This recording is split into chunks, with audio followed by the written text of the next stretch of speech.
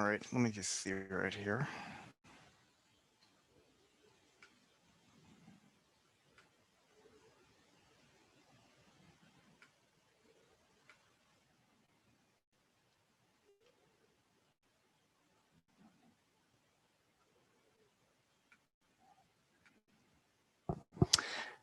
Good morning. How is everyone? Hey, Karl, it's Jason. Let me know if you have any problems, but you can take it away if you're ready. Okay, that'll be great then. Well, hope everybody's having a good experience at GovCon. I'm here this morning to give a talk about architecting effective data dashboards.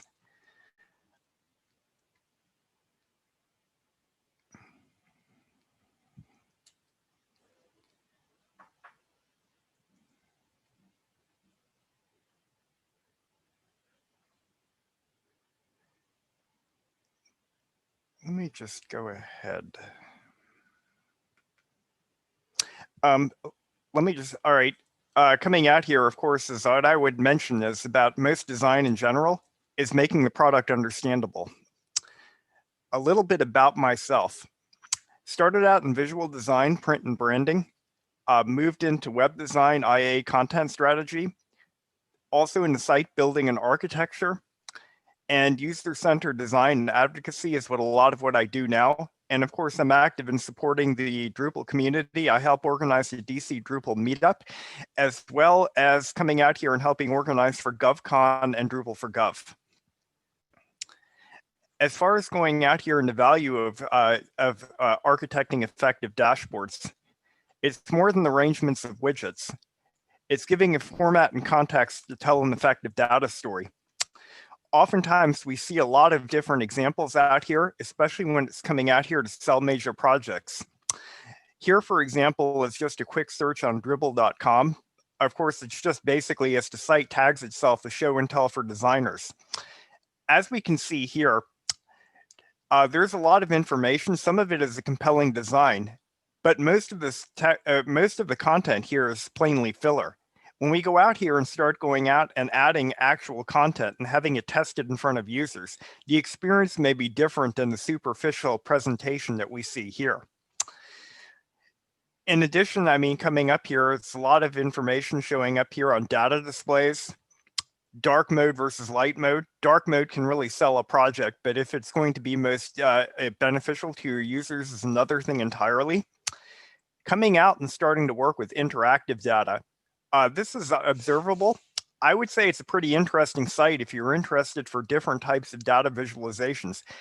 All of what you see here is being built in D3.js.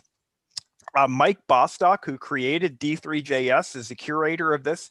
There can be some really compelling projects. Now, whether that's going to work for a lot of your visualizations may be another thing entirely, but it's a good place to go out here and start a discussion, at least to see different ways of presenting information, which may help uncover insights. As far as dashboards in the real world, coming from an aviation background, I think when it comes down to interfaces, a good starting point is to go out here and look at the evolution of cockpit displays. This is Douglas DC-6, back from the golden age of aviation. There's a lot of complex information. Of course, when it comes down to cognitive load, this can be a challenge, especially in difficult flight situations. And of course, at times, this can be an existential issue. At least with modern technology, and especially for digital and ties into what we do, modern cockpits have managed to condense a lot of this information, including automation. This is a modern cockpit. It's an Airbus A320. A lot of the critical information that we saw on the original display, even condensed down to here into somewhat in-between phase of analog displays, are coming out here to two main digital displays. That's one thing I think that we would look at considering when we're going out here and building our dashboards. As I shown before in some of the design mocks, it can be very interesting to go out here and sell this.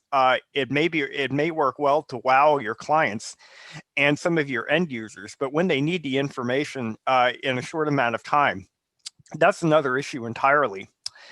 Of course, for future trends, Tesla has been managing to push a lot of boundaries. I've had the opportunity to drive a Model 3 within the past year, and I would have to say some of the arguments, of course, when it comes down to touch interface may be a part of a challenge, but I was actually pretty surprised on the amount of information it displays, even in this minimal interface. It works pretty well for what it does. As far as the process is concerned, I look more onto going out for a human-centered design project, coming out here based loosely on design thinking. The main thing I look to be out here is to go out here and making sure that you're including all users and stakeholders in the process. One of the challenges I would look into also is coming out here and looking at it as a series of questions. When it comes down to use context, as an executive, how might I find this information? As a manager, how might I find this information? And as a frontline team member, how might I access the information I need? All of these are three different contexts and roles. How we would define this and approach our jobs and the challenges for the data we're displaying can present entirely different contexts and usages. One of the things about it is on a project I was on within the past 2 years, is coming out here even when there's not much time to go out here and do a lot of exhaustive user research and testing, is to come out here and build proto-personas based upon the use types that you have, finding out for the goals that they're looking for, also for frustrations and challenges. For example, on some other projects I've been on, there was even a desire for some executives to go very high level at that point, oftentimes have their data being accessed on, say, a tablet or mobile device. In addition to it, more and more information for data display is even coming out here when it comes down to where the rubber really hits the road.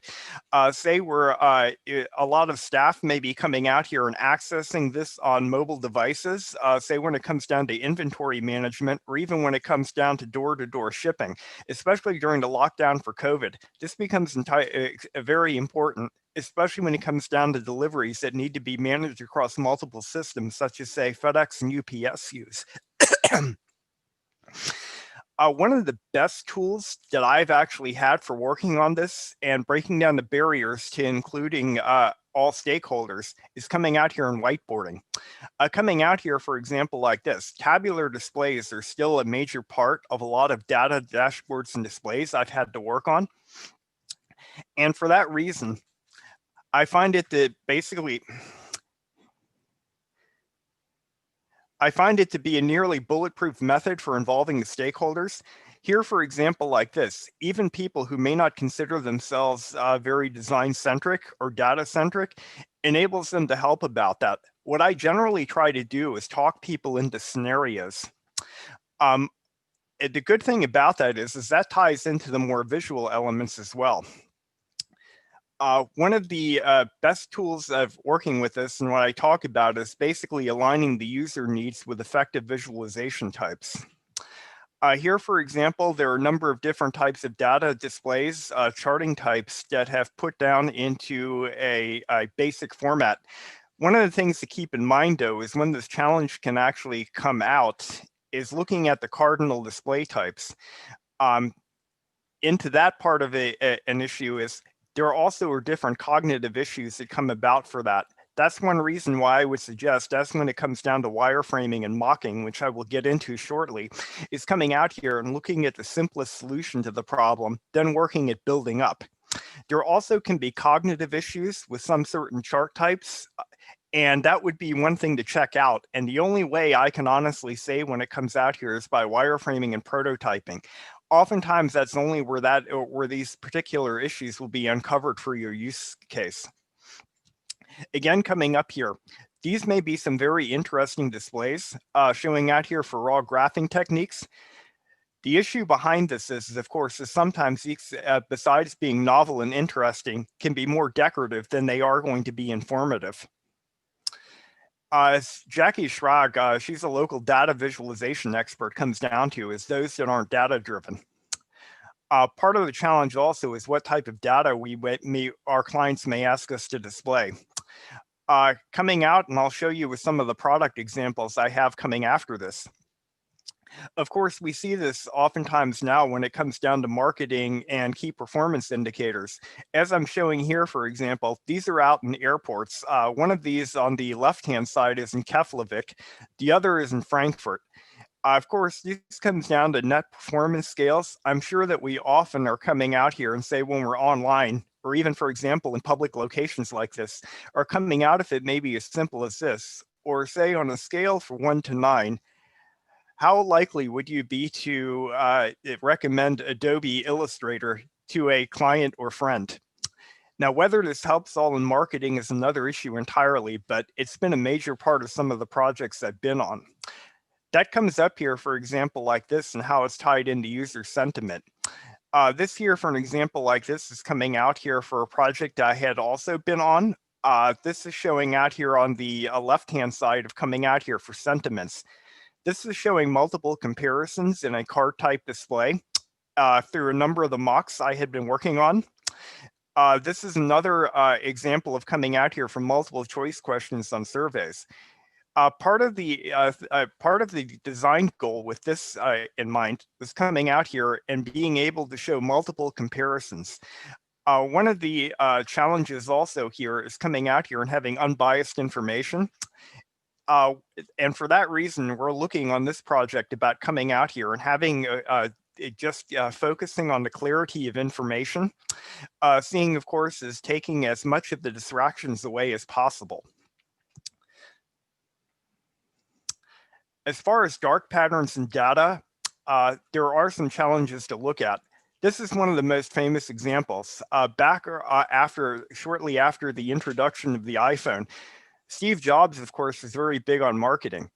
This is from one of the major keynote presentations that was given here, and we're showing about the uptake in the market. This is a pie chart. In addition to some of the challenges that a pie chart may generally have, such as a human cognition issues with coming out here and comparing relative sizes in the pie chart versus a bar graph.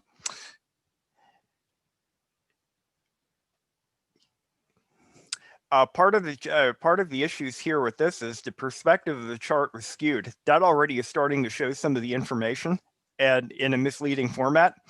Again here, the 19.5, which would be covering the Apple information, is shown larger than the 21.2. Edward Tuft refers to this pattern as chart junk. That's one thing that we may run into with challenges, especially with some client demands. I would generally tend to skew towards clarity.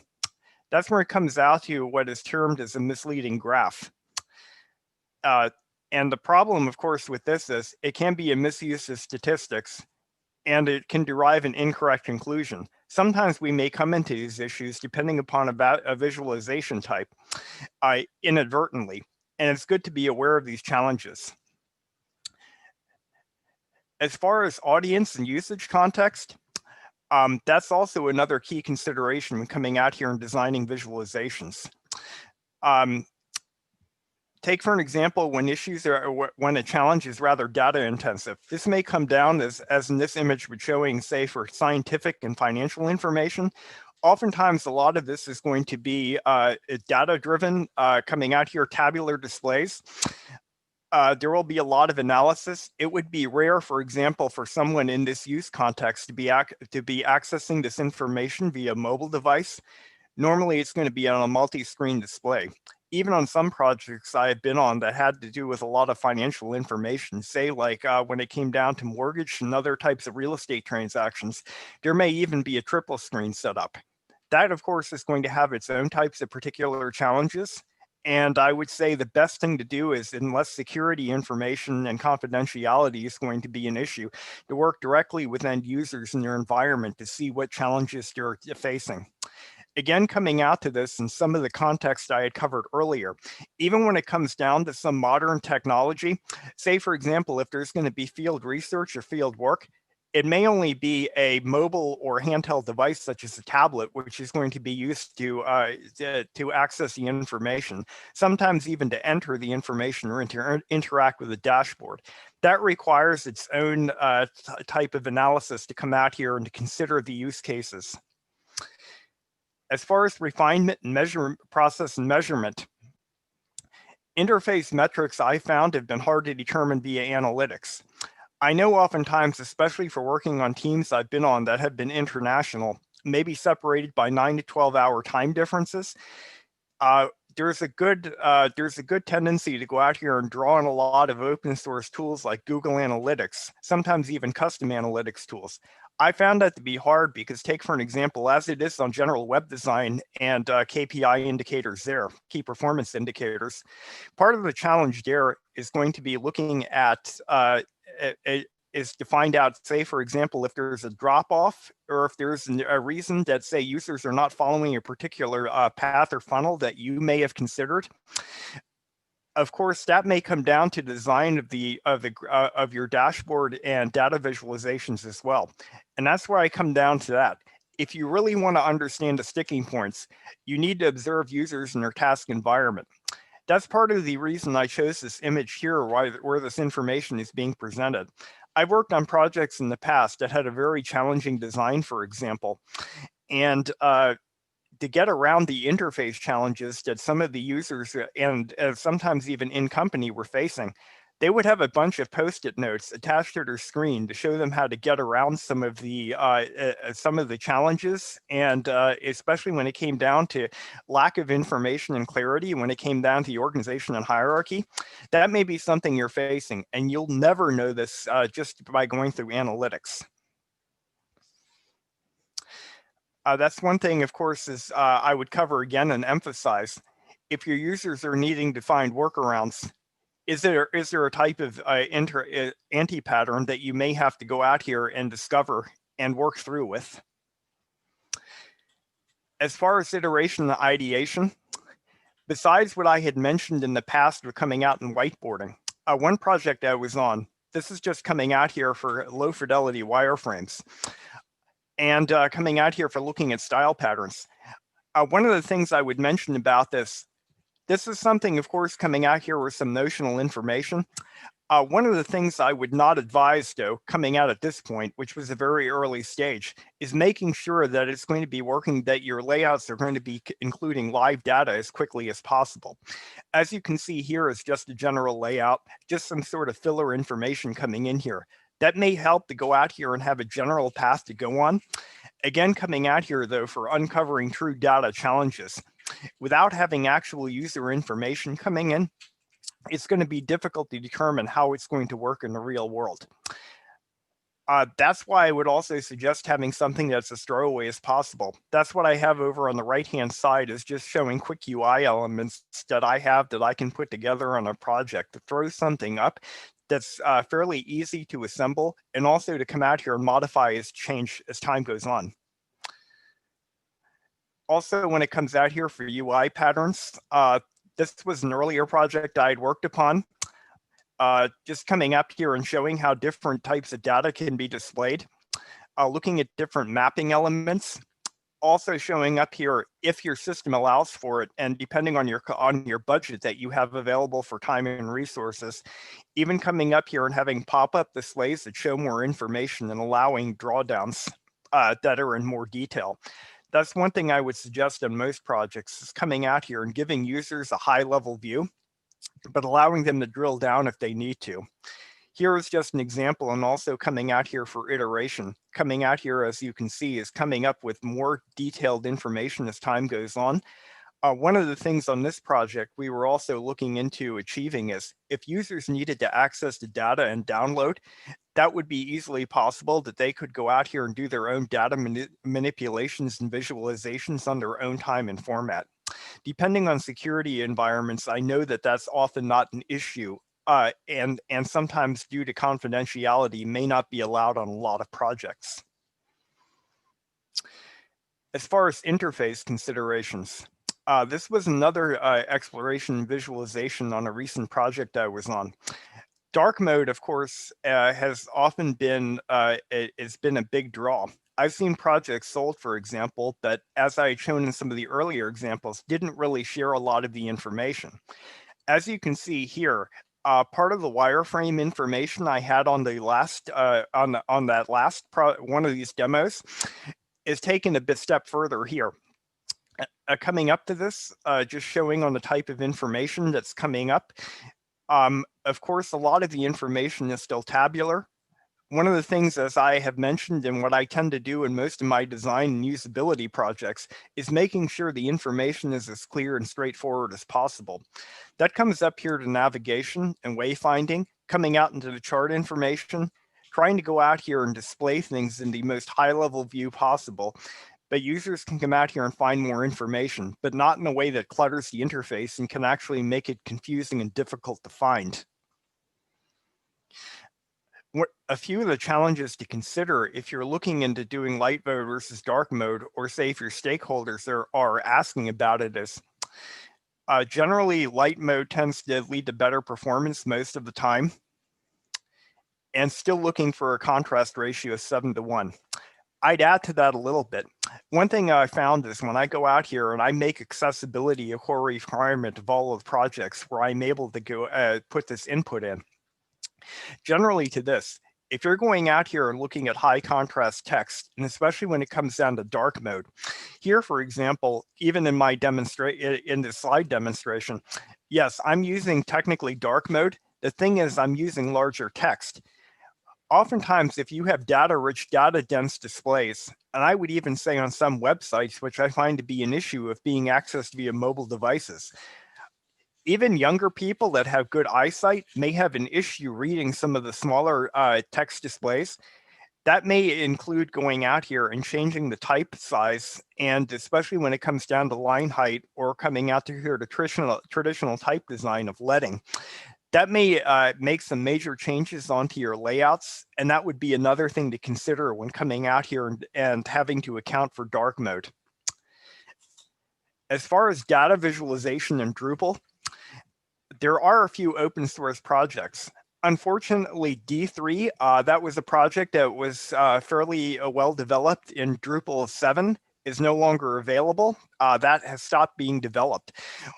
Although there is a local developer coming out here, there is the charts module. That allows for a lot of integration for coming out here with some common libraries such as Google Charts or High Charts. There's also a possibility through its API to go out here and include other graphing modules or even custom graphs. On the style guide to my website even, I have a few custom D3 visualizations at this point that I've built into my style guide. One of the things I want to do is do some demos up in a future point, especially when it comes down to data visualization, is integrating this with views. That's possible, takes a little bit of a setup, but the good thing about it is using some third-party graphing libraries such as D3. It has a bit of a learning curve to start out with. One of the good things behind it is it allows easy access to the data. So I'm just looking about coming out here and uncovering this through views, just to show as a proof of concept and a demo of how that can be used on future projects. And again, when it comes down to data visualization and design in general, it's good to design for the novice, but allow for the expert. And to quote Dieter Rams again, good design is as little as possible. I would say the main thing I would look into when working on projects such as this is to focus on the clarity of the data and allow people to access this and basically help the cognition and understanding and uptake as easily as possible. As far as some suggested resources, a good thing about coming out here is having some data visualization checklists, style guides. Some of the earlier sites I'd gone ahead and discussed. And for those of you that are here in the Washington, D.C. area, there's some meetups that meet regularly, such as the DC Data Viz meetup. The good thing about some of the sources like this is there's an active community. There's a lot of information that may go out here and say different case studies and projects that may spur some of the inspiration about coming out here and helping you with your projects. And thanks again for allowing me to present today at GovCon. Are there any questions? I don't know if there were any questions in the chat, but yeah, if there are any questions now, please post them. Do you mind sharing your slides? Yes, I can go ahead and I can post them up. I'll go ahead and put that onto GovCon. Thank you. Yeah, he'll upload that in the individual session page. There's one, are these graphs built in Drupal? The graph demos that I have right now, most of them actually are put together as demo mocks inside Figma. What I can do is I can also post a link to my website, because what I did is, say, for example, on my site, which is completely run in Drupal 8, that was rebuilt from the ground up after D7. Inside my style guide, what I've done is I've gone up here and I have a few base graphs right now in the style guide that were built on D3. And that style guide is built on top of KSS node. That basically is set up within the theme of Drupal 8. What I want to do is at least have a few proof of concepts posted up to come out here and show how, for example, D3.js can be used in Drupal. I know it's been done before. There have been other demonstrations, and I want to show that it's possible. Here's another great question. This person says, I'm colorblind and have difficulty with visualizations that rely solely on color. How do you suggest addressing this issue? Well, the good thing, that's a good question, as a matter of fact. On some of the projects I've been working on that I had shown some of the demos from, most of those were custom SaaS projects. That was something that was, of course, talked about and being addressed. The good thing about it is some of the open source graphing libraries like D3 do allow for a great deal of accessibility challenges to be addressed. Part of the thing that we talked about too, and of course, some of the projects I'd been on, say when it came down to survey, when it came down to say employee survey and customer satisfaction survey, some of their clients were Fortune 500 customers who were demanding a lot of accessibility, because of course, as there's a good segment of the population, including some of the staff in these organizations, that needed to have that accessible. What would happen is we were working on some high contrast modes. At the time that my work on the project, my consultation on the project ended, those hadn't been implemented yet. Accessibility can be built into some of the graphing libraries like D3, and I recommend, just as I do, for example, for standard HTML and CSS, to be a standard core requirement for coming out here and making any content that's posted on a site accessible. That's a good explanation. Okay, any other questions?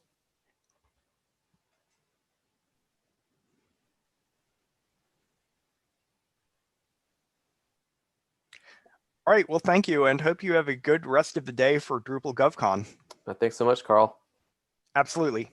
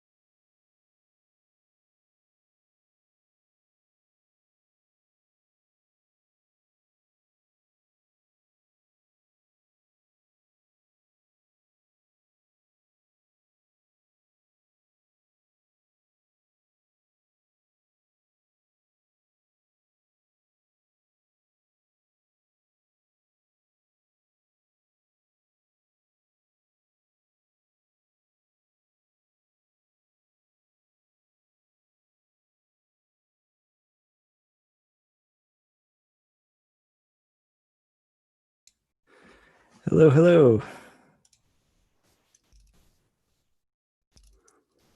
Hi, Justin. It's Jason. Hey, Jason. How are things? Good. If you're ready to share, or whenever you are, I'll go ahead and make you a co-host. Sounds good. If you're ready to share, I'll go ahead and stop sharing my screen.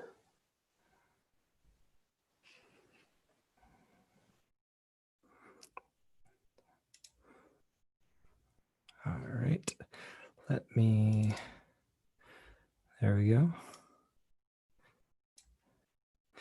Can you see my screen all right? I can, yep. All right, great. Sounds good.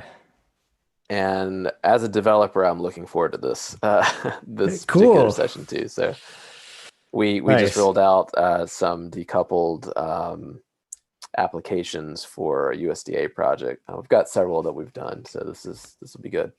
Nice. This talk, I'll get into it a little bit, but it's definitely more high level. I've managed some teams in the past, and I generally feel like the decoupled approach in government is sort of one of those it's not thought of as much. Right. Yeah. And so I think there's some huge wins here, especially from a management standpoint. So sure. Yeah, I totally agree. And we have run into a lot of pain points with some of the applications that we've launched. We did a talk yesterday about how we actually launched some of our applications decoupled.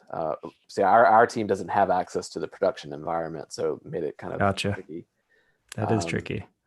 But yeah, I'm looking forward to it. Cool.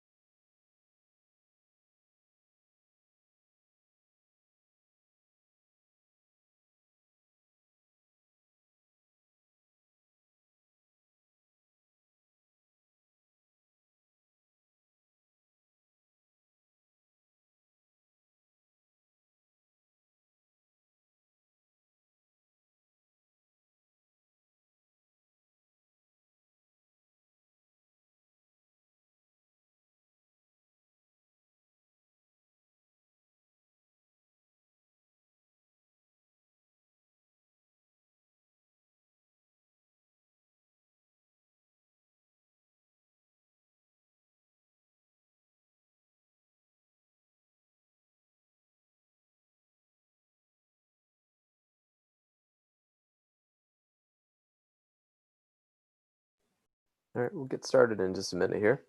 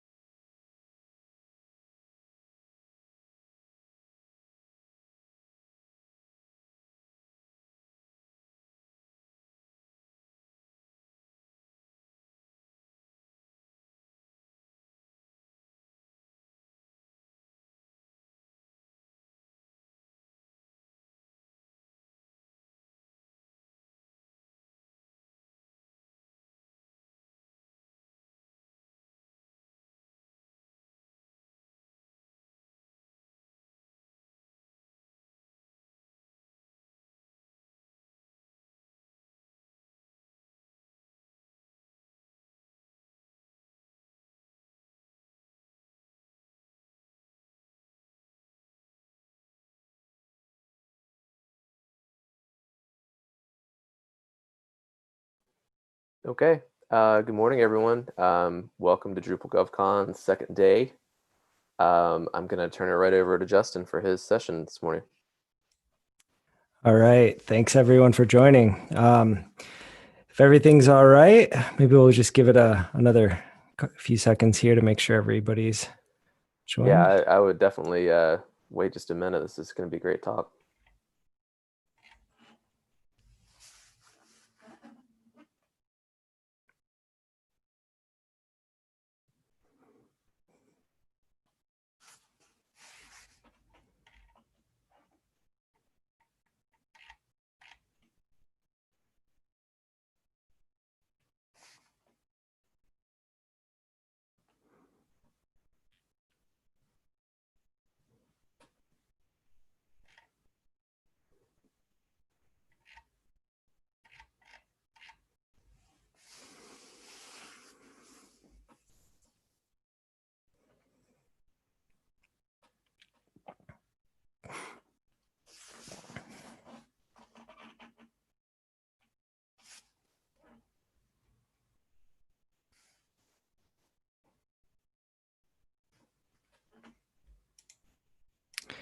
Maybe let's give it to 11:02. Jason, does that sound good? Yeah, sure.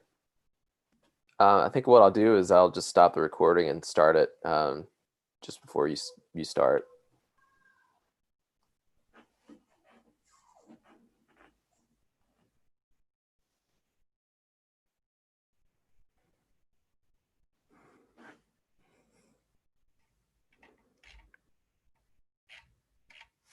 Hope everyone's doing all right today.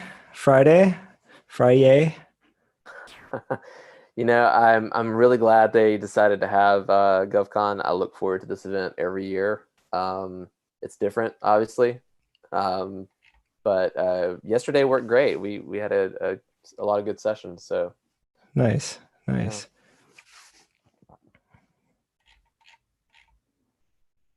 All right. I'm ready if you are. Okay, take it away. All right. Thanks everyone for joining. As the slide says here, this talk is about decoupled CMS architecture in government as a best practice.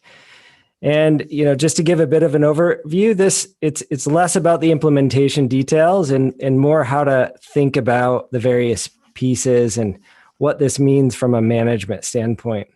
Over the last couple of years, there's some aspects to decoupled that I think are taken for granted and are not generally thought of when as in context to government. So let's get started.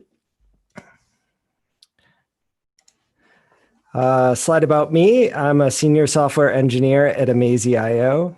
And to give a bit of background, one of the first websites I built was for the Air Force in 1998. So I've been doing this for a little while. And prior to my current role at Amazy, I worked with New York State and was in charge of a team that managed roughly 60 government sites. And I've been working with Drupal for roughly 15 years, and I founded and managed a few different agencies that specialized in Drupal. And I've worked extensively with API-first Drupal implementations and front-end frameworks. So here's the agenda for this talk.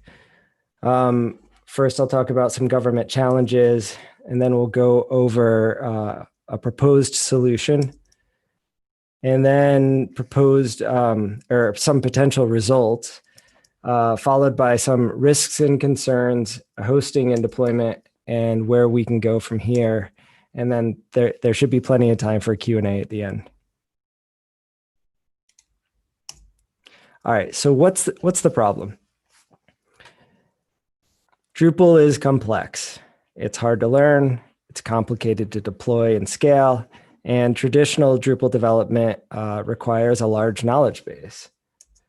So throw on top of that, government has a unique set of challenges, and let's go through some of those challenges. Resource allocation. How do government agencies best utilize the resources they have? How can you reduce your reliance on senior full stack engineers? We used to call them the purple squirrel because they don't really exist. It's just too much information for any one developer or to really manage and grasp completely. So how do you best utilize the resources that you have? How do you train and develop these skill sets so that they have longevity? You want to develop skill sets in your team to have longevity, and ultimately, how can that tooling impact the overall growth of the team? And what's the best way to build a junior to senior pipeline? Open source community is always a big issue in government, especially. How can you take advantage of that larger open source community? This generally means more access to help when needed, better access to resources, training materials. And project velocity and quality is a big concern, or a big government challenge as well. How can you increase velocity? How can you improve quality? Hosting and scaling is a concern or an issue in government as well. How do you manage scaling and high demand events? And then budget constraints. This isn't unique to government projects alone, obviously, but how do you manage and reduce costs? The fact remains that full stack senior engineers are hard to find, they're hard to train, and they're really expensive. So what's the solution? I would say that the solution here is let's use Drupal for its strengths. Let's leverage front-end frameworks via an API, and let's deploy via containerized hosting if possible. Let's dive into these a little bit more.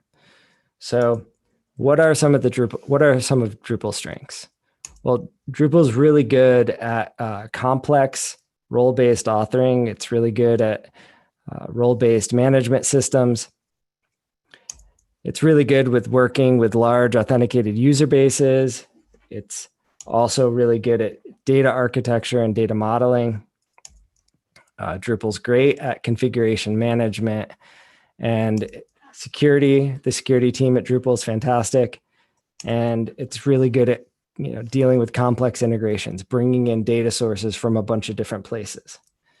The next piece of the solution I would propose is treating Drupal as an API first. Expose your content as a public API, and this can be done via tools like GraphQL. It can be done with JSON API. Doesn't really matter there.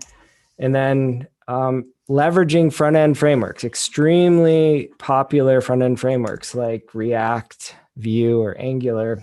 Again, from my perspective, it doesn't really matter. What matters is the skill set that your team has, or the specific framework that your team is interested in adopting. And then finally, I'll get into this a little bit more later, but containerized development and hosting can dramatically improve things, as well as testing. So let's see. Tools like Lando and Lagoon can help here as well. So decoupled for the win. I mainly propose a fully decoupled approach versus a progressively decoupling some pages or components if possible. I tend to look at progressively decoupled projects as a bit harder to manage and, generally just a bit messier. So let's talk about why this is a win. What are the benefits? First, when you separate out the component pieces of a system, each piece of that system can be better managed. It can be better trained, scaled, tested, and swapped out as necessary. And I think you can look at this from two kind of different sides of the same coin here. So the first side is, why is this a win from a team perspective? Well, first, it promotes skill set specialization. The need to understand the entire stack is less, as your team members can focus on specific areas of need. And this allows you to break up your team into different pieces, a mobile team, a web team, a front-end team, a back-end team, et cetera. And so along those lines, scaling the team is much easier. So it, again, decreases that need for the senior full stack developer. And HTML, CSS, JavaScript are pretty standard web designer developer skills. And the more junior, from my experience, the more junior you can keep your team, the easier it is to grow and scale. And it's much easier to add additional front-end or back-end developers as needed. And it promotes that divide and conquer style of development, which can be a big win. Training the team is much easier. Without the need to understand the entire stack, you can focus on just learning what's needed. And site building and standard front-end work can be accomplished with a more junior staff traditionally. So leaving just the more complicated business requirements and customization to the senior members. The other side of this coin is what are the technical benefits? What are the technical wins here? Well, a decoupled approach is a lot more future compatible. We can leverage this huge community, global communities, around a React and Angular for support, documentation, security. These communities are massive, and the more we can leverage them, the better. There was a big movement to get off the Drupal island for a while, and there's reasons why that's a huge win, not just from the reasons I mentioned, but also those skill sets now become accessible to your team. So you can find these new developers to scale your team a lot easier than you can find a full stack Drupal developer. So it can benefit you for there as well. Front-end frameworks are also heavily supported and sponsored by organizations like Google and Facebook, and they're not going to be going out of business anytime soon. It's also future compatible because it creates this front-end independence. The data and content tends to change a lot less frequently than the front end look and feel will. You might go through several iterations of how your site looks, so you can swap that out. On the other side of that, upgrading the CMS or potentially even swapping it out at some point can be done without affecting that presentation layer. So it gives you some options as far as where where things move in the future. Scaling the infrastructure is also a lot more straightforward. You're less reliant on massive server resources for complicated page builds like you would with a traditional Drupal implementation. Front-end caching is generally easier to handle on via CDNs, things like places like Fastly, and testing is generally more efficient from my experience, as you can separate out your front end and your back end tests. So leveraging JavaScript testing tools like Jest or Cypress.io can ultimately help harden your project against regressions independent of that backend API. That being said, the API can just as easily be tested independently as well. This can be built into your CI process. It should be built into your CI process if possible, which greatly improves the overall quality of the final product. And, the last piece here, I guess I have another one below that, but local development is a huge win as well. Leveraging containers creates a really lean approach to local server needs, and data can be mocked via JSON files while the site's being built. This can dramatically speed the front-end development process. And the tooling around many of these front-end frameworks is fantastic. React has built-in Chrome widgets, or I think Angular does as well. I'm not entirely sure about Vue, but it probably does too, where you can inspect the state of your application at any given time. Another big win is the architectural opportunities that you have when you decouple. It gives you the opportunity to deploy the front end completely independent of the back end, and you could implement your decoupled project in different Git repositories, which would give more flexibility in how teams work independently. Who should have access to the front end Git repo, who should have access to the back end Git repo. And it also creates opportunities to consume that data on other platforms like mobile apps or Alexa or Internet of Things devices. From a programming standpoint, it's also that clearer separation of concerns. And the more you can do that, the easier it is to manage, and a number of other benefits in that area. So you also have this potential for improved performance.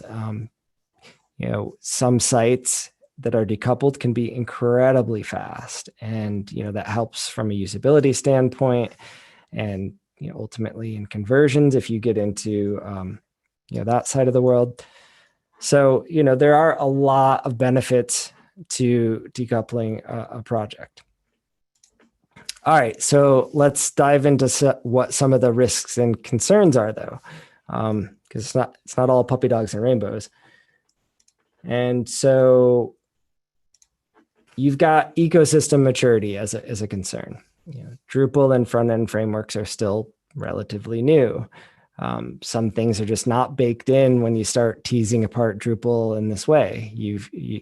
SEO is one that comes to mind, accessibility, forms, and handling form input, cross-site server scripting issues. Some of that isn't just baked in. So, fear of change is another big concern. Many teams are familiar with that monolithic Drupal approach to building sites. And there's this perception that now I have to learn an entirely new set of skills.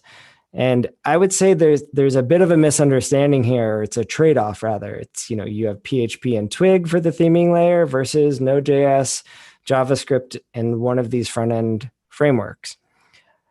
And along those lines, you've got increased technology stack, and decoupled can seem really scary at first for a lot of teams. It seems like there's a lot of new things to learn, wrap your head around.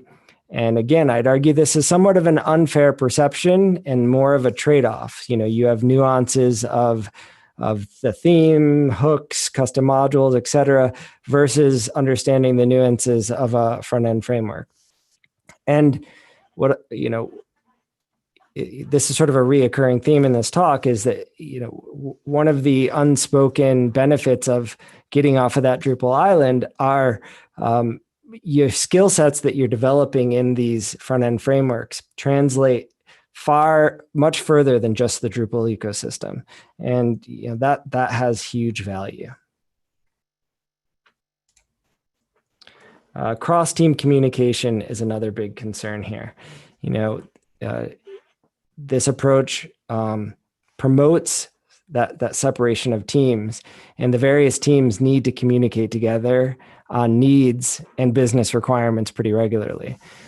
Project managers become critically important to organize tasks and sprints, and accessibility is another big concern. at the end of the day, it's all just semantic HTML. You deal with the same issues in a decoupled front-end framework that you would in a custom theme for the most part. Now, with custom themes, you might sub-theme and get some of that accessibility baked in. But as you're building out custom components, you still have to write semantic accessible HTML, and you have to do the same thing in a decoupled front-end framework. So it is really just a one versus the other there. There are also some amazing tools out there like Storybook, which we've standardized on at Amazy, which can help with accessibility. There's some built-in widgets that do accessibility checks. And if you're not familiar with Storybook, I'd highly recommend checking that out. SEO, SSR, and caching. So search engine optimization, server-side rendering, and caching. To handle SEO well, you probably would want to use a Node.js server to pre-render your pages using something like Next.js or Gatsby. And this presents some challenges, especially with things like URL aliases and metadata, which has traditionally been handled on the Drupal side of things.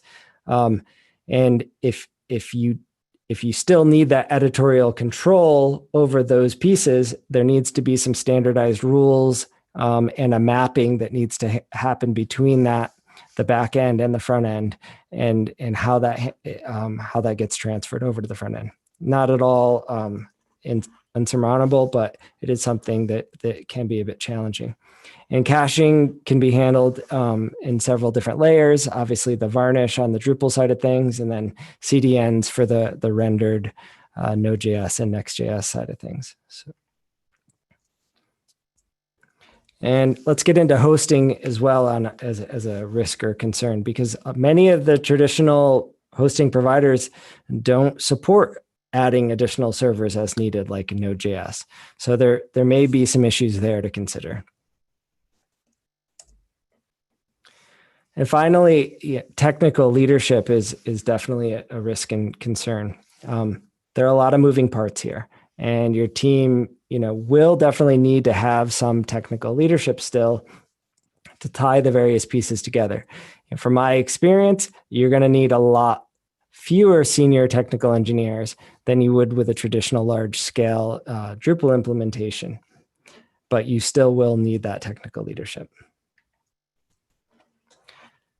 All right, from here, let's talk a little bit more about development, testing, hosting, and deployment. And so containers. This is where containers can really shine. From a development perspective, anyone can run the whole stack on their computer without installing individual components, individual, like a LAMP stack. All you do is clone the repository, run Docker Compose up, and you have everything you need locally. Unlike something like Dev Desktop or MAMP or WAMP, which traditionally developers would use, but it makes it very difficult to extend and doesn't mirror the production environment. When you have two different teams, let's say a front end and a back end team with different infrastructure and tooling, at some point you will need to run the entire Drupal site locally. And containers are great here because you can just spin up the necessary stack. The front end team doesn't need to know anything about the back end team and the back end system, and the back end team doesn't need to know anything about the front end system. From a testing standpoint, again, testing is dramatically improved in a containerized environment because the backend team can test the API independently of the front end and vice versa. And full end-to-end tests can be run via platforms like Cypress, and that can help ensure the business requirements. So from a hosting and deployment standpoint, the containers you run locally are exactly the same that you run on production. And this really can't be understated. There's no more dealing with, a minor PHP version getting swapped out from under you, causing, hard to trace bugs. And, this is where, hosting providers like Lagoon can definitely shine. So, where to go next? I encourage you to give it a shot. I also wanted to present a couple of projects that were brought to my attention recently that I think do a fantastic job of demonstrating decoupled. I do think there's a need for more starter kits in this space, especially with Drupal. And I would encourage the community to really dive into this. But this is a great example of connecting Drupal and Vue, and they have the umami theme done in Vue, and they've got their repository available for anybody to use. And this is also running on Lagoon currently. So I'd encourage anybody to check out Druxt. It's pretty fantastic. And definitely give Amazy.io an email if you have any questions on the cloud or hosting side of things.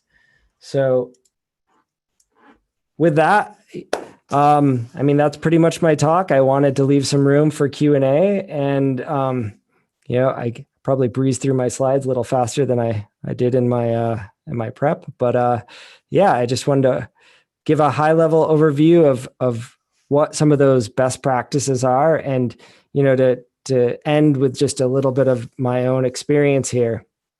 In working with teams on decoupled projects, I found that it really brought kind of an energy to a project when we started to bring in some of these decoupled tools. React, we standardized on React for the most part, and bringing those junior developers on the team into React, it was just much easier for them to digest versus the entire Drupal ecosystem. Drupal can be kind of a massive thing to wrap your brain around. So.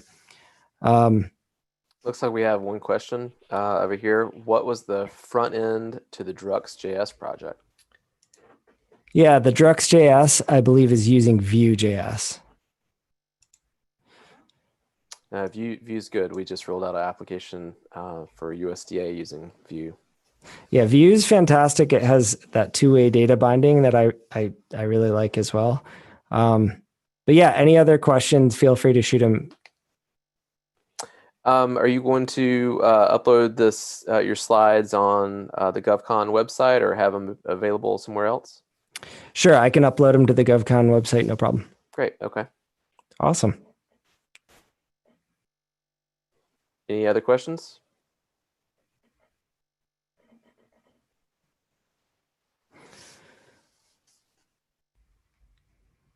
Cool. Well, I hope this talk was useful and kind of presented the landscape and just gave my ideas on why I think the decoupled space is a best practice, especially in government. I think it's, from a management standpoint, it can definitely help. Thanks so much, Justin. If anyone has any other questions, I know Justin's on the GovCon Slack channel. You can find him on there, or find the session track, and you can chat about it there too. Thanks so much, Justin. Thanks, everyone. Take care. Thanks, Justin.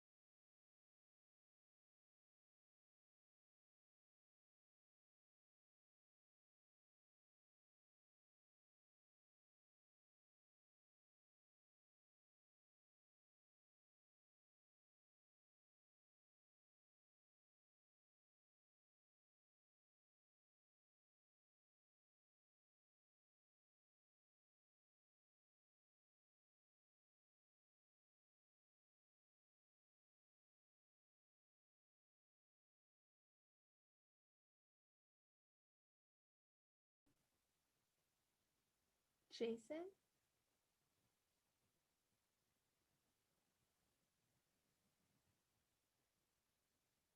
Hi, who's this?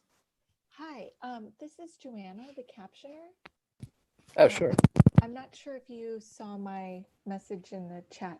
Oh, let me see. Hi. Hi. Yeah, yeah, I see it now. I see it now. Sorry, I've been talking to Allison. I was going to see if I could switch rooms with her since I'm in this one already.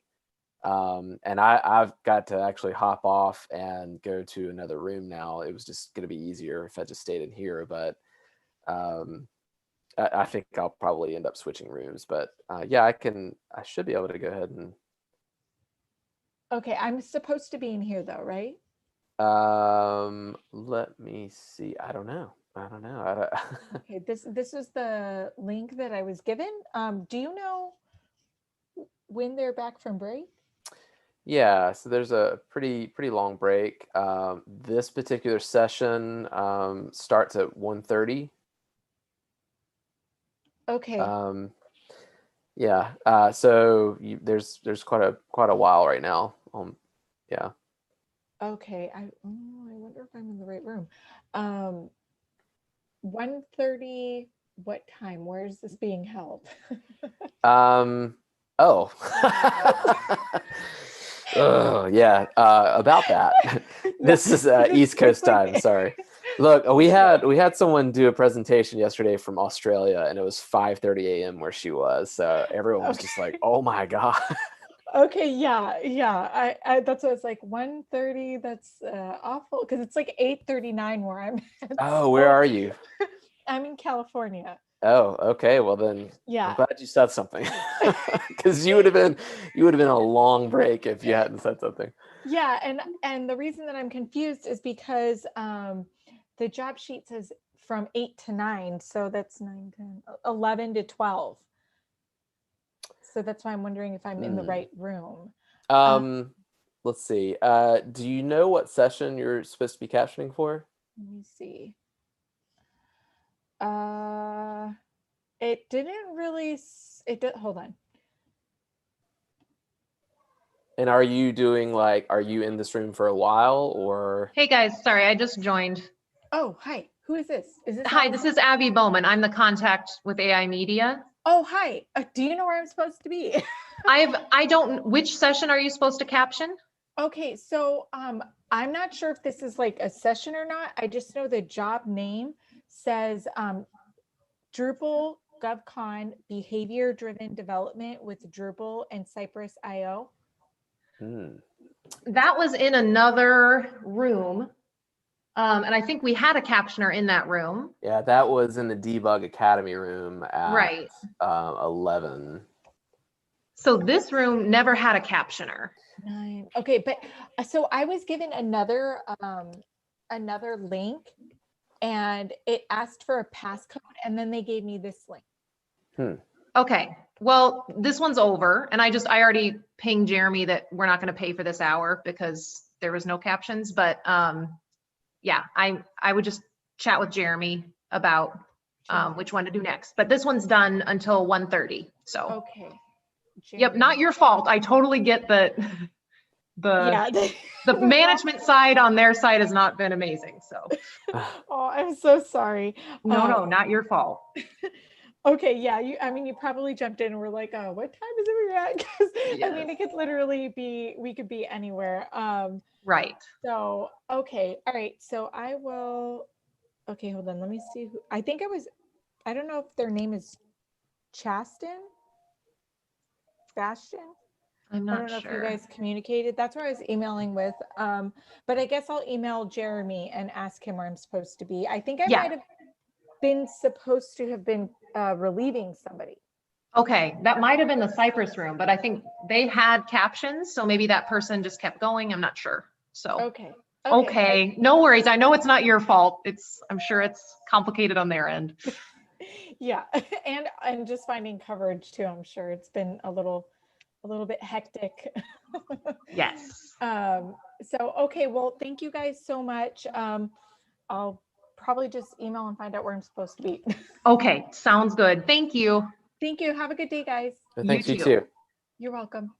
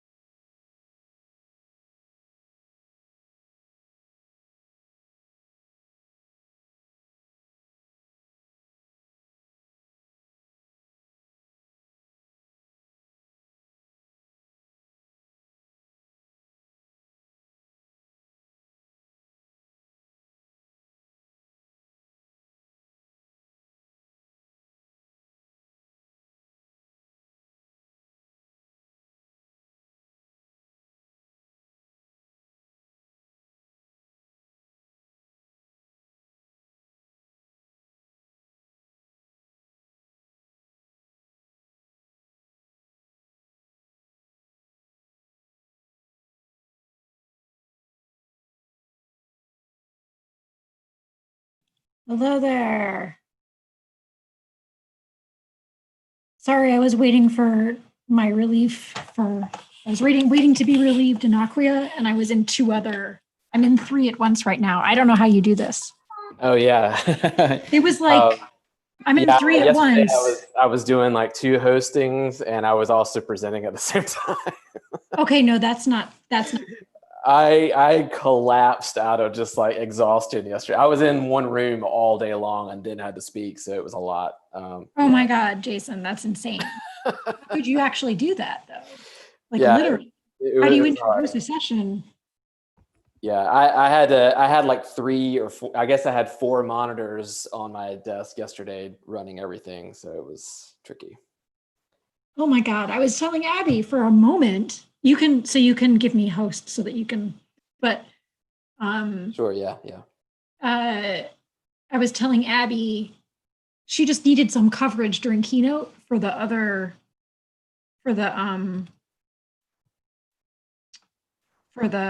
just to in Mabomo and debug. Right, yeah. And oh no, I'm in the Acquia room slides. Shoot. And I said, I don't think I can share more than one. Like, I don't think I could go in a browser, but I don't know if my computer will let me like share. Like, I don't know. Am I going to share my screen 3 times? I don't think so. Right. And I'd have to have the slide. I was thinking about that. And then I was like, oh, I have 2 phones. I can use those. And all I was doing was having 3 screens sharing at the same time. And I felt like, oh my God. Yeah. I like totally so much is happening and I wasn't even doing anything. I was just had screens up. Yeah, this morning I started the first session of the day, and I'm also presenting today at 4:30. And oh my God. The girl that I'm presenting with, we've had like no time to go through our slides until today. And so we had to do it really early this morning. And she asked me, so that ended up running into the first session of the day. And I was like, hold on, I got to start this host and then we can keep going on our practice run. But then I realized like I'm hearing the guy presenting his session in my headphones, and I couldn't rehearse the slide deck with her at the same time. Oh man. Yeah, so it's been tricky.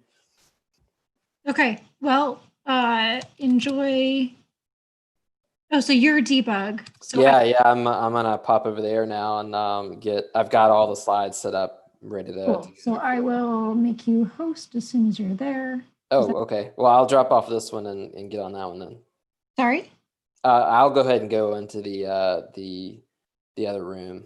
Cool. I think I can make you host even if I'm only co-host. We'll see what happens. Yeah, let me see. I just made you host, Allison. Oh, thank you. Yeah. Abby, when Laura started talking, because she was relieving me in Acquia, I was like, I don't have any idea which screen that just came from. Welcome to my life, Allison. I have everyone. I seriously don't know how you're doing this. I have to watch the chat because that usually keys me in. So there's been a few like where people are like, which channel should we ask? Like speaker emergency. And I'm like, I'm here. What's up? But yeah. Not too many snafus.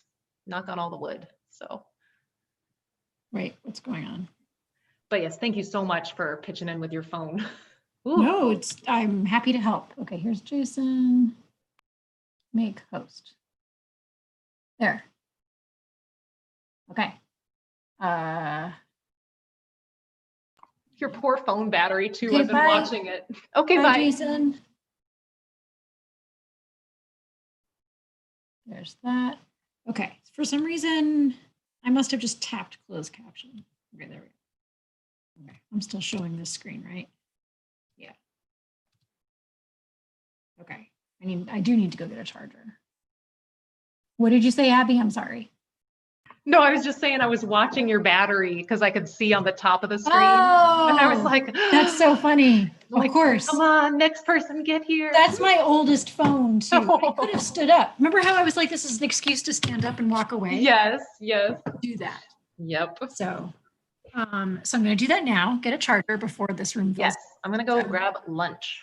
So Also, just so you know, you could probably figure it out, but well, I guess in this case, this time I'm using my computer audio because my phones are busy. But what I've been doing also is using my phone audio, so it doesn't always show that I'm muted because I'm muted on my phone. okay. I don't know if you were worried, but No.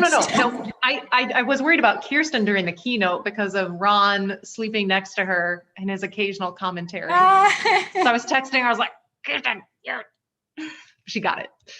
Good. That was a great keynote.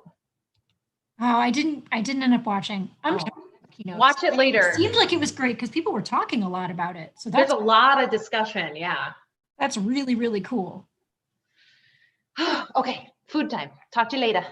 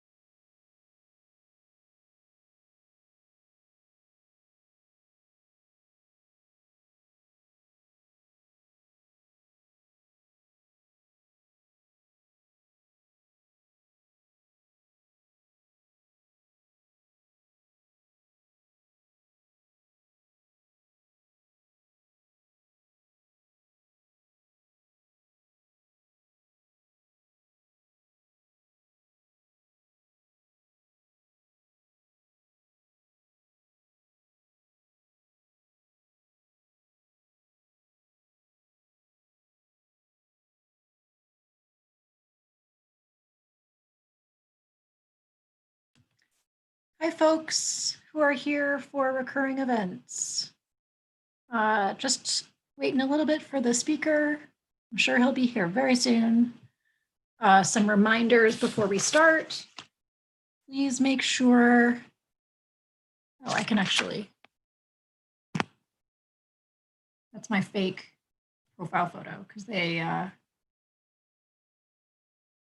But now it just looks really funny. Well, you know what? Let's keep it. Okay, sorry, I'm hosting 2 rooms. Now I can leave this other one. Good. My brain doesn't work like that. Okay, sorry about that. We'll get started as soon as we get our speaker in here. Please make sure to keep your microphones muted during the presentation. I can take questions. I can take questions in the Zoom chat. You can post throughout the presentation and also at the end, of course, and I'll collect them. And Owen, well, can't hear me right now because he's not here, but Owen can answer along the way if he wishes. And then also you can post questions in Slack on the coding and development channel. I will post that in the Zoom chat. So I'll collect from Slack and I will collect questions from the Zoom chat during the session. And then hopefully Owen will be able to hang out in the coding and development Slack channel after his session to answer any follow-ups if possible. Okay.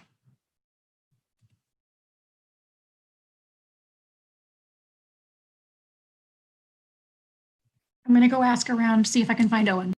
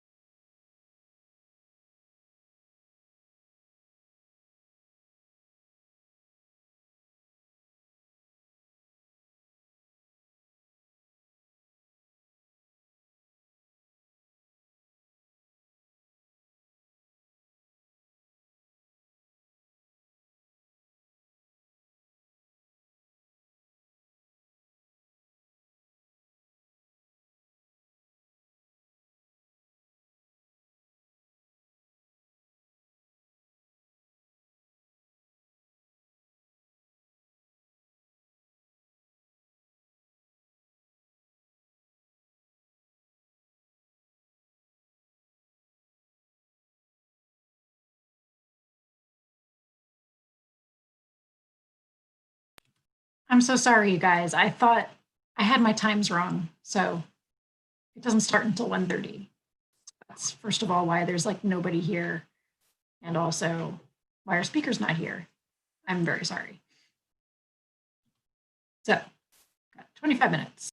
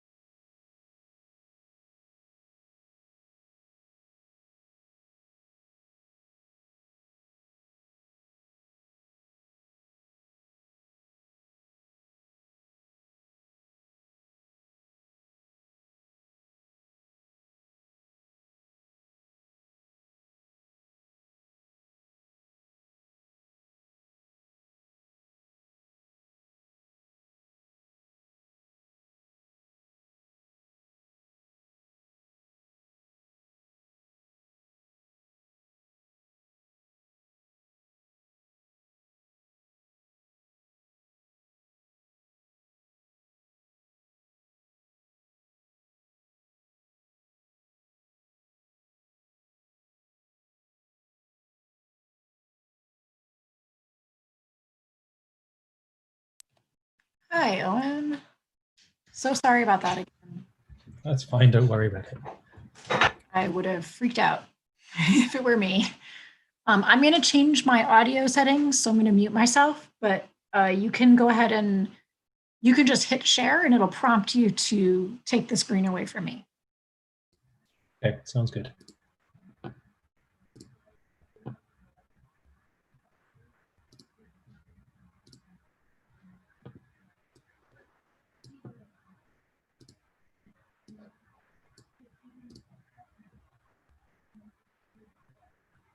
Can everyone see my share?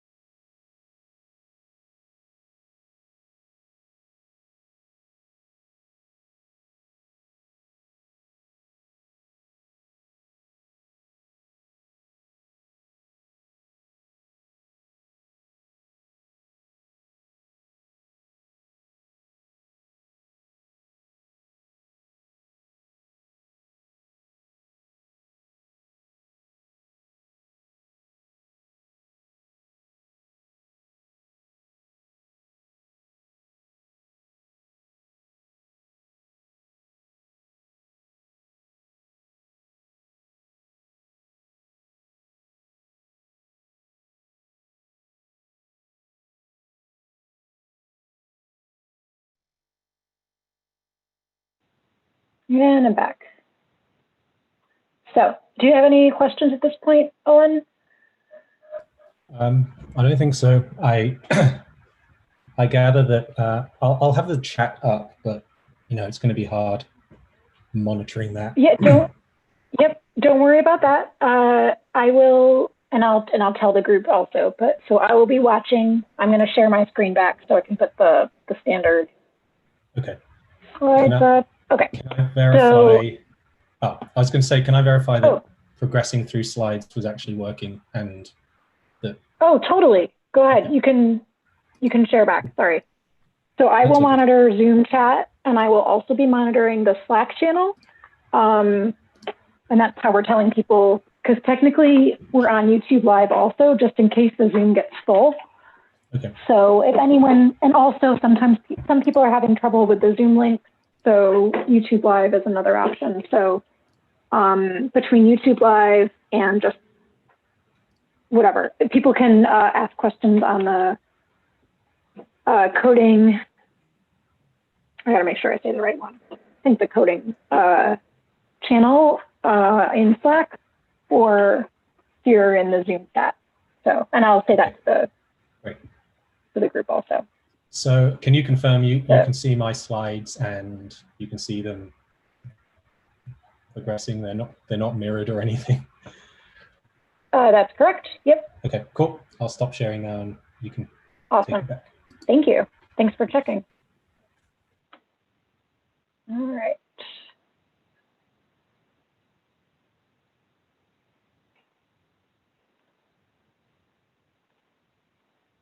So I'm going to mute for probably like 10 to 12 minutes, and I'll come back at about, but I'll still be able to hear everybody. So if anybody needs to, whatever, you can speak, but I'm going to mute myself. I'll be back at about 1:23 Eastern time. See you there.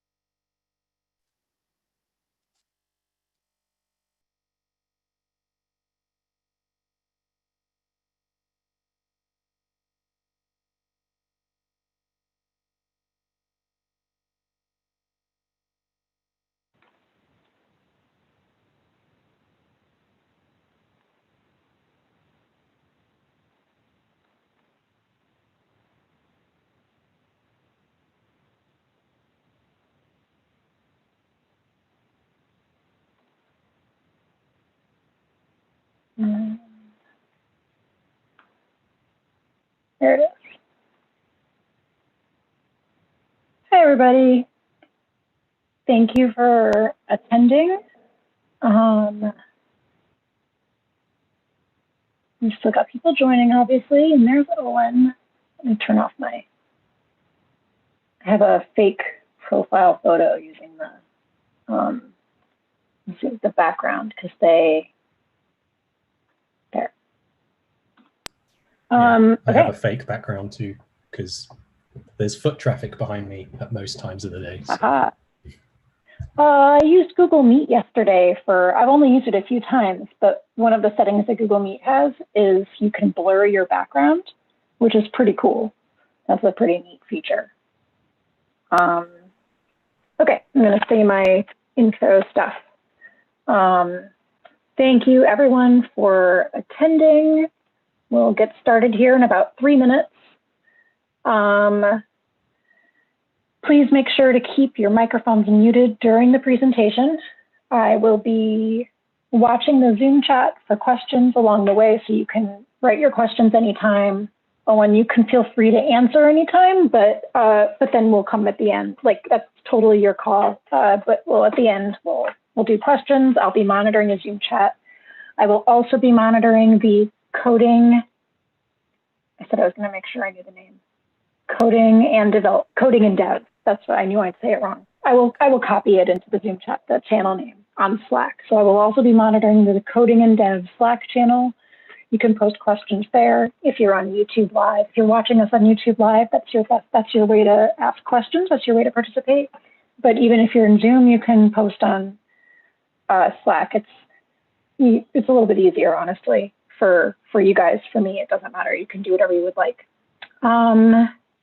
So I will collect questions from the Slack channel and Zoom chat throughout the presentation. And then if Owen wants to and is able to hang out after the session to answer any remaining questions, if he can, that would be extra awesome, but you don't have to answer right now. That's fine. I'll hang out. Oh, awesome. So we've still got 2 minutes. What did I forget? I'll just post that in the chat. So we still got 2 minutes. I'll remind you guys to mute again, but I'm going to mute first.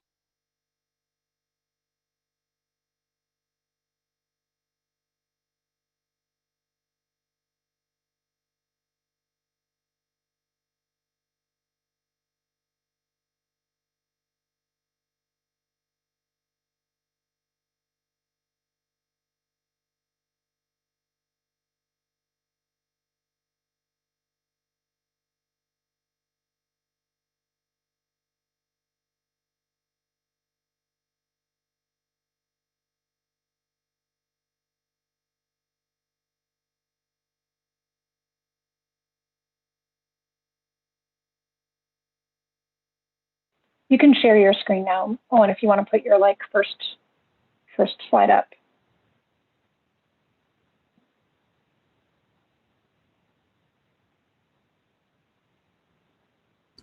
How's that looking? Looks great. Good. No. Cool. Okay, so it is 1:30. So one more reminder, please keep yourself muted. And with that, I'm going to hit record. I'm not going to forget. Okay, I'm hitting record, and then I'll hand it off to Owen for recurring events module. There we go. We are recording. Great, thank you, Allison. Welcome, everyone. This is my first GovCon, and it's under interesting circumstances thanks to COVID. So hopefully everything goes well. My last presentation, as a small anecdote, my computer shut down midway, so I'm monitoring my battery life to make sure that doesn't happen. If you guys want to follow along with the slides, I've put a bit.ly link, so bit.ly/recurring-events, and you guys can read along as I talk, I guess. So without further ado, today I'm going to talk about the recurring events module that I built as part of working for Interpersonal Frequency, who you may have You heard from our CEO in the keynote just a while ago. I'll tell you a little bit about me. I'll tell you about events management as it currently stands in Drupal 8 and 9. I'll tell you why I created something new, because that's kind of an important part of the whole journey. And I'll go into some of the key functionalities and concepts of the module and its current status and availability, and then I'll hand over the mic to questions. So who am I? I'm Owen Bush. I am the development team lead at Interpersonal Frequency. I have 7 or 8, I can't remember the exact date, but I have 7 or 8 years of Drupal experience. I'm a back-ender by trade. I didn't necessarily have the chops for front end. And I live northeast of Denver, Colorado. And if you want to reach out to me personally, you can find me on LinkedIn, GitHub, and Drupal.org, all with Owen Bush as the handle.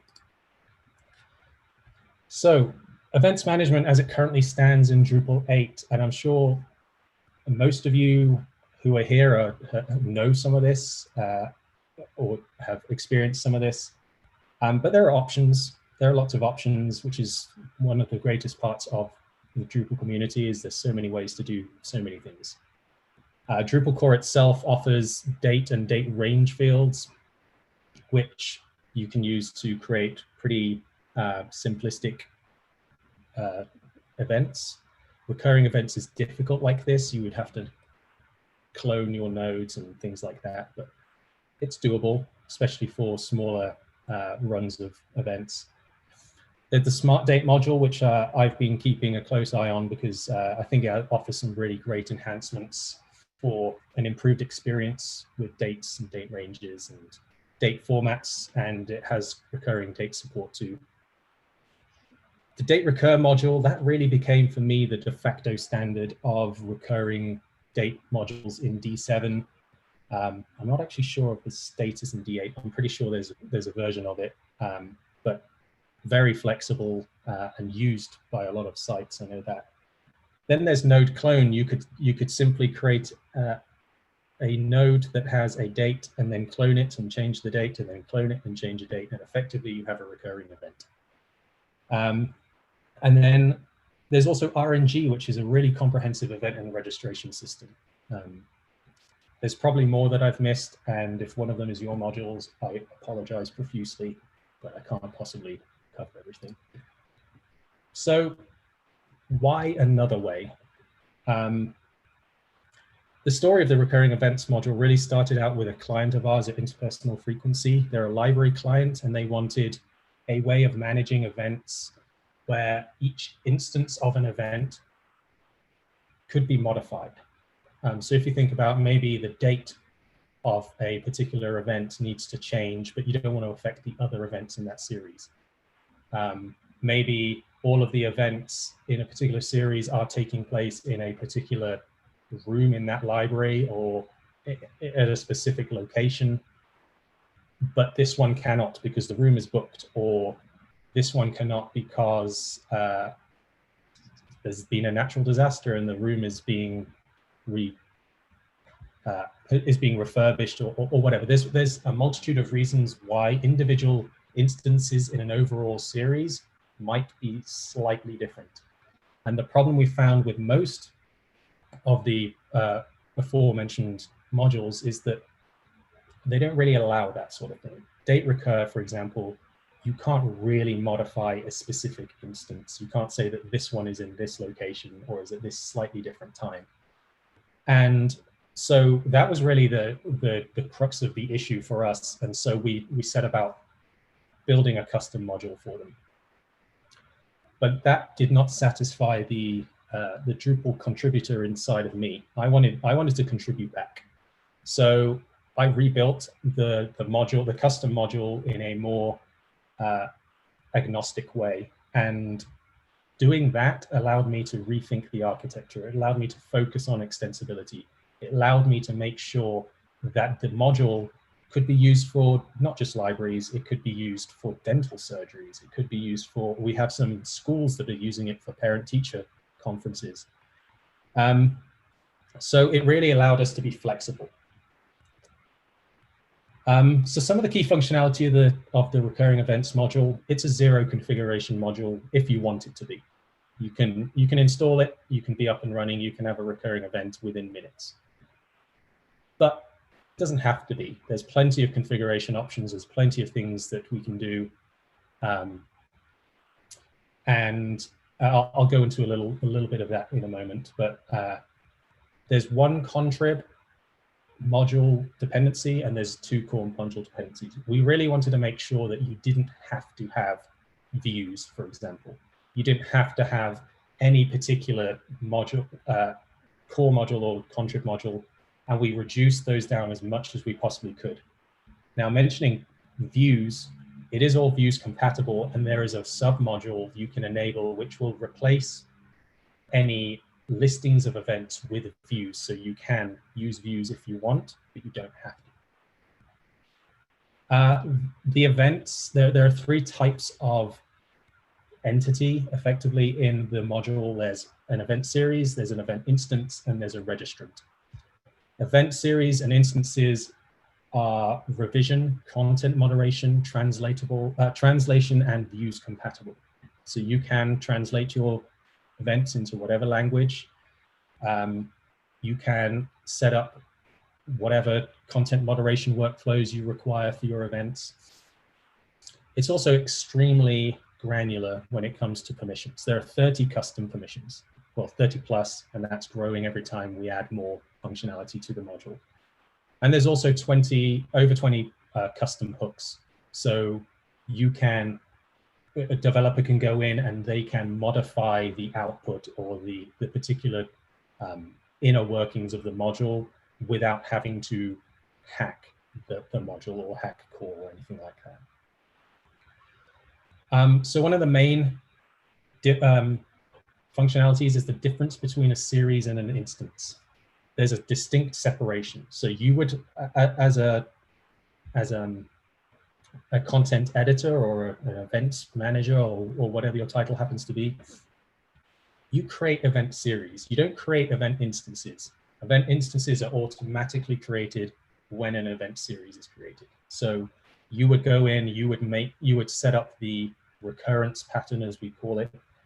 You would say, I want this event to recur every week on Monday, Wednesday, and Friday, and the system will automatically generate the associated event instances.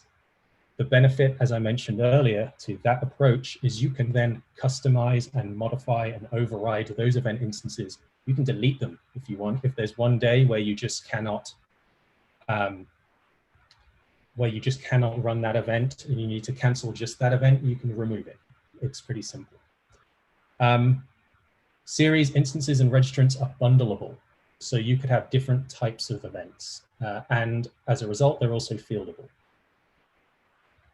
In terms of registrations, you can configure registration to be for the entire series. And a good example of that would be, let's say there's a 6-lesson computer course being run, and you have to go to all 6 in order to get your accreditation or whatever it happens to be. You could set up in that instance, you could set up the events to be a series registration. Alternatively, you can say, you know what, you don't need to go to all of these events. You can just go to one. Maybe it's, I use the example a lot because this was built with libraries in mind, but it's usable for anyone. But a story time that gets particularly popular, you want to make sure you go on this Wednesday, but you don't necessarily want to go every Wednesday. So you could register just for that instance. And as a result, there's also automatic data inheritance from the series to the instance. What I mean by that is when you create the series, you give the series a title. Like Owen Bush's Great Event. That title is then inherited down to all of the instances in that series. So if you then change it, you decide this isn't such a great event, Owen's terrible event, those changes would automatically cascade down to all of the instances, and you wouldn't have to then go back and change 100, 200, whatever instances to get that updated. Looks like, sorry if I pronounce wrong, but Mashana has asked, series is a class, instance is a session held on a specific date. To a degree, yeah. A series is a wrapper, a container that holds instances that are part of that series, and an instance is a specific date that someone would attend.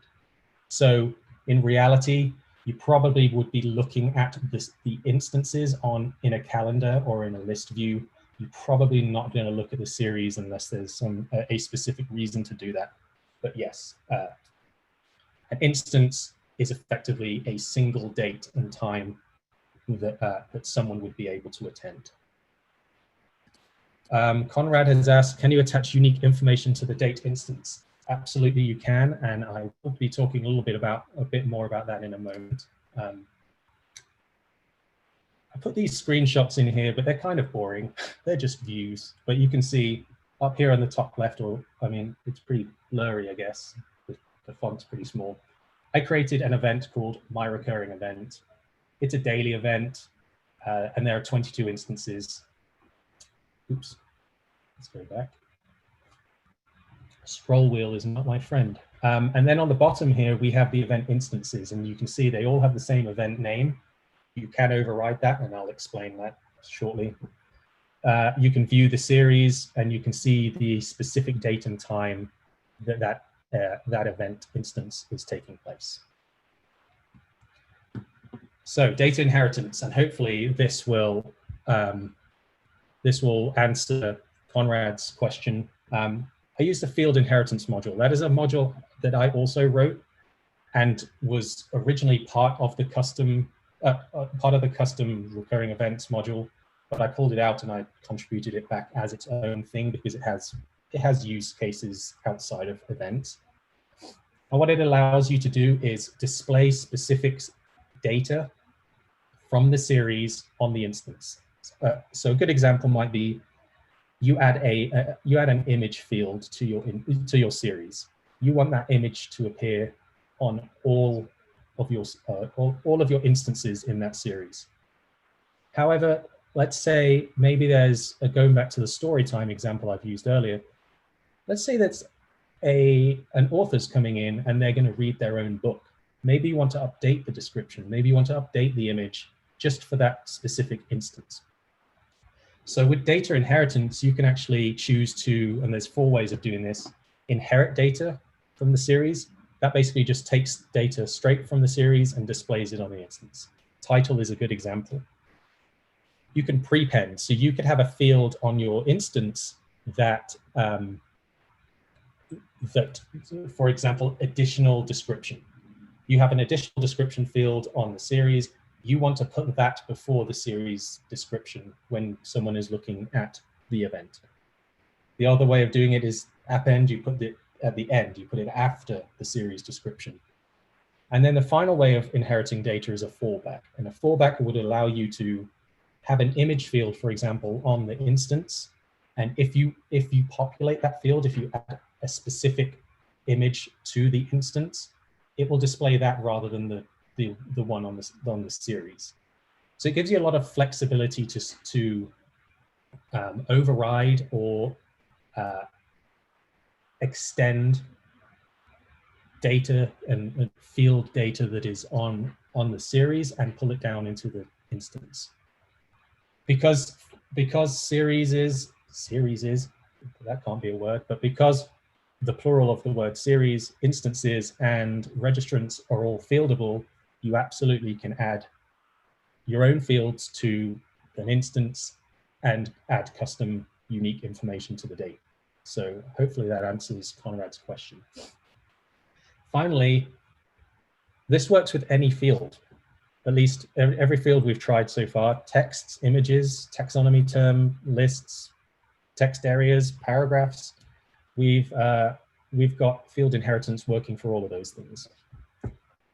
If there are fields that don't work, the system for inheriting is actually pluggable. So someone could write a new plugin which would allow us to inherit data from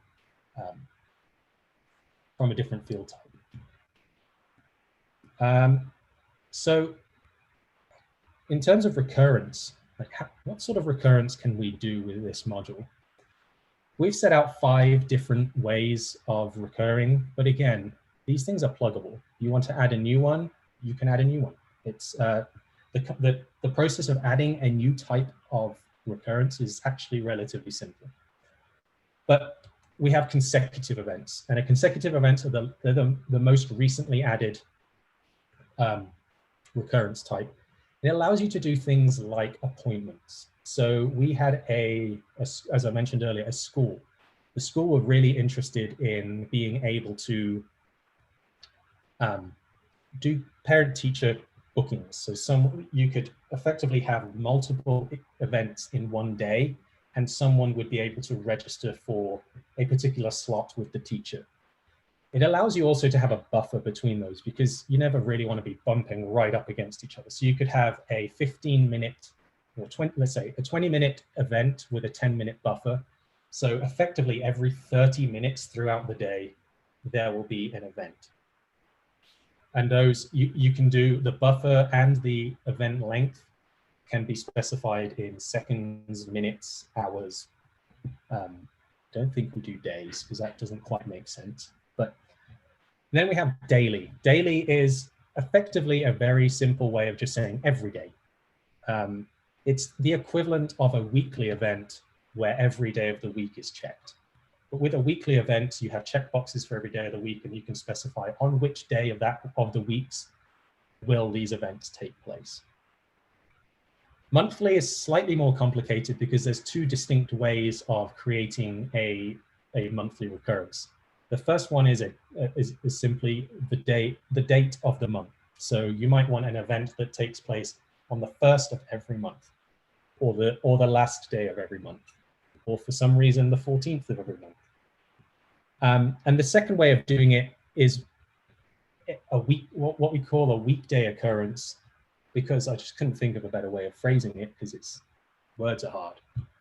And a weekday occurrence is, I want this event to take place on the 3rd and 5th, or 3rd and 4th, or 1st and 2nd Monday and Tuesday of every month.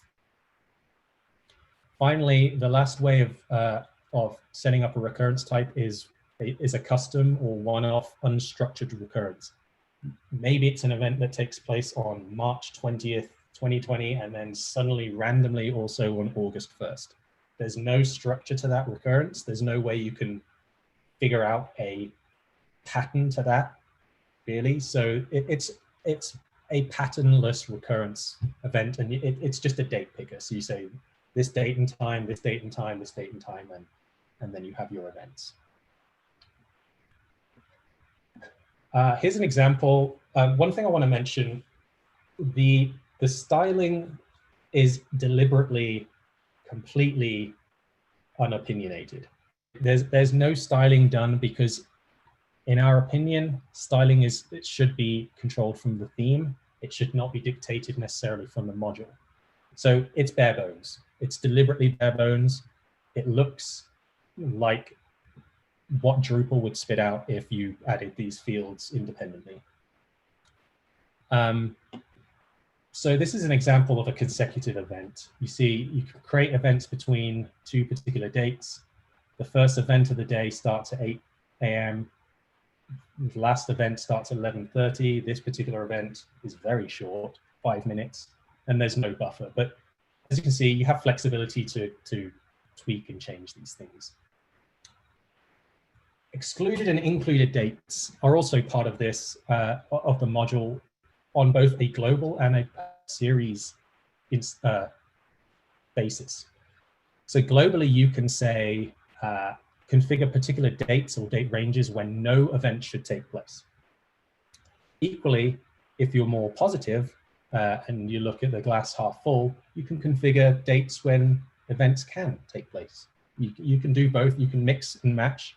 Gets a little confusing, but you can also do it on a per series basis, and you can say, for this particular series, I don't want any events in June, for example, or I only want events in June. So yeah, 2 examples. Only allow events to be created during summer months. That would be a good example for maybe a higher education establishment that students aren't there, so we don't want to create events during that time, or something like that. And another example, do not allow events to be created during the month of December. I don't know why anyone would do that, but hey, it's flexible enough that it will allow you. Next big piece of functionality is registration. And registration is actually in a separate submodule. It's all bundled together, but you can enable or disable registration as you wish. Registrants are fieldable, so you can collect different data for each type of event. If you have an event where you need to know the participant's age or some other field, you can add that field to the registrant and you can collect that at registration time. Out of the box, the registrant comes with 4 fields, 3 of which can be removed and 1 of which is fixed. The 3 which can be removed are the first name, last name, and telephone number. And the one which cannot be removed at this time but could be hidden is the email field. You can customize confirmation emails for registrants. Using tokens, you can send registrants particular emails at particular times, and I'll show a screenshot of that in a moment. You can also enable or disable anonymous or authenticated registration. There is a permission that allows you to allow anonymous users to register. You can specify capacities on a per series and a per instance basis. That depends on the registration type. If it's a series registration, the capacity applies across the series. If it's an instance registration, the capacity is on an individual instance basis. You can also enable waitlisting. And if the capacity is reached for a particular event, people will automatically get added to the waitlist. And if people cancel their registration, they will be automatically promoted from that waitlist to the registration list. So if a space frees up and you're waiting, then you will be promoted. You can also have scheduled or open registration, which means you can specify when registration opens for the series or the instances, or you can just open it, leave it open until the event starts. So here's an example of the event registration configuration. Oops, I do not like scroll wheels, I'm telling you. You can enable registration. You can specify whether it's an individual event registration or an entire series. You can specify whether it's open registration or scheduled. If it's scheduled, you can specify when it opens and when it closes, and the capacity and the waiting list. And this screen shows the notifications that get sent out. If someone registers and they get added to the registration list, we can send out a notification and you can turn it on and off if you want to. If someone gets added to a wait list, you can have a different notification. If they get promoted from the wait list, you can have a different notification.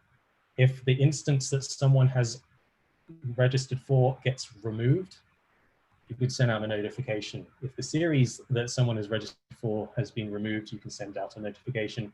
Equally, if the instance or series have been modified. And again, these notifications are pluggable. If there's something else you want to do, you want to trigger an event, an email at some other point, you would have to write code, but you could write a plugin to allow an extra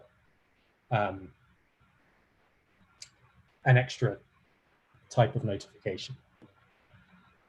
So looks like I'm doing okay on time because I want to leave plenty of time for Q&A. You can find the module at drupal.org/project/recurring events. The latest releases are an 8 branch, 1.0 beta 1, and a semantic versioning branch, which is 2.0.0 beta 1. They are both Drupal 8 and 9 compatible. And at some point, I will probably deprecate the 1.0 branch in favor of the semantic versioning branch. But for the time being, they're both being maintained, and they're actually exactly the same at this point. They're just different tags. You might be wondering why is this not stable? There is a core issue related to views and field inheritance. There's an issue against core to get that patched, but it's not there yet. There's a patch, but it's not merged. So I feel wrong, given that field inheritance is a required dependency of the module. It doesn't feel right to me to launch a stable release of the module when I know there's this glaring core issue that if you don't have this particular patch, views don't quite work with field inherited data. The patch does work. I've tested it. It's just not quite merged yet, and I'm hoping it will get into the Drupal 9.1, at which point I can then release a stable release. I'm also working on some other things behind the scenes. I'm working on some registration statuses. So you would be able to say that a registration is still pending.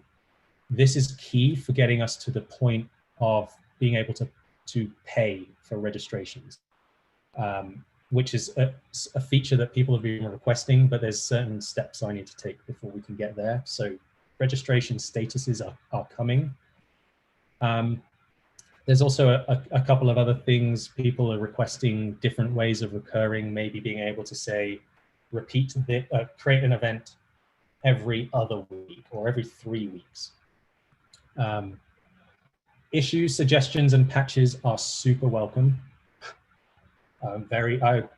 When someone else contributed the first patch to the module, that made me feel pretty good. So please help if you want to. And there's also a Drupal.org Slack channel, recurring_events, which I'm in, and you can ask me questions or anything like that.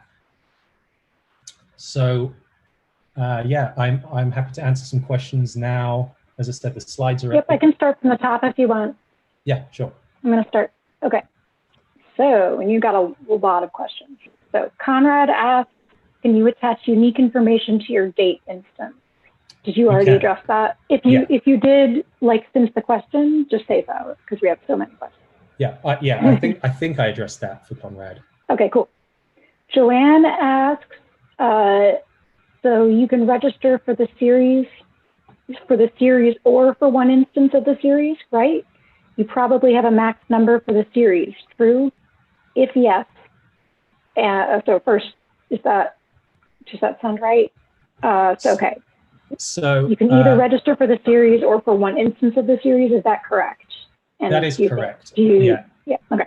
And the way it works is, if you effectively are always registering for an instance, you're not really, the concept of the module is not really to ever let someone go to view the series, because the series data doesn't tell you necessarily when the event takes place, because it's calculated from the recurrence patterns.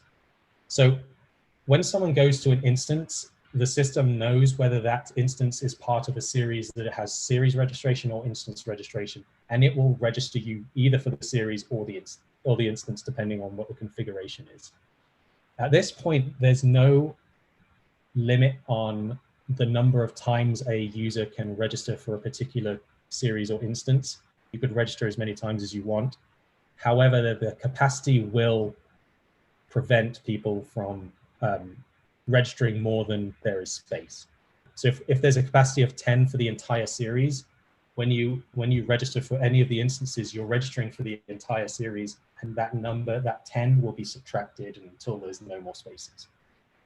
So I think that so, and it says if one person, okay, yep, that was the rest of her question there. So Conrad asks, as the administrator, can you decide which type of these types are available to the content creators? I think that was probably related to something specific you had said at that moment in time. Sorry, Conrad. I think wrote the question, but whether you could say only particular users can create particular types of event. If so, yeah, not a good question. I don't think so. But if that's a requirement, absolutely submit an issue, and we'll take a look at that and see if we can get that in there. That should be a case of just adding some more permissions, I imagine, and making it a bit more granular. But at this time, I don't think so. Conrad says, probably on this question, he said, like, if we wanted to keep our team from creating a monthly event. Right. Okay. So you can turn on and off any of the event types. So if you don't want consecutive events in the event series settings with the module, you can just uncheck that as an option. It won't be available. Now that applies across the board. It won't apply to just specific users. It will be for everyone. But yeah, you can, because those event recurrence pattern fields are plugins, you can say, I don't want this one enabled, and no one will be able to do that. Okay. Sarah CK asks, can you create users from registrants? At this time, no. Anonymous registration is kind of interesting because the emails that get sent out for editing or canceling your registration, typically what you do in Drupal is, because the registration is associated with your account, you can just send someone to like registrant/1/edit or something like that. But the problem with those, the number one in that path, is that it's an auto increment, so you could guess someone else's registrant ID and then delete them. Not a good idea. So the way anonymous registration works is it actually uses it should be impossible to guess string of characters in the email that gets sent out only to anonymous users. So we don't, at this point, register someone on Drupal for registering for an event, because I can see that being a good use case, but it's not one that we encountered when we were building the modules. So at this time, no, but I can see that being a possibility. It doesn't seem like it would be too difficult to add an option to say, allow users to register for Drupal when they register. But just at this time, it's not possible. Cool. So Mashana asks, are confirmation and reminder emails available? Confirmation emails, yes. Where is it? Somewhere here. Yeah, so all these email notifications are effectively confirmations of something happening. So you registered, you will get a registration email.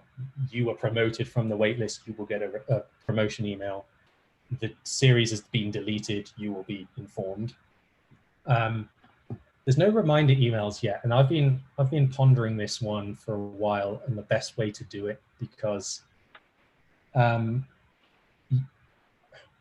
don't really know. It feels to me like a reminder email would be very specific, probably, or could be very specific to the event for which you've registered. The date in which it gets sent out might be different. But there is a way to contact all registrants of an event and send them an email. I haven't screenshotted that, but so you could go to, if you've created an event and there are 10 people registered, you can contact all 10 of those people at once, and you could manually send a reminder email. But there's no automated reminder emails at this point. Okay. Mashana also asked, how can someone cancel the registration, and will they be notified? Yes, so I'm not sure if she meant, will you be notified as the owner, or if she meant the person after they, but either way. As a user, and it applies for both anonymous and authenticated users who register, you will receive an email, and within that email you will receive, you can see here, a modify your registration link and a delete your registration link. So you could do that directly from the email. You click a link and you can cancel your registration. Also, as an authenticated user, when you log into Drupal, and you're on your My Account page, and at the top of the My Account page, you have tabs, and those tabs are like, you can edit your profile and you can view your profile. there's a new tab for registrations, which will show everything you've registered for and will allow you to edit or delete from a list there too.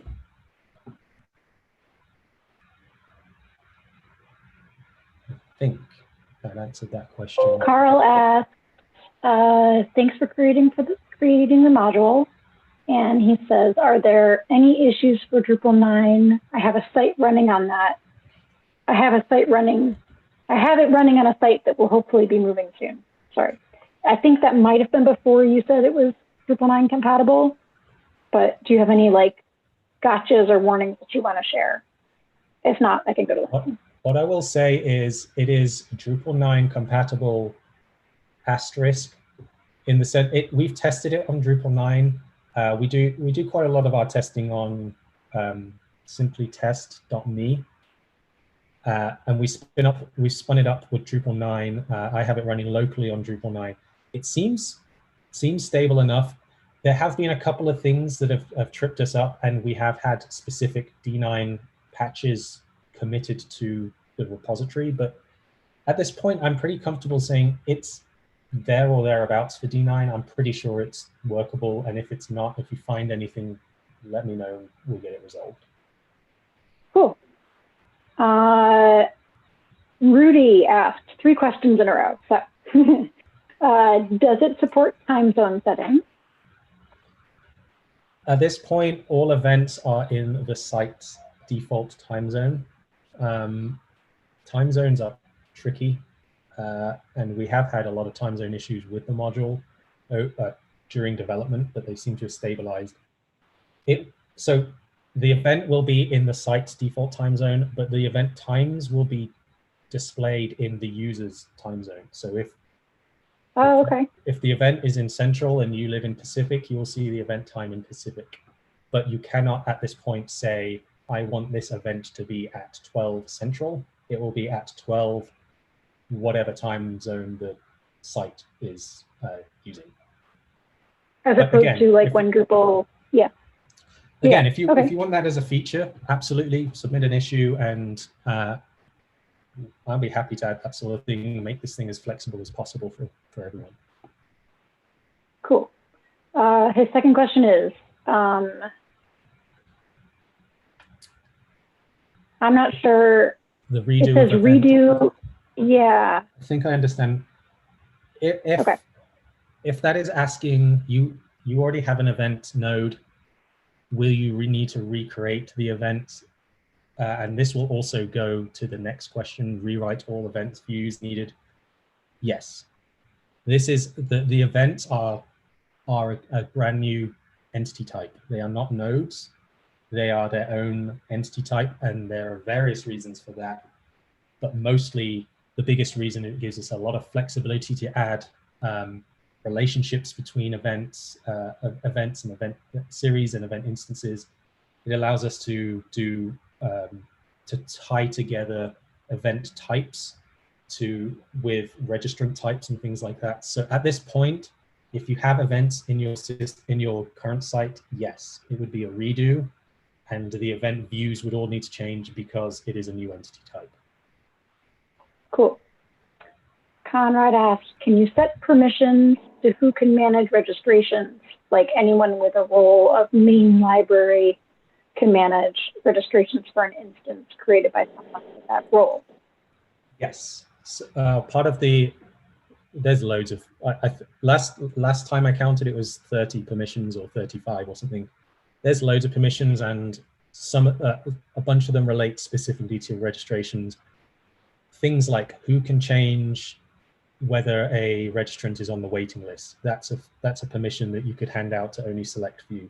Who can create registrants? Again, you could say only anonymous people can create registrants, or only authenticated people can create registrants. And then there's the more admin side of things. Who can manage those registrations? Who can delete them? Who can edit them? So yes, you could, if someone had a role of main library, they could manage registrations, if providing the permission has been assigned to that role. Cool. And then Ryan asked about the core patch, which I did post, but I just want to verify there were 2 listed. on the field inheritance project page. Yes. So that's what you meant. Okay, cool. So I think yeah, on the order they're on the field inheritance page, the top one is the one we need patched. The second one, there was actually a workaround I did within field inheritance itself. So it works. It's just when that patch eventually lands, I haven't checked if it has yet, but if it eventually lands, we can roll back some of the changes we made in field inheritance to fix that issue. Cool. And then Conrad asked, and this is the last one that's in the chat right now. Can you duplicate? Oh, we have 2 more. Okay. Can you duplicate? No, it's great. Can you duplicate a set of instances? If someone wanted to copy activity from October and do it again in December, could you copy all the associated information to then set a new date of to set up a new set of date instances? Sorry. Yes. The answer is yes. There are 2 types of cloning in the module. I didn't even mention cloning, so thank you, Conrad. You can clone an entire series, and what it does is it basically opens a new, create a new series admin form, and it pre-populates the series with exactly the settings that were in the previous one. So if you're trying to clone something from October to December, you would clone the October event. It would populate the form with all the settings that October event had. Then you just tweak the date ranges and save it, and then you've got a new event. Then you've got the December events. And on the other side of it, let's say that you're running a 10 event series and it turns out to be super popular, and you're like, you know what, I want another event at the end of this. It's been so popular, people are missing out. I can't let that happen. They have to go to this event. You can go and clone an instance, specify a different date, and then you can basically add instances to an existing series without affecting anything else. Very cool. So then is this moderation compatible? Yes. So it is content moderation and workflows compatible at this point, for event series and event instances. So you can actually, this was a complication, but as an example, you might not want to publish the event instances until someone has reviewed the series. That might be your workflow. So at the point that someone publishes the event series, the system can go and automatically publish all the events in that series. So you don't have to sit there and manually click through 150 events and publish them all.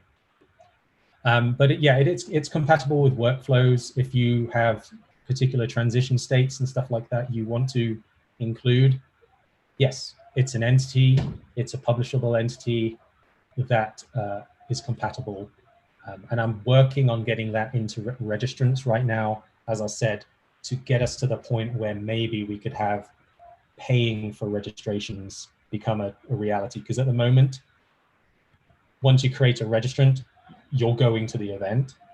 But in reality, if you have to, there's like an asynchronous step of going to pay for an event.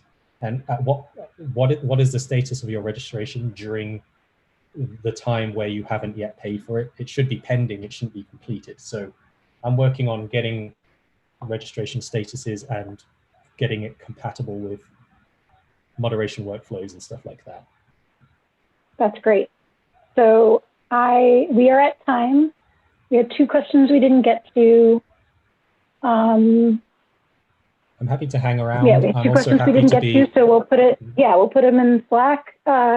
Conrad and Uri, if you want to put your questions into Slack, or I can paste them in if you'd like. Yeah, that's it. We're at time. Thank you so much, Owen. Yeah, thank you everyone for being here. Thank you everyone. So we have the slides link. Did you happen to add that link to your session page? You can put the link in the body. Okay, cool. Yeah, I did that. And then the recording will be on that session page. I keep forgetting if it's like by the weekend or by early next week, but the recording will be there. the YouTube link that you saw, sort of like as a workaround in the meantime, y'all can, Conrad, I'll post that there. The YouTube live link actually will still be there. It's just, you'd have to like fish through for the whole day, but you can totally find it and watch. So thank you so much, everybody. Conrad, are you on the conference Slack?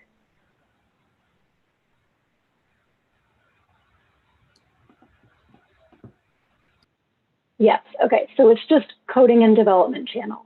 I don't know why I'm searching for it, I could just type. There, coding and dev. I will, there you are. So I just invited you. Thank you so much, Owen. Bye for now. Thank you. See ya.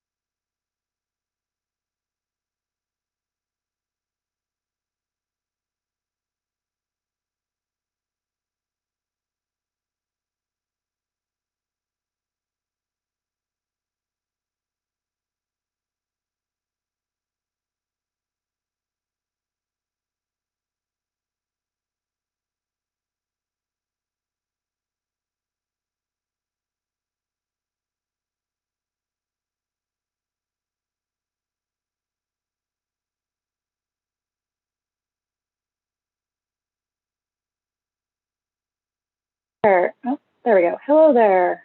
Sorry I didn't catch you right away. Thanks for messaging me. I appreciate it. Michael.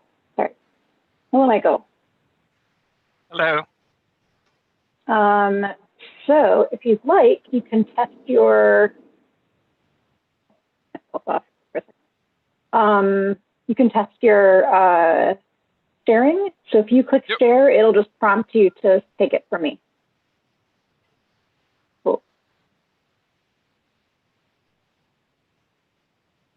That works. Looks good. Looks good. Is there anything else you'd like to test? Nope. All good. Not at this time? Cool. All right. I'm gonna take the thing back. Oops. There we go. And then, let's see. Come on. So it is 2:23 US Eastern Time. I'm going to give it just like 2 minutes and then I'll talk again. So I'll be back in 2.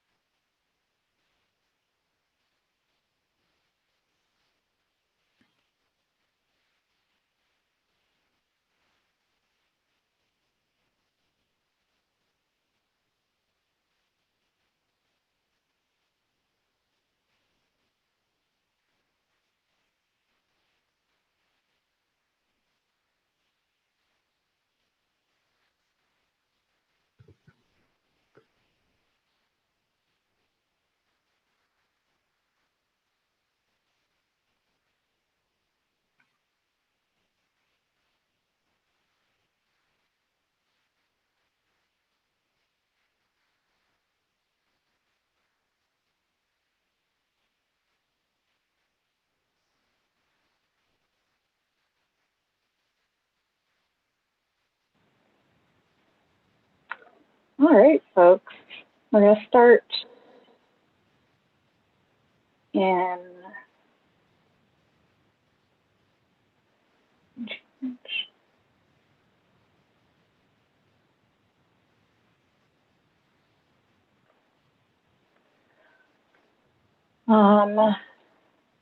we'll get started in just a couple minutes.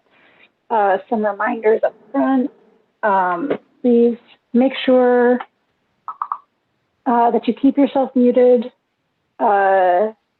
throughout the presentation. I will be watching the Zoom chat for any questions. You can post your questions in Zoom chat right along the whole, need that stop, sorry. You can post your questions throughout the session and I will keep an eye on those and collect them. Michael, you can also respond anytime you'd like to. That's totally your call, but that's up to you. But I will collect questions and you can either wait till the end or you can answer as you go along, but I'll have them. Also, I will be collecting questions in Slack on the, oh my gosh, I'm never going to remember to look first. in the Community and Being Human channel. And I'll post that channel in the Zoom chat also. So, and if you're watching us on YouTube, that's how you can post questions. You can put it in the Slack channel. But also people on Zoom can also post on Slack. Either way is totally fine. And then if Michael wants to and has time, he might hang around in the channel afterward to answer any remaining questions or follow-ups. Cool, he's nodding, that's awesome. So again, please make sure to keep yourself muted during the presentation. And we've still got 2 minutes, so I'm gonna mute.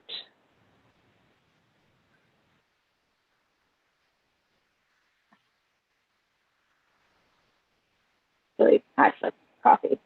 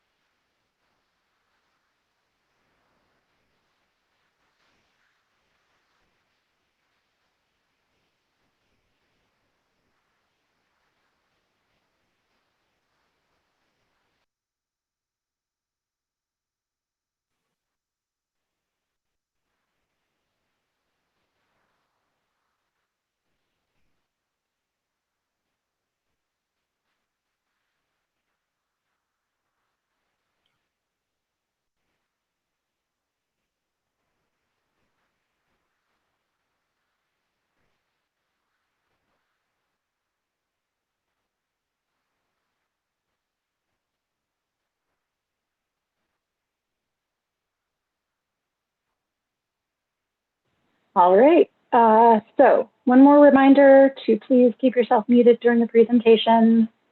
And with that, and I will also post a reminder in the Zoom chat about questions. And with that, I'm going to hit record and hand things over to Michael. So we are recording. Take it away. Cool, thank you.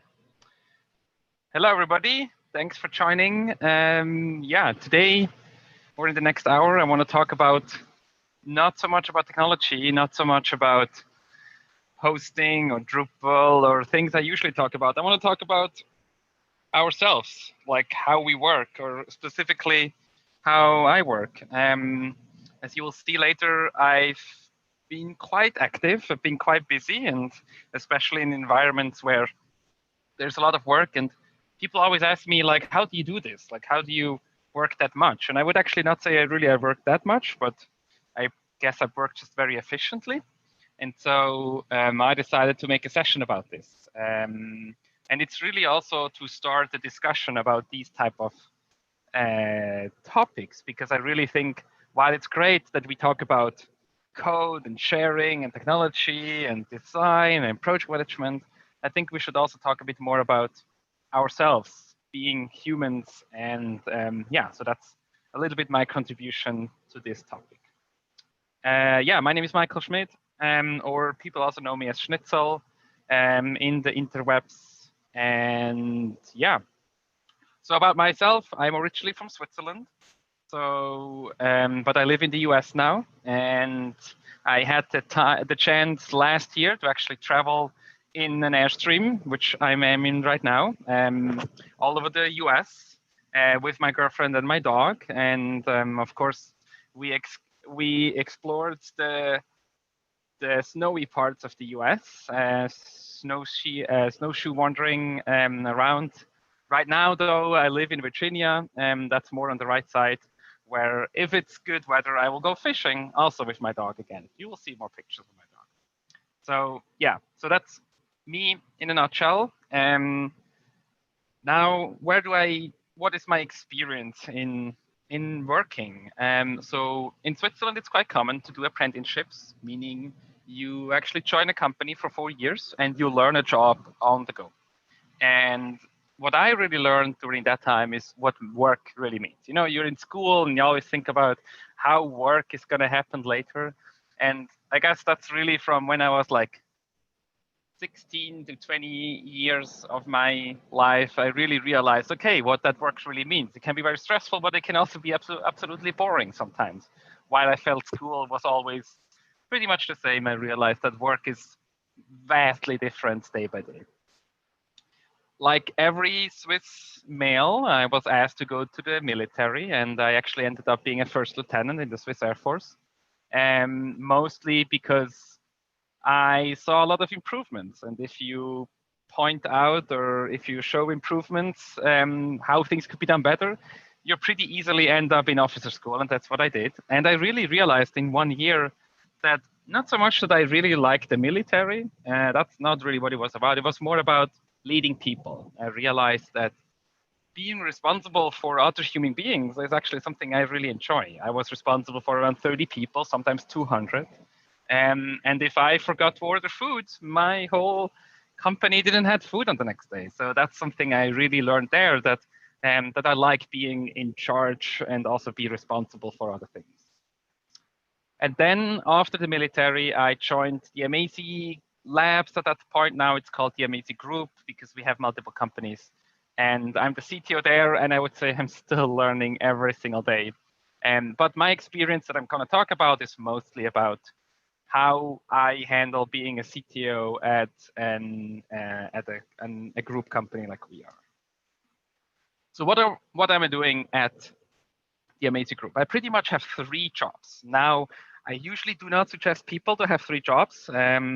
So that's maybe one of the things I don't do myself really well, but oh well, so it is. And yeah, so first of all, I'm a board member of the Amazy Group and some of the Amazy subsidiaries, meaning there I'm a lot involved in steering the really, really big questions. Where are we going next year, the year after that? So it's more about these type of things. Then I'm also the CTO of the whole group. There I'm more focused on security, IT strategy, so more a bit shorter term things, but still strategy in that things. And then I'm also the CTO of the Amazy.io itself, which is the hosting part of the group and also part of the management. And so there I'm sometimes daily hands-on. I'm sometimes getting up quite late or early in the morning because we are a global team, but I'm also doing architecting, and I have also some people that are working with me that I'm the lead of. So yeah, so you can see my job can be quite demanding. And that's how people always ask me, like, how do you do this? And that's basically what I want to talk about today. How am I handle these sometimes stressful days? How do I structure my days? And maybe there's something that works for you. But I want to acknowledge a couple of things first. So things that work for you, work for me, might not work for you. We're all vastly different. We have different jobs, different environments, different situations. So please don't take everything you hear today as this is the only way. It is one way, and it works for me. And also that the things that work for me right now, they maybe don't even work for myself in a year. So that's the other thing. There's a constant change and constant adaptation of things. And so that's the thing. And the last thing, and I know this is a hard one, or this is unfortunately for some people, that I really love my job. I'm very happy, and I'm definitely fully aware that this is a privilege, that I can also change my job if I want to. And so, yeah, please look at it from this side. And I really hope that if you are maybe not in a job, that maybe this gives you a way also to make your job that you maybe don't so much like, maybe to one that you like a bit more, because it's easier to handle the job. So these are basically things that please look at them from this side. All right. So one of the things that I do, or one of the things that I'm doing since multiple years, I have two quotes that that I try to remind myself pretty often. The first one, this is the cheesy one, but the only constant life is change. And I think I can definitely say that. I never had a job for more than roughly a year. Because I realized that even though that a new job is maybe super cool and interesting, even the best job gets, after 2 to 3 years, honestly gets really boring, or it gets to be the same. And so I realized I'm happy in change, not constant every single day, but of course, if things don't change or if things stay the same, it's not something that I really that I'm happy in. And that took a bit to understand this.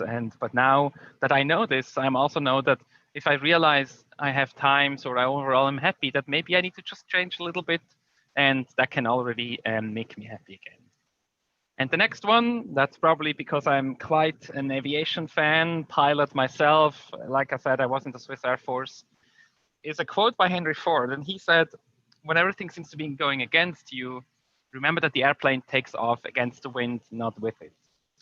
And this is a quote that I really have to remind myself from time to time, especially in times like right now with a global pandemic or election coming up and things like that, that sometimes you need a bit of resistance. Sometimes you need a bit something against you so you can take off, like an airplane. An airplane never takes off with the wind, but against it. And so the fact that you have something that goes against you can also lift you up. And this quote really helps me to, if I have a hard time, let's say it's Friday and I had a really stressful week, that looking at this reminds me that next week can get better, or I can learn from how this week didn't go well. And we're actually going to talk a bit about that, about retrospect. So let's jump in. Let's jump in. How do I handle a normal day?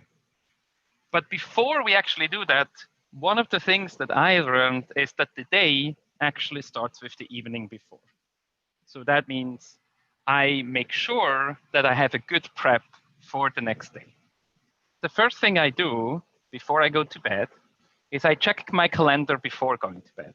Now, this is not to freak me out about the next day. It's just about me to know what will happen in the morning. What am I going into in the morning? First of all, I know at which time I have to set my alarm.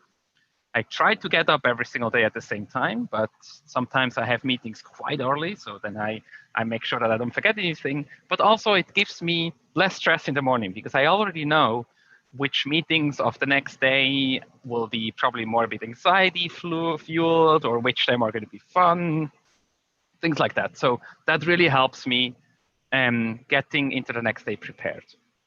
Then, like I said, I try to get up almost every single time at the same time. That's usually around 6 a.m. But I usually get up 1 hour before the first meeting because this just gives me enough time to get ready. I'm not a person that can get up and start immediately working. I need a bit of time in the morning to get a coffee, for example. But so I try to do 1 hour, 30 minutes in extreme cases if it's super early, but that gives me some time. And one thing I just recently started to do, and that's such a tiny thing, but it helps me so much. I prepare my clothes I want to wear on the next day. And I do this just because in the morning when I get up, we're going to see the routine that I use later. It's just like the less decision and the less stress I do in the morning, the better my day is going to be.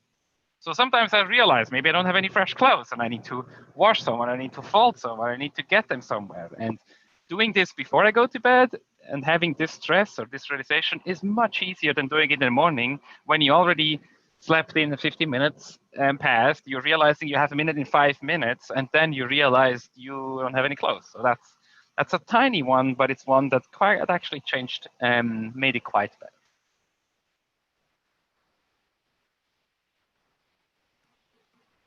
All right, let's talk about sleep. And actually more about falling asleep, because one thing I realized that falling asleep can be quite hard, especially if you are in a stressful environment, you're having thousands of thoughts going through your mind, and your brain just cannot let go and fall asleep. A lot of times, if I cannot fall asleep, it's just because my brain is too busy. And so I found 2 practices that I do that help me fall asleep pretty much within a couple of minutes. And so the first thing I do is I do controlled breathing. It's called the 4-7-8 method. There's other ways that are very similar. If you do meditation, that's also very similar. But basically what I try to do first is while I lie in bed, I try to feel my own pulse. Now, this is something that I didn't realize at the beginning, but you can actually just, without touching like any of the points of where you can feel your pulse, but just with lying in bed, you can actually feel your own pulse of your heart and your body. So I'm trying to find my pulse, and this already takes a bit. And then I breathe in through my nose for 4 pulses of my own pulse. Then for 7 pulses, I hold my breath. This is quite hard. And then for 8 pulses, I breathe out through my mouth. And I repeat that 2 or 3 times, maybe 4 or 5 times. And there's 2 things that happen. First of all, it really focuses me to focus on myself, on my body. And it also feels a little bit like suffocating. It sounds weird, but this is how at least it feels for me. I've talked to some people, they said it doesn't feel like it for them, but at least that's it for me. But I can immediately feel how my whole body starts to relax. So if I start, let's say, with a pulse of 100 beats per minute, after a couple of times of these, I can clearly feel how my pulse automatically goes down. So this helps me to calm down, to relax, and to just let go a little bit. Now, some people fall asleep while doing this. This never worked for me. It's way too much concentration on breathing and counting, but at least it helps me to relax. So the next thing I do to actually fall asleep, I count down from 100. And now this also maybe sounds weird, and I also didn't believe this at the beginning, but this really, really works. And fun fact is, I do this now since more than 5 years, and I never reached 0 in my life. The lowest number I can remember was maybe 6. I'm not 100% sure, because usually I fall asleep, but I think I had 6. This was a bit scary, because I worried what happens if you end up 0. I'm talking about this quite often. I met some people that said, oh, I reached 0. I just continued to -1, -2. There's an unlimited amount of numbers coming up, so don't worry if you reach 0. But what I believe this is, or why this works, is that the fact that we are really good in counting up, and we don't really do a lot of counting down. So it gives our brain a little bit of things to focus on, but not too much. So it distracts our brain just enough from thinking about the next big thing, or whatever is creating the thoughts in your brain that you cannot fall asleep. But it forces myself or my brain to focus on one thing that is easy to focus on. And actually, sometimes I count down, and suddenly I found myself counting up again and thinking about something else. And so then I have to force myself to count down again. But it's really something that is super easy. Like right now, especially when I'm really tired and I go to bed, I maybe count 5 numbers and I'm asleep. Like it's just super, super easy. And I'm super happy that I found this to really focus or to fall asleep quite fast, because that was one of the things that was really hard for me, that if I knew I only have 6 hours of sleep and then I cannot fall asleep, that stresses me more out. And so yeah, that was really good. All right. So then finally we are asleep. And now what am I doing to actually not come out of sleep? Because that's another thing that can happen. So what I do is I put my phone on silent. Shouldn't be surprising, but I'm also turning off all notifications. So if somebody sends me a Twitter message, Slack, or whatever, they cannot get, or there's no notification, no visual, no audio, nothing. It's just, it's not even shown up in the phone. What I tell my team, and like I said, we have a global 24-hour company with servers and customers all over the world. So there are cases where I need it. And we use PagerDuty. So I tell people PagerDuty, the phone numbers of PagerDuty are whitelisted on my phone, meaning they can always come through. And so they can always send me a PagerDuty message, and they can get through me at any time of the day. You can reach me if you need me. And my team knows that no matter what, I will be there and I will help them. The same also the case for my family. My family actually lives mostly still in Switzerland, which means that they are in another time zone. And of course, if they need to reach me for any reason, they can also call me. And then I try to sleep usually 6 hours minimum. Less doesn't really work. I can do maybe a day per week. I can do 5, but that's, at least for me, is very hard. I realized that the next day, if I do it for too many times a night or a week, sorry, then it gets really hard. So usually I get 7. And then on weekends, I do give myself an hour more, maybe 2. But one thing I really realized is also that if I try to sleep like on the weekend much more than during the week, this really throws off my schedule. So even though I maybe could sleep for 10 or 12 hours if I want to, it's really something I'm trying to not do, because my inner body, the repetitiveness that really helps me staying focused, gets thrown completely off with this. So I usually try to sleep the same amount than during the week, and that makes it much easier for me. All right, we're sleeping, it's morning. Let's look at a normal day. And now let's actually look at a normal day of myself. So I get up, and my wake-up routine, I try to do every day the same. So the first thing is I snooze my alarm. I cannot, when the alarm goes off, get up immediately. It's not something, so usually I snooze it once or twice. And then when I feel more ready, I read some light Twitter, and I know it's a bit of a hard time right now, so I do have a couple of Twitter lists of more like tech news or friends and things like that, so that I'm not already freaked out by what's going on in the world. But that helps me to wake up a bit, get my brain going. But that's super, super important, at least for me. I do not read any Slack or any emails. And the reason for that is that a lot of times I see something that happened last night, or a customer is angry and sent me an email. If I read this at that time, my day is already gone. Like, it's already thrown out. It's already like I'm in so much stress or so much hyped up already that because I cannot finish my routine, it's going to be very hard to ever get back to a normal day. So that's why I also disable all the notifications. So I don't even see any emails on my notification screen or so. Then I get up, I shower. Another thing I do, I feed the dog in the morning. And one of the interesting things that I realized is doing something for somebody else in the morning that is super appreciative. If she gets breakfast in the morning, she's so happy. That also makes me happy. So my day starts with something good. Even though I know that the day is maybe going to be hard, or there's going to be really complex meetings or things like that, I start the day with something happy. Having a dog that is super happy definitely makes this much easier. Then I make coffee. Without that, I probably wouldn't survive.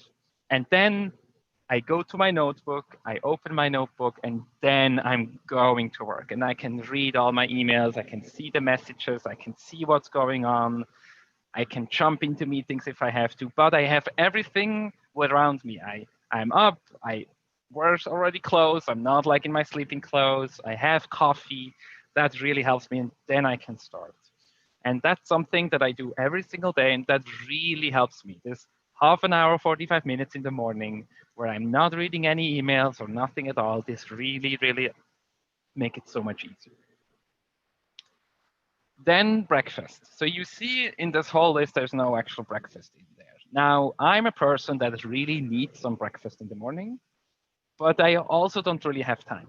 Because the problem is if I eat breakfast, I'm tempted to then maybe read my Slack and emails. And so, yeah. So I decided to actually find an alternative, and I found Soylent. which is drinkable food. I drink it for in the morning only. So I just do 1 meal a day with Soylent, and I drink the coffee mocha version, which also has some coffee in it, which helps me get up even faster. And so that's what I do in the morning, because I can drink it. I don't have like a bowl of cereal in front of me that I then type and like eat, because that's all really hard. So it's just something I can drink that really did and makes it much easier. All right, so that's my wake up routine. Again, super important for me. That really helps me getting through it. The next one is about calendars, or how I structure my day. On the background, you see one of my calendars. It's quite full. With having these many different roles, I need to be in meetings quite often, but I really let my calendar rule my life. So people always ask me, do you have time tomorrow for a call or whatever, whatnot? And I really tell them, look, just send me a meeting invite. You will see my calendar if I have time. If it's something free, I have time. If not, I don't. And what I do is I add blockers in it. So if I want something for to focus on myself, I just put myself a blocker in the calendar, and people know don't send my meetings invites during that time. Now, my external people that externally need access to me, they of course don't have access to my private calendar. So I use a tool like Calendly, or there are other tools. For external requests, they can send me requests and stuff like that. And then of course, like I said, I block off time. So that's basically how I structure my day. During the day myself, I try to have 5-minute breaks between meetings. And what I do, I give myself short rewards. So it's really about little treats, little things that I like to do that brings me shortly away from the computer, or just like lets my head walk around or do something like that. That can be like watch a short YouTube video. I have a couple of channels of like tech stuff that like 3-4 minutes, perfect. To see people, I don't know, picking locks or things like that, just silly stuff, but just that shortly gets me out of the thinking. I make coffee, I play with the dog, I shortly go out, we run around, that gets my pulse pumping again. It's really these 5-minute breaks. Now I cannot do them between every single meeting, of course, but having a couple of them per day really helps me. Then the other thing I do, I force myself to get up. One of the things I realized is walking or moving around really helps me also to solve problems. Sometimes I'm really stuck with a problem and have no idea how to solve a technical problem or a more human-related problem. And so going around and walking around really helps me. The problem is I have so much stuff to do that this doesn't always work, or I end up sitting in front of the computer for 4 hours. And so what I do is I drink a lot of water, and I can tell you your body will solve that problem by itself, because you have to go pee at one point. So I try to drink a lot of water, which forces me to get up, go to the toilet. And a lot of times during that time, just walking, moving around, I actually find solutions to problems. And I read a bit about that, and there is actually, we believe that there is 2 different states of our brains, where there's more a focused way and more the creative way.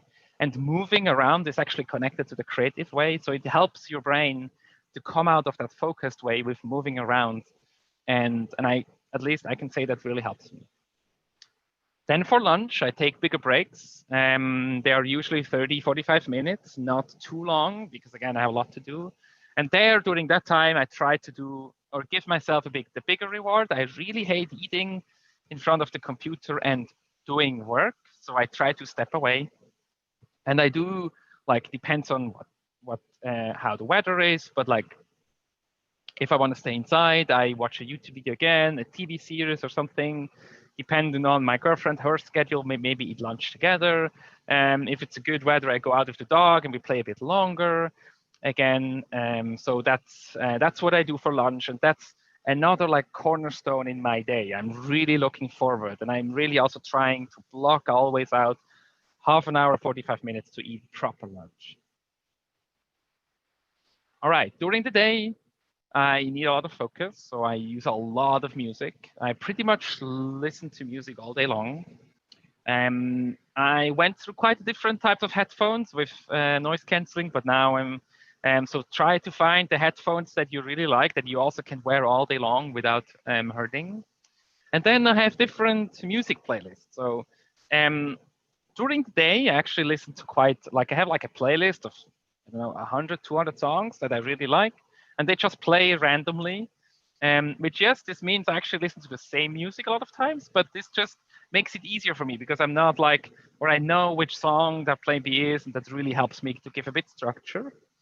I have a motivational music playlist. If I feel down, that really brings me up. If I'm up for some new music, I use Spotify suggestions. And then for writing, because I'm not a native English speaker, writing is actually quite hard if I listen to music or like podcasts or like music where people sing. So I listen to mostly instrumental music if I need to do writing or blog posts or bigger Slack messages or so. Yeah, so that's how I can focus myself while working. Another thing that I really need to focus is that as we're all working from home and mostly environments where other people walk in and out, me and my girlfriend actually figured out the way how to tell each other that we are busy. Because I look the same in front of the computer if I'm coding, if I watch a YouTube video, or if I'm in a board meeting, it probably looks pretty much the same. So what we have is these small flags. They're called Luxafor, but there are also other companies that do similar things. And they're just on our screens, and they light up in different colors. Now, if it's red, meaning I'm in a meeting, please do not interrupt me. And so if you want to reach me, text me, send me a text message. Yellow means I'm busy. You can interrupt me, but I would prefer not.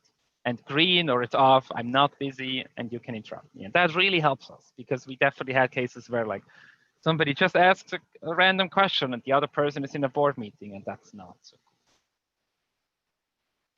cool. All right. Let's go in general about notification.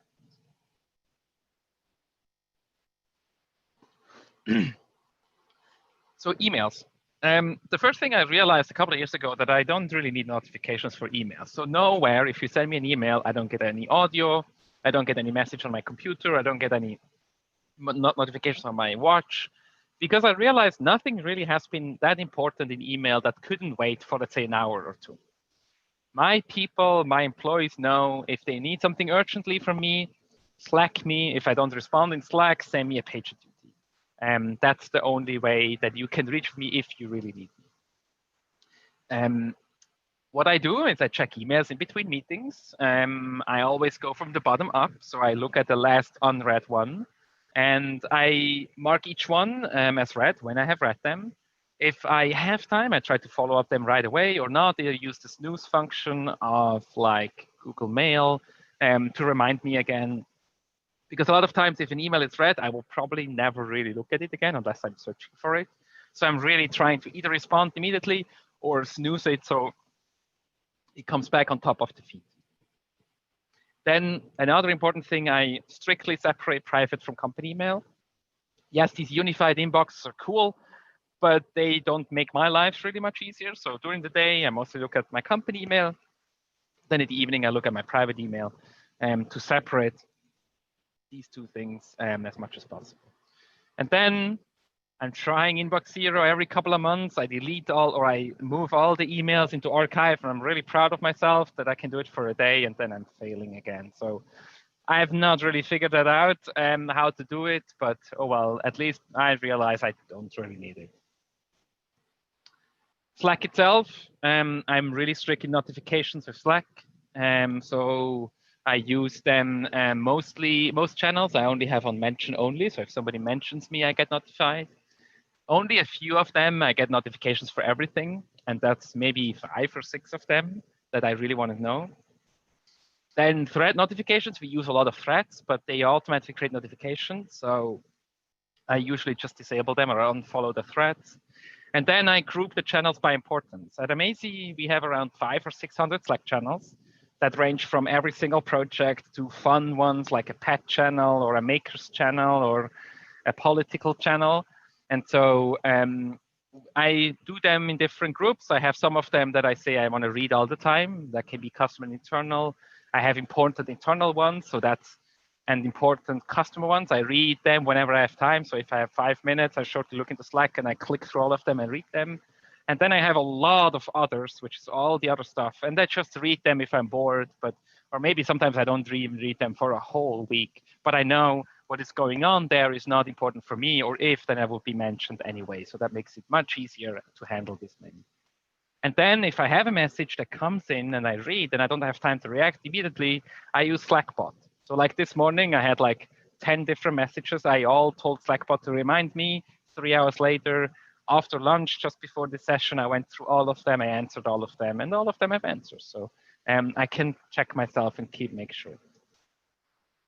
Then, of course, there's a lot of other ways how we communicate. iMessage, WhatsApp, that's more private communication, and most of them I have mostly muted during the day because, yeah, they're too distracting, and people talking about their dog pictures or family pictures and things. It's great, but I'm working, so I don't really have time. Then I can check them in the evening. Now, there is a time that I really need to focus 100%. And what I do during that time, I not only put blockers in it, like we talked before, I actually turn off everything. And I went so far sometimes to actually turn off the Wi-Fi or disconnect the Ethernet altogether. And that really, really helps me to focus and give myself really possibility to focus without any distraction. Again, I'm still reachable by a pager duty, so my team knows if I say, hey, I'm off, you can reach me by pager. They can always reach me if there is something going on while I'm disconnected to the internet. But this really helps me. And while right now I don't find enough of that time, if it's really important, I just put blockers in it and say, hey, I'm signing off. And that during that time, like these 2-3 hours, I'm always surprised how much I actually get done compared to like all the distractible times with others. All right. So this is basically how I handle my whole week, my days. One other thing is that I realized is that I need to do retrospectives. And the background picture is actually from the Apollo Command Center in Houston. And there, every station had these 3 buttons that any time they can give status reports. So is it red, yellow, or green? And I'm trying to use the same thing for myself. And so what I do is I try to choose a specific time that I do retrospectives on myself. A couple of ideas of things I've done in the past is the shower on Saturday, lunch on Friday, a workout on Sunday, but just something that you do every week that when it happens, you remember, oh, I need to do retrospectives. And I basically ask myself a couple of questions. So the first question is, did the positive things of the past week outweigh the negative things? Now, why not ask differently? I know that no week will ever be perfect. Of the 50 meetings I have per week, they're probably not going to be, all of them are going to be awesome. But what I'm saying is like, or what I want to know is that more needs to be positive than negative. If that is reached, this is a good week.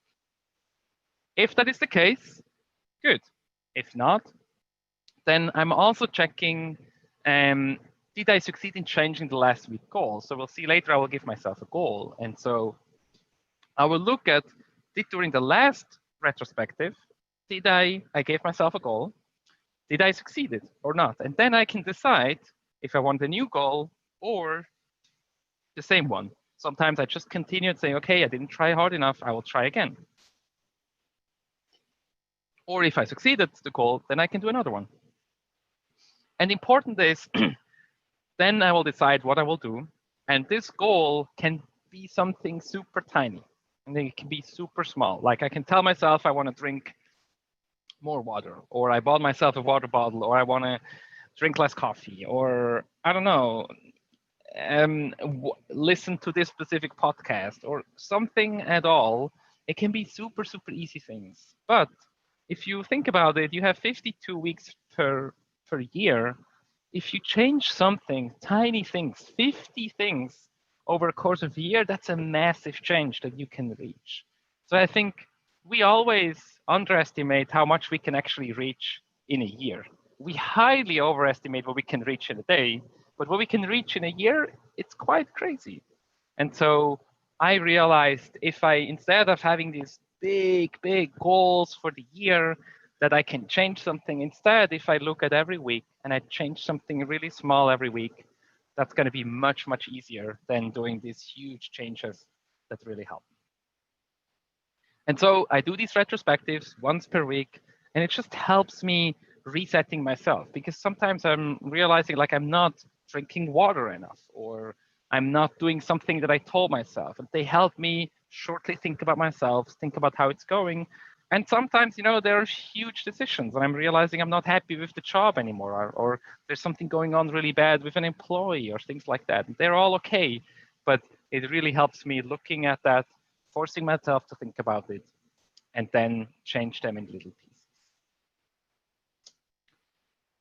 That's it.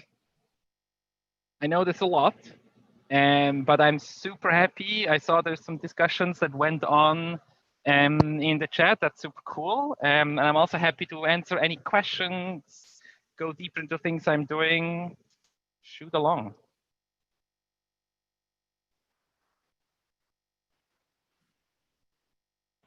Thank you.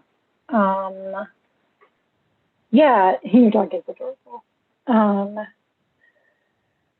I haven't seen any questions. We were talking about sleep stuff, and Cheryl shared that she has a feed that she does on Facebook where she reports memes, and she gets like one comment a week saying, "Thank you for doing this," is the only thing. Let's see.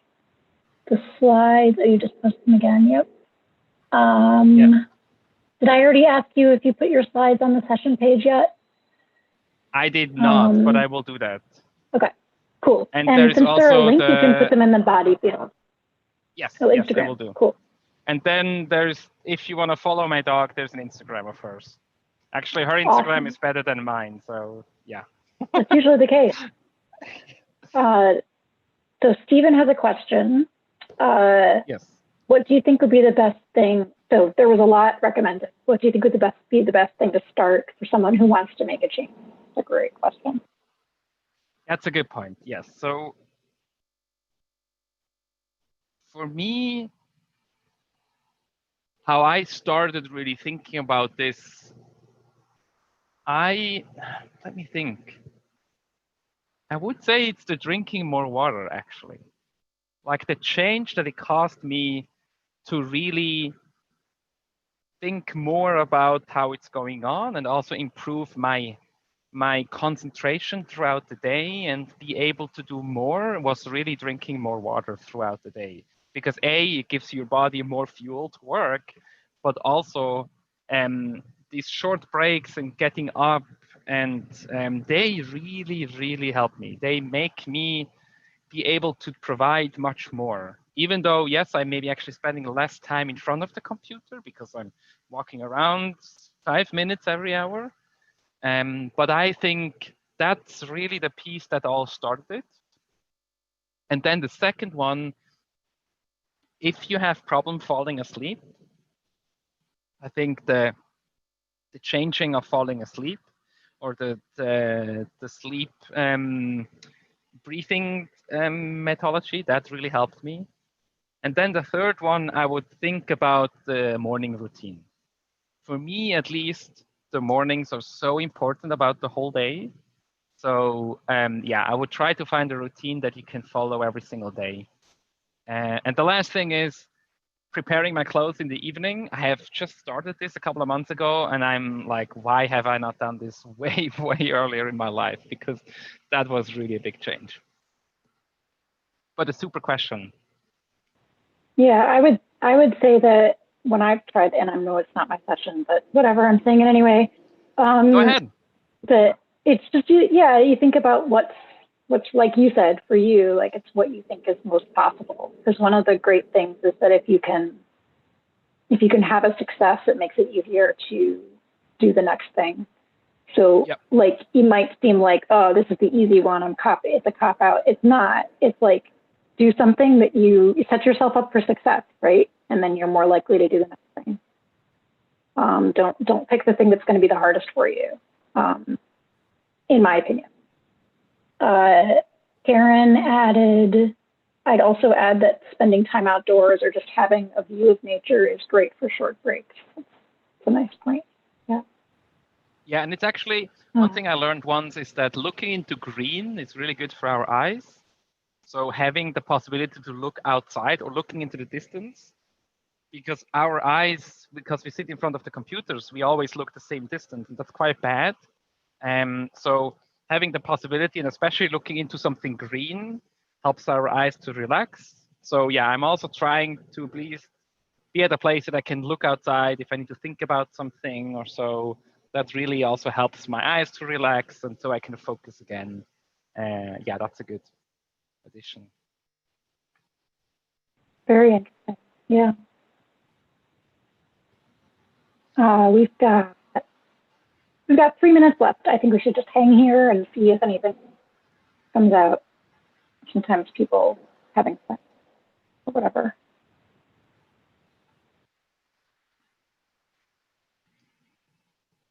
What kind of dog? Let me move it over here. So she is a Swiss mountain dog. As a Swiss person, I had to have a dog from Switzerland, of course. She's quite a big dog, so she's like 110 pounds. It's like having a child. She's quite clever, but yeah, it's a lot of fun, and it definitely changed. I'm not suggesting anybody to have a dog, but it helps me sometimes, especially remote work. It helps me and my girlfriend, as we don't have any children, to be responsible of something else. Sometimes that really helps. It definitely makes a bit your life harder because you need to always think about where does the dog go, what does the dog do. But I think overall it definitely enriched our lives a lot. And another thing I can also suggest is if you're not sure, just foster a dog from a shelter. It's a non-commitment, so you can just have a dog for a couple of weeks and decide if you maybe want one or not. So yes. Yeah, Alison, that's the question usually, like, did the dog go out or not? Always. So. My whole life revolved around that. Yeah, when we had a dog. I've always wondered about Swiss mountain dog versus has the dog pooped? When was the last time I pooped? Yep, Stephen, well put. Bernese mountain dog versus Swiss mountain dog. Do you know enough about them to tell me the differences? Yes, yeah, a lot. So there is actually, let me see if I find the image. There is a really good image of all four of them. Yeah.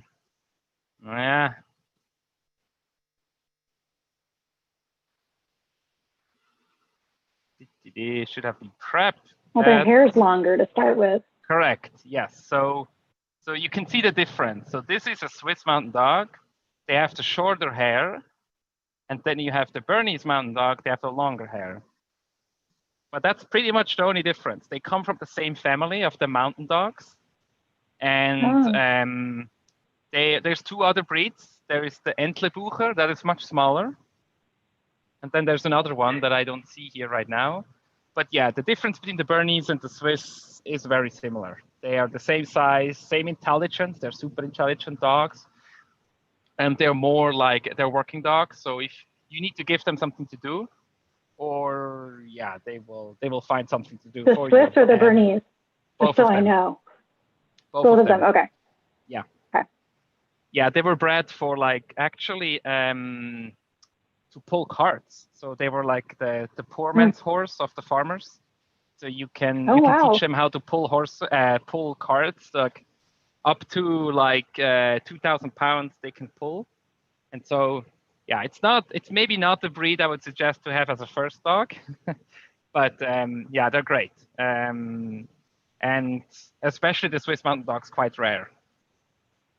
Well, they seem so, yeah. So we are at time. Thank you very much, Michael, and thank you everyone for being here and sharing in the chat. It was a really nice chat. I hope that folks will continue talking. That's the Slack channel. Thank you.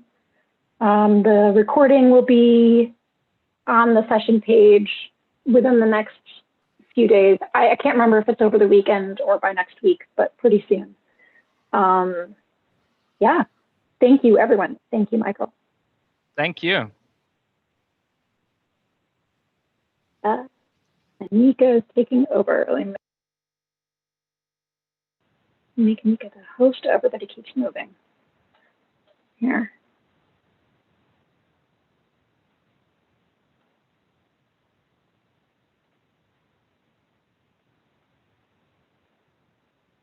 Nope, not Steven. Shoot.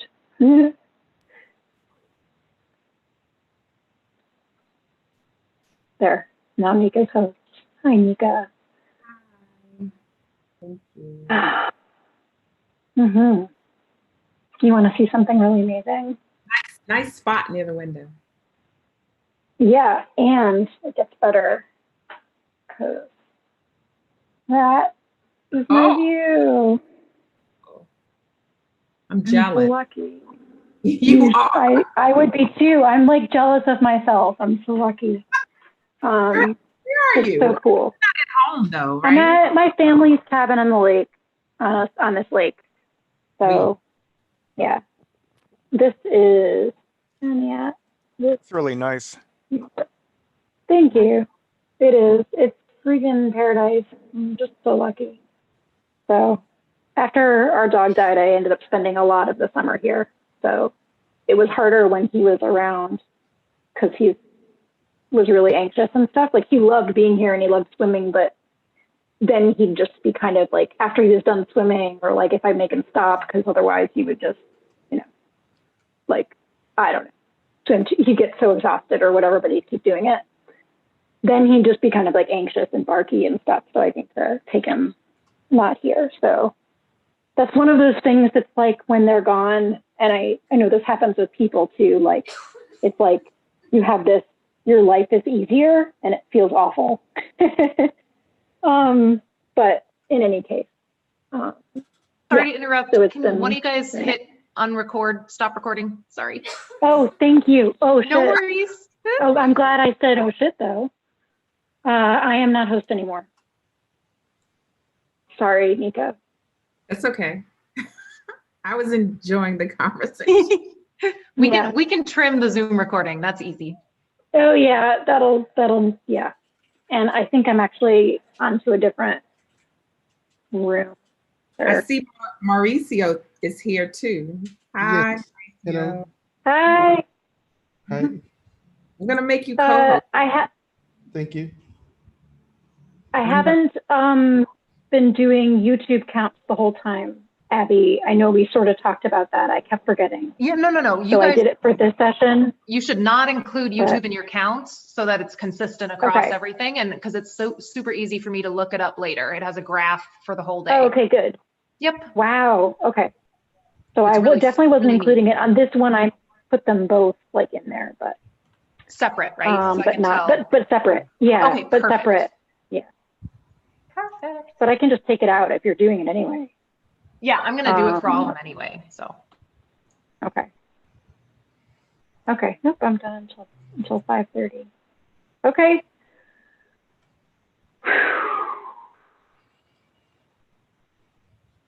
Man.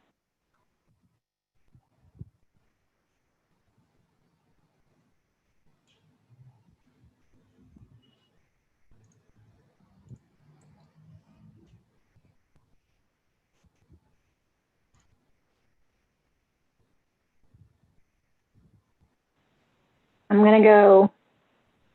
All right. Gotta yeah. See you later. I don't know if this is a session I'm coming to, but yeah, it is. First I need to just leave and then I'll come back if I can. Sorry? No. You said yes, it is.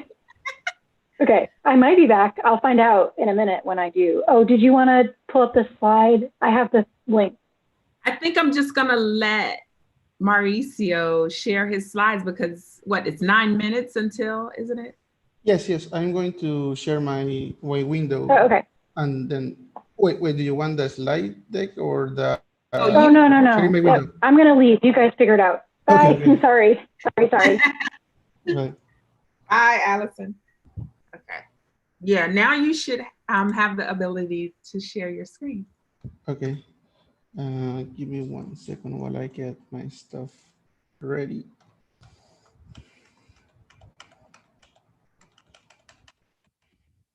So just to double check, you will be letting me know around the 30 or 35 minutes mark for Q&A, right? I sure will. Thank you very much.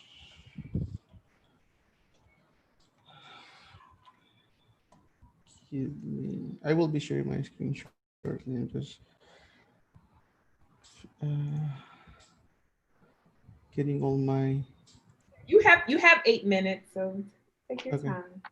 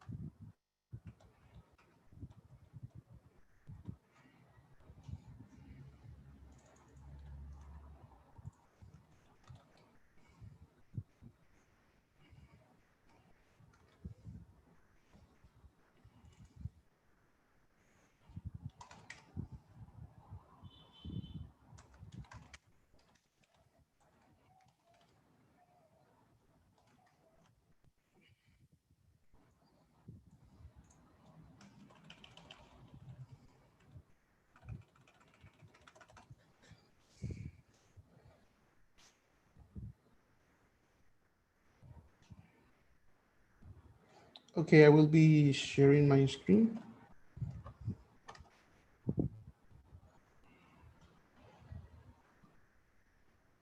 And good afternoon, everyone. So if you have comments or questions, just leave them in the chat and we'll address those.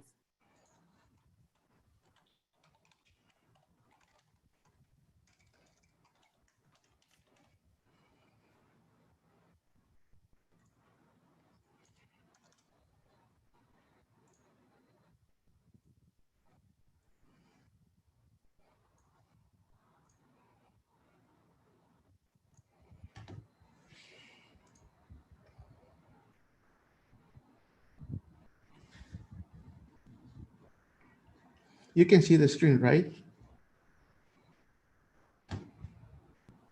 Check. Let me see. Yes, I see your command, your bash command line. Is the font big enough? Is it possible to read it? I can. How about everybody else? Are you good with the size of his command line? Looks good to me. Cool. Thank you. Okay, I think we're going to be started shortly. You are going to give me the heads up, right? Or should I just stop at the 30-minute mark?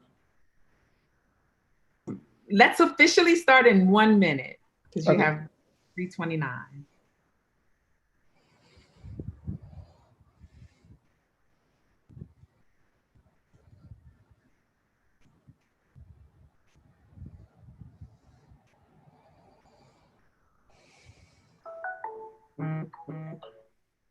Okay, I think you're good to go to begin.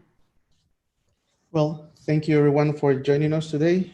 This is Drupal Migrations for Non-Coders at Drupal GovCon 2020 / Drupal Baltimore. My name is Mauricio Dinarte. My pronouns are he, him, and I go by Dinarte on the internet. That's my Twitter handle and my Drupal.org username as well.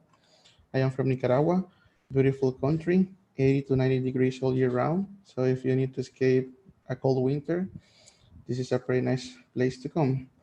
And we do have a lot of nature and wild activities like watching a lava lake in real life. So if you come here, that is something that you will see in person, or you can go to that website to see a digital tour of how it would look like. I collaborate with Agaric. We are a distributed company based in Boston, but we are all over the place. And just a note, in addition to being a development shop and a consultancy, we also provide trainings. So in October, we're going to have full-day trainings about React, Drupal migrations, upgrades, and site building. So I invite you to check it out. I am also very passionate about teaching. So last year, I started this documentation project to talk about Drupal. And for the last couple of months, specifically about Drupal migrations. And I usually write in English, Spanish, and French. So if you speak any of those languages, by all means, pay us a visit. For today's presentation, we're going to be seeing some examples of running Drupal migrations from scratch. And last year, I wrote a series of articles, like 31 articles, that will teach you from the very basic, like from nothing to understanding a lot of the different concepts of the API itself.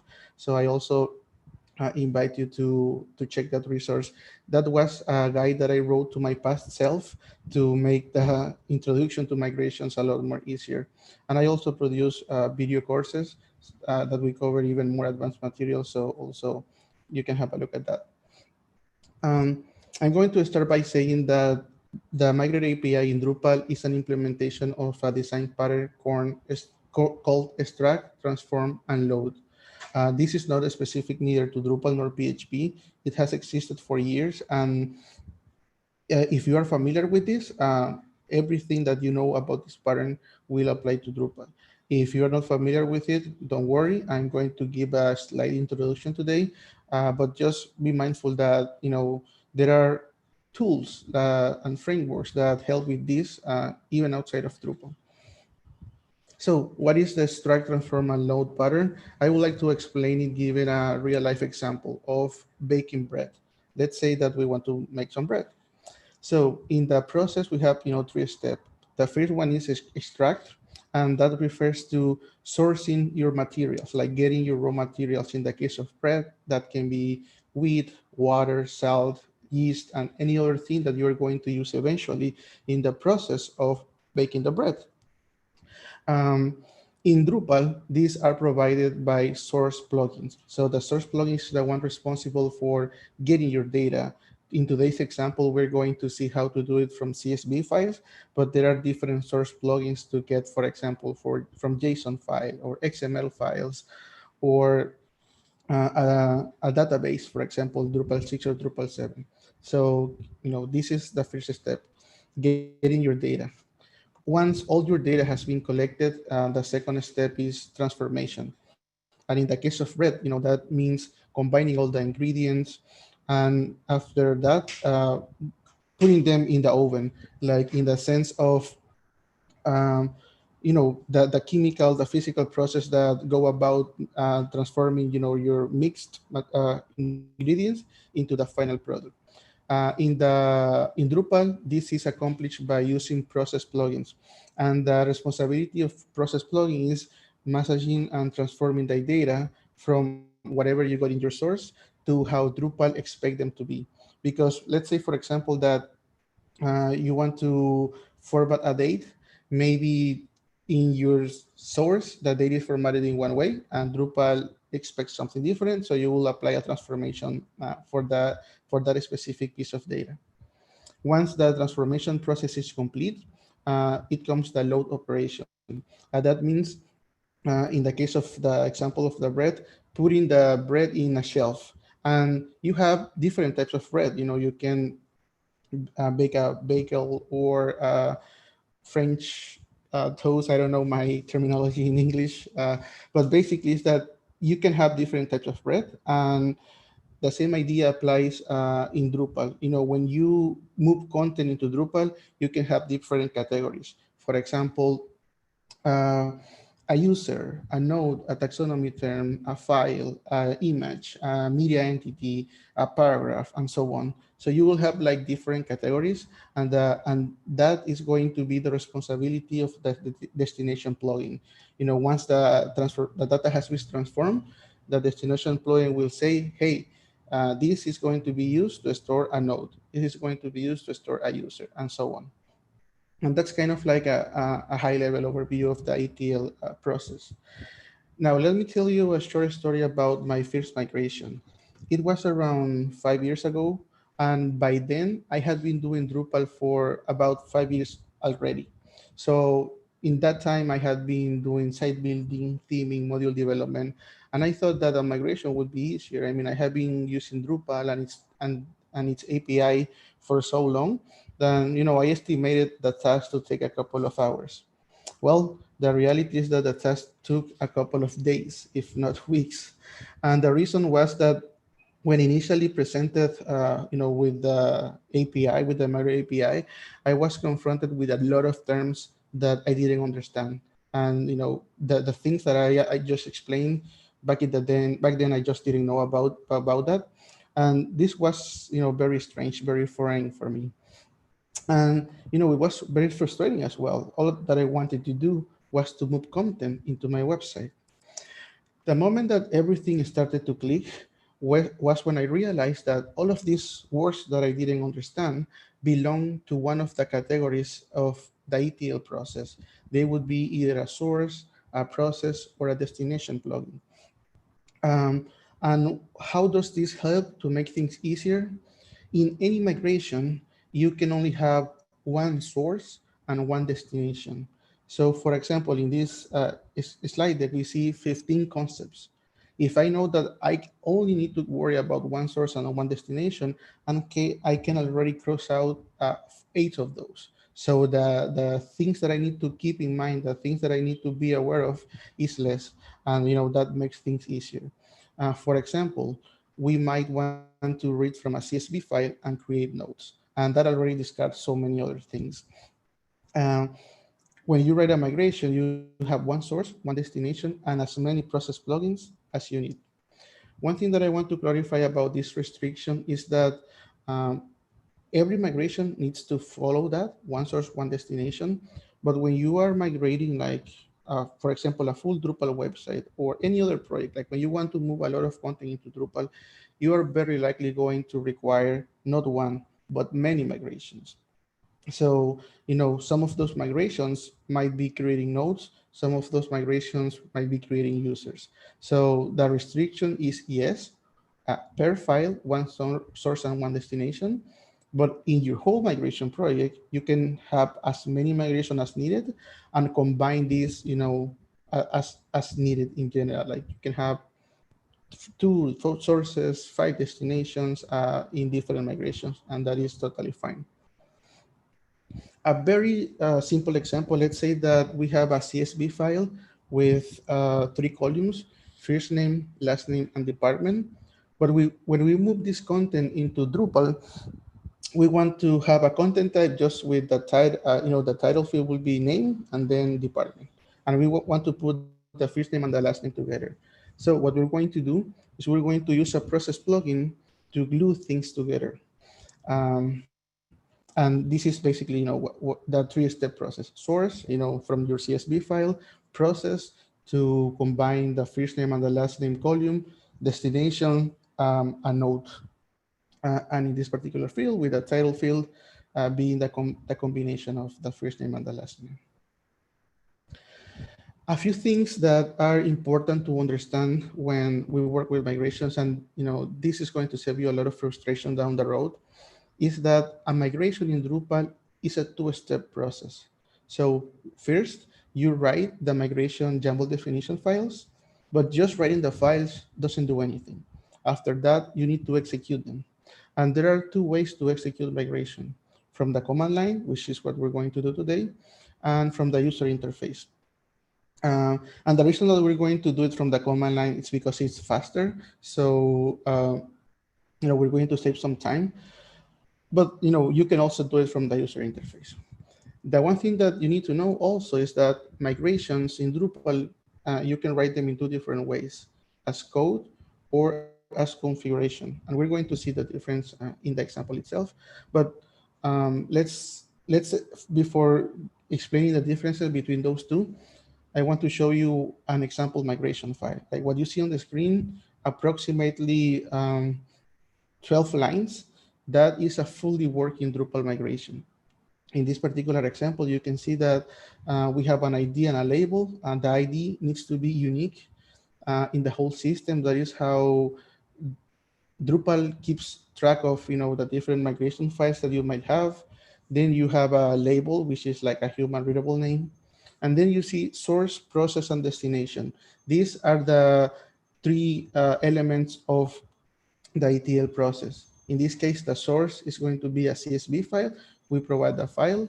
The destination is going to be a node of type UD stuff. And the process, what we're doing is to the title of my node, I am going to assign the value of the first name column that appears in my CSV.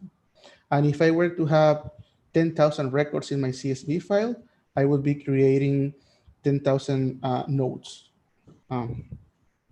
Now, I mentioned that we have this migration defined as code and migration defined as configuration. So what is the difference between these 2? First, when you have a migration defined as code, that is something that will work out of the box with Drupal core. You don't need any contributed module for this type of migrations to work. Second, they will go, the files themselves, the migration files will go in a migrations folder in your custom module.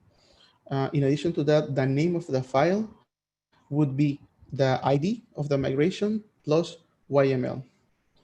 If you make any change to that migration, you need to reveal the cache for Drupal to detect the changes.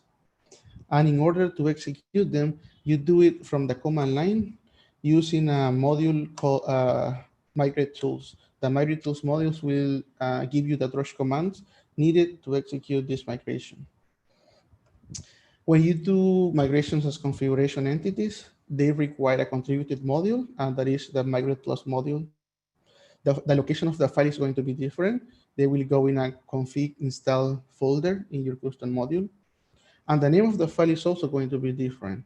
It's going to be migrate_plus dot migration dot the ID of the migration itself dot YML. So the format is a little bit different. Now, because these are my configuration entities, if you make any change to the file, what you need to do is sync your configuration again. So keep that in mind. You can use Drush, you can use the user interface, you can use any other measure, like there are some custom modules that can help you with that. But the idea is that you need to interact with the configuration management system in Drupal to detect any change that you make to those files. And these type of migrations can be run both from the command line or from the user interface. The Migrate Tools modules gives you a user interface where you can go and click and execute the migrations. As you might see, there are many URLs in the presentation. That those are links to articles with more information about these topics. And I am also going to share the slides, so you will have access to all of these for reference. And right before jumping into the example, I want to give some general tips about writing migrations. First is that try to start from an existing working example. It is easier if you can find on the internet something that does more or less what you need. You copy that example, you execute it to verify that it works as it is supposed to.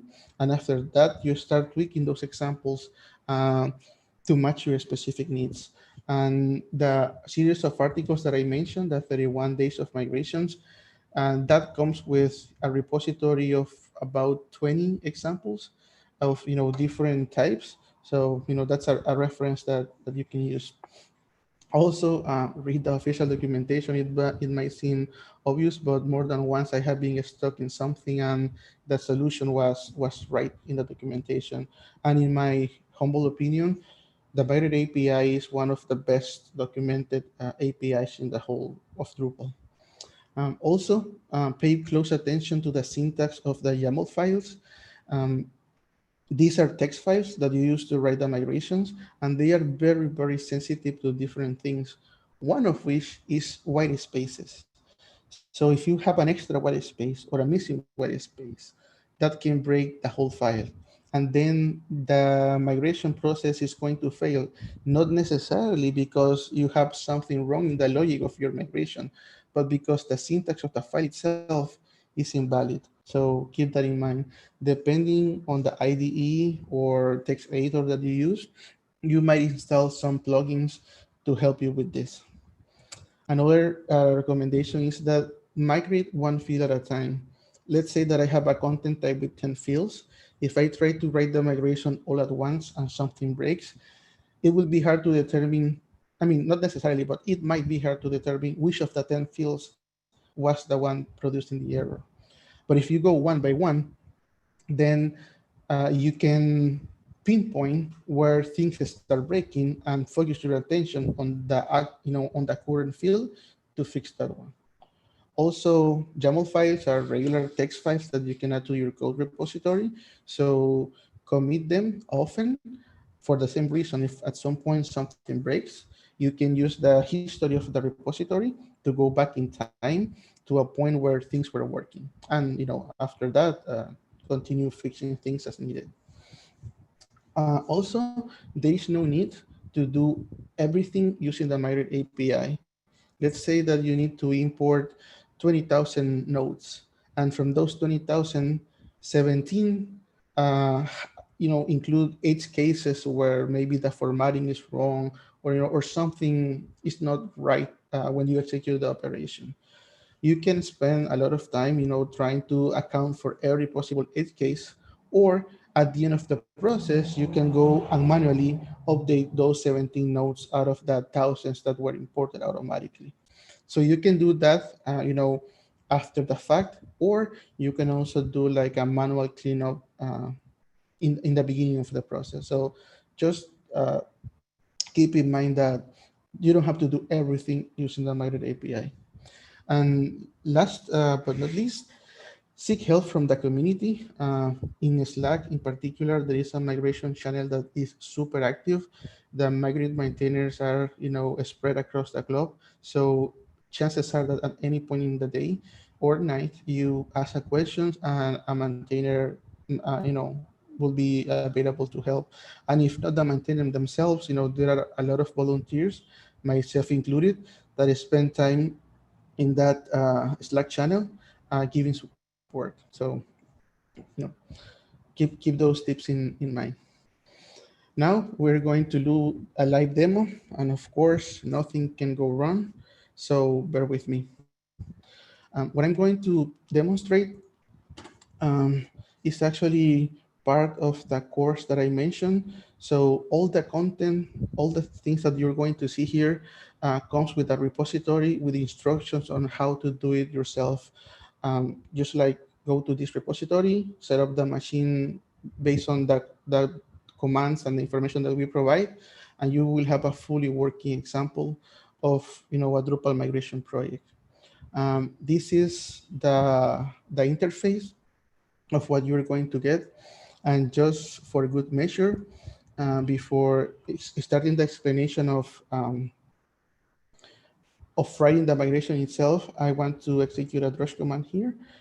Again, like I try to make things as self-documenting as possible. So when you install the module and things are working, you get in the interface the command or the different places that you should go to execute the migration. So in this case, I'm going to do it from the command line, again, to save some time, but you can also do it from the interface. They tell you like, go to, click this URL, and this is the interface for running things from the admin screen. But just to have a sense of what we're going to be talking today, this is an example that goes over migrating images, paragraph, address fields, dates, links, rich text documents, and so on. Due to time limitations, it will not be possible to explain everything, but we're going to see, the basics, the foundation to get you started. And after the fact, you can refer to the repository and, execute the migrations yourselves and study how everything works. Again, like after the migrations are run, you also get instructions on how to roll them back. The rollback operation means remove what was imported previously. And you go to step 1. So as you can see, try to be as self-documented as possible, so you can follow along on your own. Now, I'm going to be using VS Code today, and the reason is because the YML plugin is really good. So there is a free YML plugin that you can install. I think it is created by and maintained by Red Hat. So it's going to give a lot of information, and we're going to see how it gives us warning when we do things incorrectly. Just as a reference, this is a standard Drupal installation, and we have our custom module, in this case called UD staff. We have a folder called migrations, and in this folder we have 3 files. We're going to follow our own recommendation. These are the final versions of the files, and we're going to start by finding something that works and modifying it. So in this particular case, I'm going to copy the node migration and like in the same directory, and then just rename it. In this case, I'm going to say _init at the very end. And in this file, I am going to remove as much as possible to get the bare minimum for for things to work. First, I need to rename the ID, otherwise there will be a conflict between the two, between the original file and this one. For the label, it's not really necessary, but just for good measure, I'm going to change the name as well to append init at the end. And then I don't need migration tags. I don't need source constants. For the process section, I'm just going to leave it like this. I'm going to explain what this means in a moment. The destination can be left as is, and I don't need migration dependencies. So this is what we saw in the screenshot before, 11 lines of code, and this is already a fully working migration. Before explaining what the file itself does, I want to point out that it is super important to understand your source of the data and your destination. In this case, we're saying that we're going to be reading from a CSV file. So what is the structure of that CSV file? For that, I'm going to switch back to to GitHub because it has a very nice way to view CSV files. And it is this one. So basically, this is what we get. Different columns, staff ID, first name, last name, and so on. And this is the data that we're going to eventually use for our migration. Now, what are we doing here? We are using a plugin called CSV. This is provided by a contributed module. So you need a contributed module called migrate source CSV to be able to use this. After that, you are asked for the path. And this path is relative to the Drupal installation. So from the Drupal root, go to modules, custom, UD staff sources, and UD staff.csv. So that file is actually locally in my local file system. After that, what do we want to create? We want to create nodes. And the way that you do it is using a plugin called entity:node. And the default bundle refers to the machine name of the content type. So if you're not familiar what a machine name is, I'm going to go to the website, go into structure, content types. One thing to note, I am using the quick start command that comes with Drupal core, and sometimes the server freezes. So what you have to do is pause it and refresh it. You know, if you're using that, this is not likely to happen, but in my case, the server crashed and I had to restart it. So in this case, I'm going to click Manage Fields. And from Manage Fields for this particular content type, I'm going to click Edit. And this is the machine name. So UD_staff, this is the value that we see in the configuration here. And just as a general reminder or recommendation, every time that you work with the Migrate API, you're going to be using machine names. So keep that in mind. After that, we have covered the source and the destination. Then we need to do the mapping. So what we're saying in the process section is that particular mapping. So on the left, you have your destination. On the right, you have your source. So what this means is the destination is a node. So the title of the node should be assigned whatever is stored in the first name column of my CSV file. And as you can see, if we switch to GitHub again, there is a column called first name. One thing that I skip while explaining the source is that we need to define an ID's properties with a list of the different columns. It can be one or it can be a combination of many columns that uniquely identify each record in my CSV file. Why? Because the Migrate API keeps an internal record of everything that has been imported. And among other things, this is used in the rollback operation. You saw that when I executed rollback, everything was deleted automatically. So that is one of the reasons why we need to specify this ID property. And in our particular case, you know, the values here are unique for each record. If I didn't have this, for example, I could define the combination of the first name and the last name as my key. It is important to have your capitalization right, like uppercase and lowercase letters. And if for some reason the name of the column has a white space, like this one, you need to put them around quotes. So that's something to keep in mind.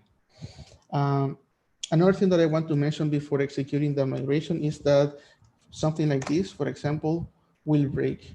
And what did I do? I removed the white space after the colon in the key. And as you can see, the IDE is already giving me some warnings, some wiggly lines to say something is not correct. And this is the plugin that I mentioned before doing its work, alerting me that something is not right. So that is an invalid migration. If I put a space, that is a valid migration. If I were to, for example, all of these elements to put them here, that is an invalid migration. This is a valid migration. So you need to be mindful not only about white spaces, but also about indentation levels. And this comes with practice and experience. So the first few times you might not get it right.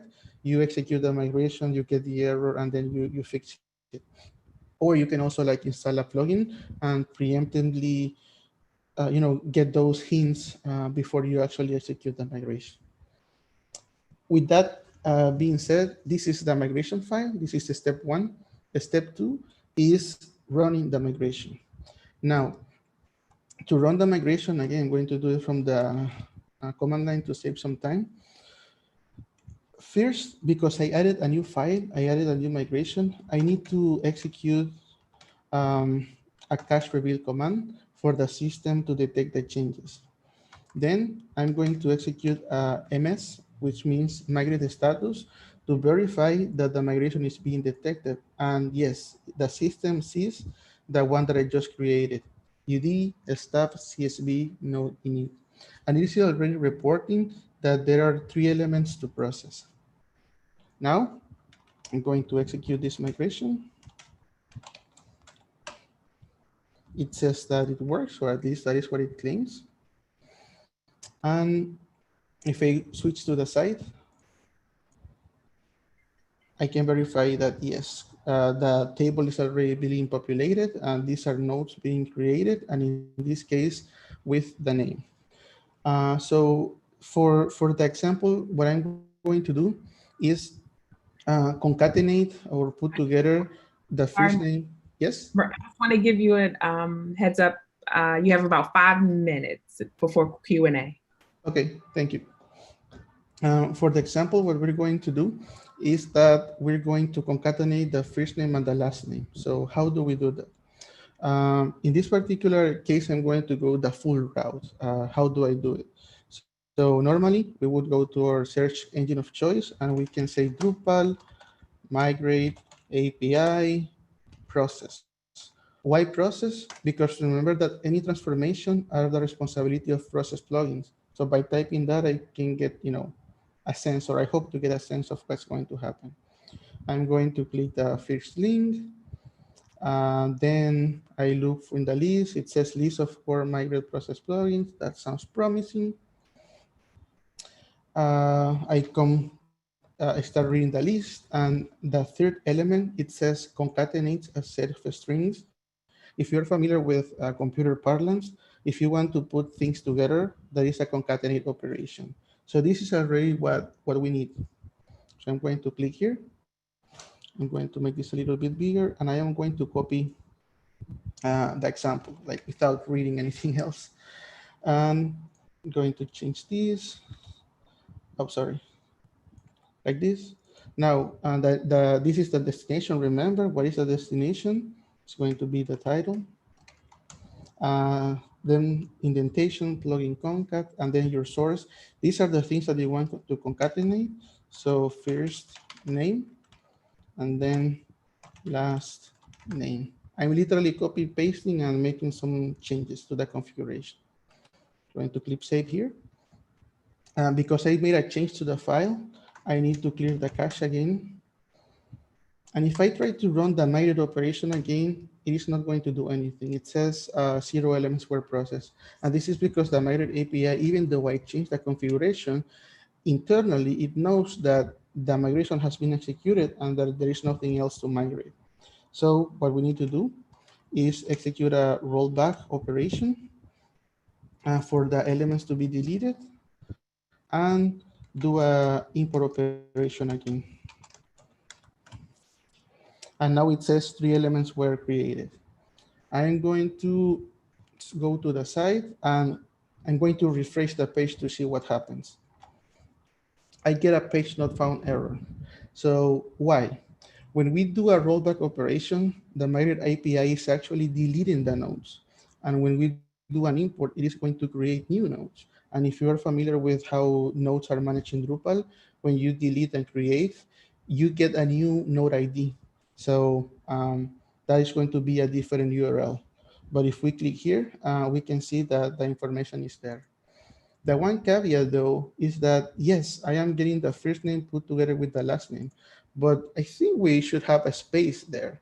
I guess we were too quick and we didn't follow the recommendation of actually reading the whole documentation, not just the first part. So if I scroll down a little bit more, I see that there is another configuration option for the plugin called delimiter that allows to set what is going to go in between the elements to put together.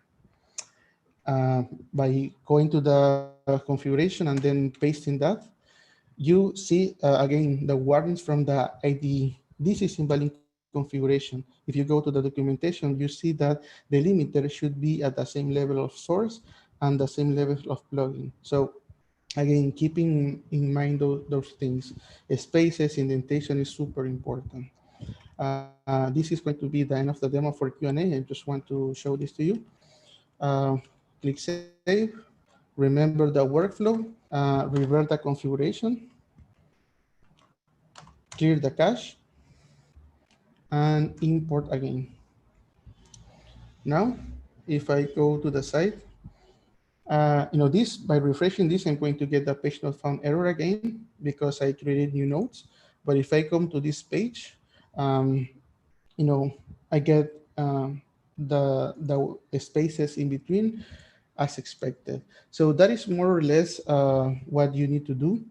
One last thing that I want to mention is that if we go to the full example, we're going to see more things. Like, for example, if you want to migrate a rich text value field, a new concept is introduced. These are called subfields. So in addition to specifying what you want to migrate, you also have like sub properties to put it like that. So in a rich text field, the value subkey is going to store the text, and then the format subkey is going to store the format, be it basic HTML, full HTML, plain text, and so forth. These are called subfields. And the last things in terms of syntax, if you have a multi-value field, you can specify like this, field name, delta, and subfield, and this is how you can migrate multi-value fields. But I want to open it up for questions. And even if you have, something that you would like to know in general about the API, this is a good moment to ask. Okay, so I'm going to go through some of the comments that are in the chat. So the first one was by Rob D. When going from Drupal 8 to Drupal 9, do you need to migrate, or is it just an upgrade? And Benji answered D8 to D9 is an upgrade. Yes, you don't need to go through. There's no need to use the migrate API to go from 8 to 9. If you are familiar with minor version updates, like going from 8.7 to 8.8 to 8.9, that is the process that you're going to do for Drupal 9. The migrate API is going to be useful when you need to come from Drupal 6 or from Drupal 7. But starting from Drupal 8 and now moving forward, even major versions are going to be way, way more easier to execute, just like an update operation, not an upgrade. Okay, and the next comment is from Benji. One estimate is that it is only 2 times as hard as a minor upgrade, like 8.7 to 8.8. Before Drupal 8, the migrate API was a contrib module, and it was already the best documented part of Drupal. The next question from Jeff Frazier, is it still possible to start a Drush background migration from the UI, like after uploading a CSV file? This was possible in Drupal 7, but I have not found resources for this in Drupal 8 or 9. Thanks. Okay, so let me show something. This is the website that I mentioned, and this is the 31 Days of Migration series, one of the article number 30 is a collection of a lot of migration related commands. And one of them is, let me show you. This one, in the migration runner sections, there is the migrate source UI module. This one allows you to configure a migration and then have a user interface where you can, upload a CSV file and execute the migration as you configure it. Like, in my example, this is my migration configuration. So the file that I upload is going to be run against this configuration. And this is a functionality that you can implement using the migrate source UI module. And you can come to this reference for a lot of other options that you have. Okay, so we have another question, I think, when we were looking at your YAML file. Why the wrapping brackets on the IDs? Okay, so the reason is because IDs is supposed to be an array. By array, I mean a list of columns, and the brackets represent array syntax. And now that this is mentioned, I want to bring something up. In YAML, there are different alternatives to sometimes write the same or represent the same. So an alternative to having brackets like this is to put things in a new line, one level of indentation, and start with a dash. So this that you see on the screen is equivalent to what I had before. So like, for example, if I want to show another example, this is an array of 2 elements. Another option to put this would be like this. So the brackets represent an array. It's just like a shorthand for an array. Okay, we have another question from Lyra Atwater. She says, pardon me, does anyone have the link to the GitHub repo for the examples? I'm going to paste it in the chat now, but the slide and all the resources I'm going to upload to the session description in a moment. But yes, I'm pasting the link now. Okay. I see. Thank you. And Benji said, little known fact, YAML is a superset of JSON. Mm-hmm. So, do we have any other questions? We have 5 more minutes.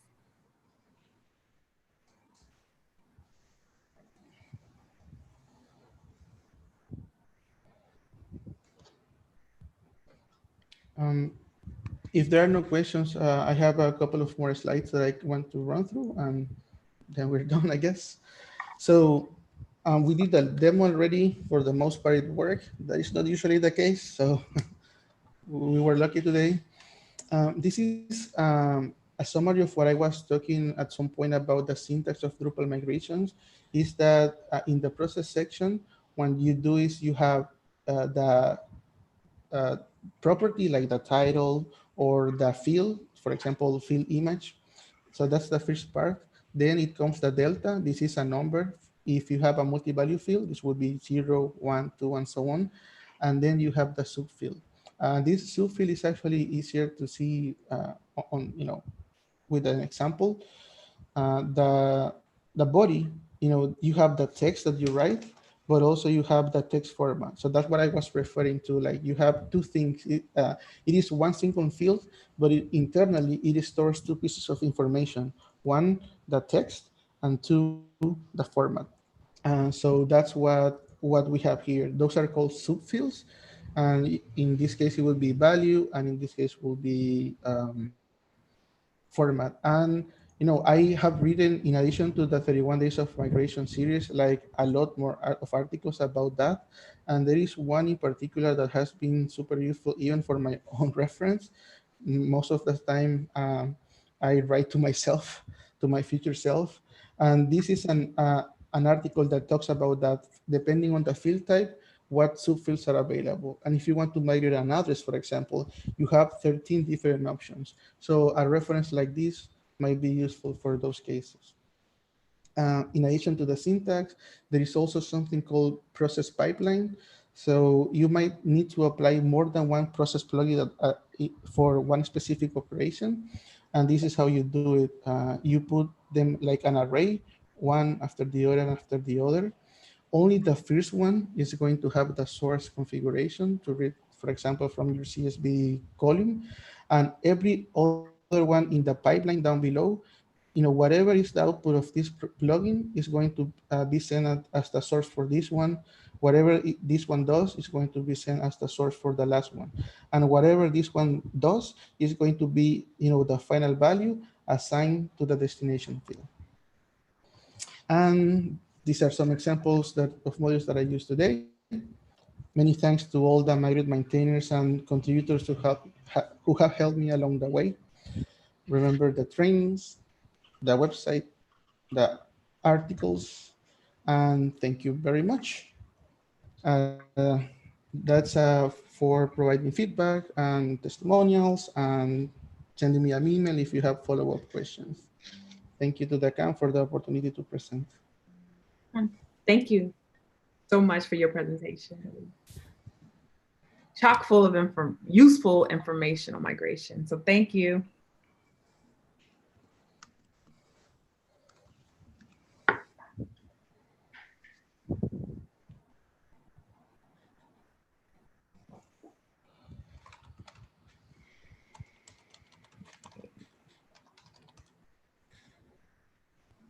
The next presentation is on improving federal agency user experience, scaling MVPs as a marathon, not a sprint. And that starts at 4:30.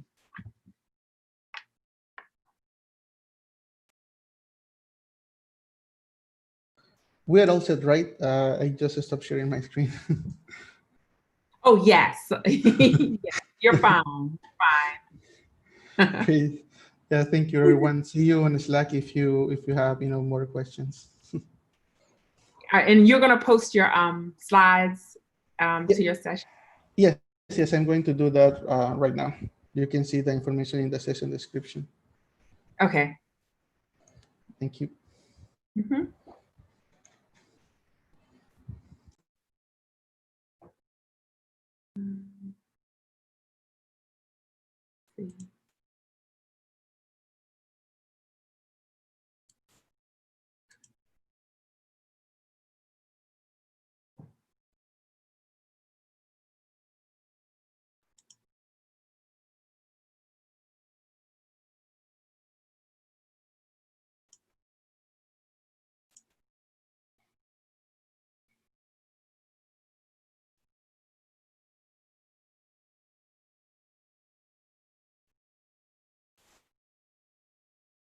Hey, Jason, you're the next presenter,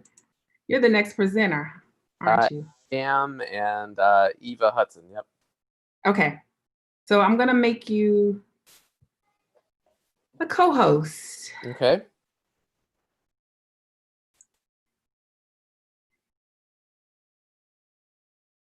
And just let me know when Eva comes in so I can. Yep. She's I think she'll be joining momentarily. She's probably trying to wrangle her dogs. Actually, she'll be presenting first, and then she's going to hand it off to me so I can just grab the screen share from her. Okay. I'm checking out your background. I'm like, yeah, yeah. I tried to. I'm looking out like I'm looking out in space. Right. I tried to set like a background, and it kept doing it like that. I was like, yeah, that's kind of cool. It is. I was like, how did he do that? No, the light's so bad in my office usually. Like, none of those backgrounds usually. That's how they work. So okay. Whatever. Okay, I'm gonna fade to the back.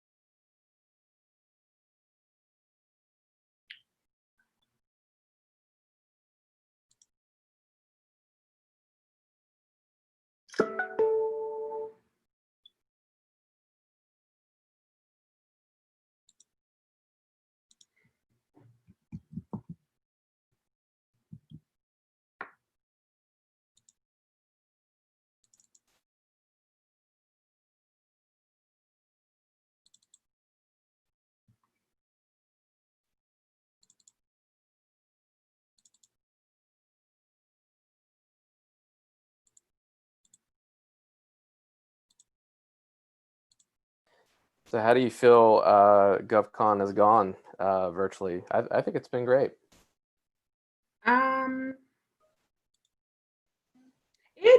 It's gone pretty well. It's a different type of hard work. It is, yeah. Navigating all of the Zoom rooms and making sure the volunteers are where they should be. I think I want to say it's almost as hard, like the preparation was almost as equally hard as in person, except minus the lunch, Yeah, and right. that part, but it seems good. What do you think? So I go every year. This is probably my 6th GovCon, and I've never been able to volunteer because I live in Central Virginia, and it's quite a drive for me to get to it. And I got 2 young kids, so I usually sprint home to help with them. And so I jumped kind of at volunteering this year, and I hosted one room all day yesterday, another one most of today, as well as speaking yesterday and today. But I've thought it was great. I mean, I've gotten to talk to a lot of people that volunteer with GovCon every year that I've never really gotten to speak to before. So it's been good. I've enjoyed it. Yeah, it's nice to talk with the folks that you meet at the conference, even though it's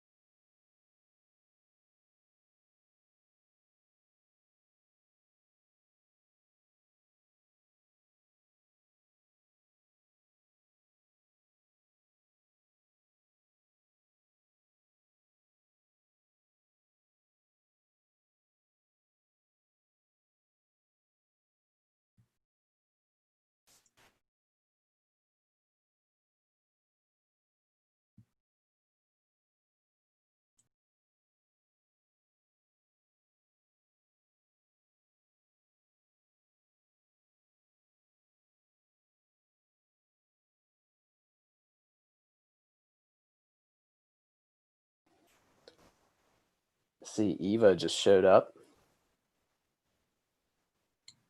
Howdy. How's it going? No, okay. Background looks a lot better than mine. But it's fake. Mine's not. Okay, let me make Eva a co-host. All right.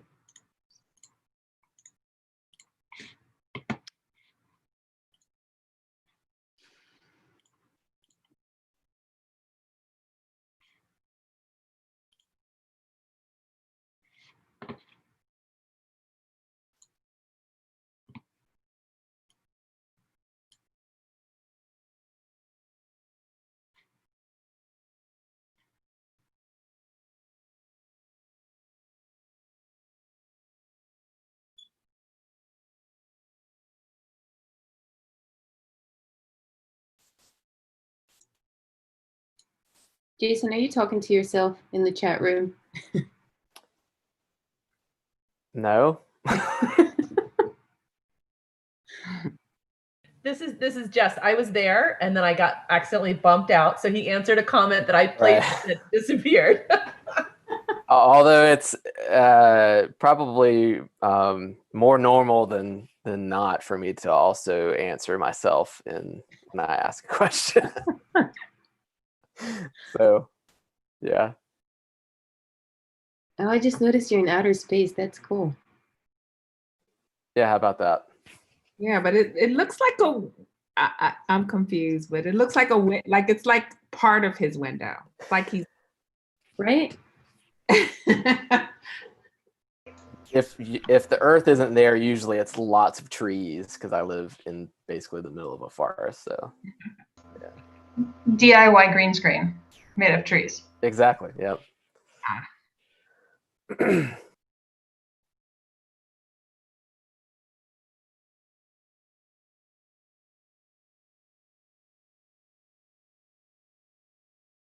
So you have 4 more minutes before your session begins. So feel free, I guess, to share your screen.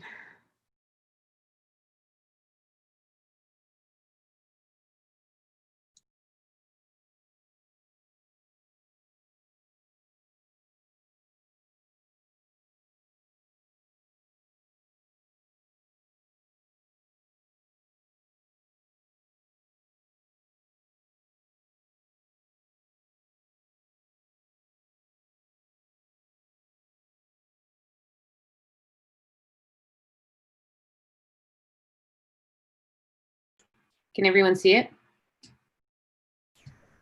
I can see it. Very good.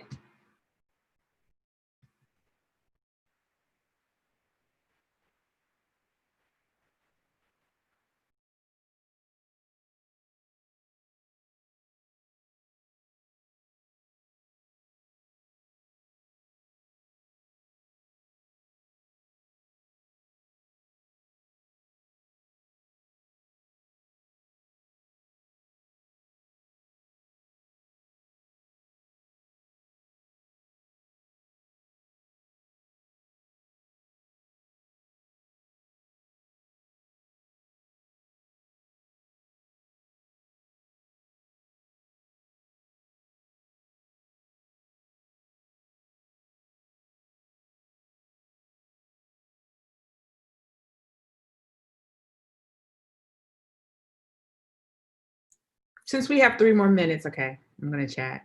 How's the work from home life going? Oh. With the kids.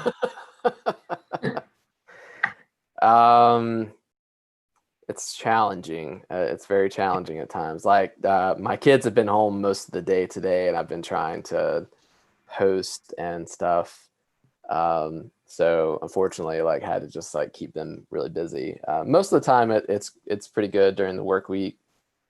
Eva's got a little one, a little one. Yeah, I have an infant, so it's been fun. I actually went on maternity leave and then never went back to the office. That's right. Yeah. Yeah. She was I didn't gone. realize I'm never going back to the office. It was odd. Yeah, we left in mid-March, and she was already gone on maternity leave, and like we haven't been back since. So Yeah. Wow. Congratulations, Eva. It's a Thank girl, you. boy. It's a boy. His name is Ian Alexander, and he's the best. And I'm very fortunate that I have my mom in the area, so she helps with childcare. Otherwise, being a new parent during COVID is a unique kind of challenge. Yeah, I can't even imagine. Yeah, without daycare. Yeah. Yeah. But we're getting used to it.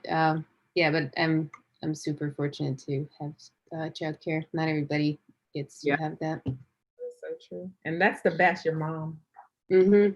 Yep. But currently we have 2 border collies in the house, so apologies ahead of time if they start barking. I can't control that. Yeah. Hey, it's COVID. Yeah. That's how we roll now. Yeah. It is what it is. And I think we have 1 more minute, and then I guess you can start. It's 4:29. Yeah.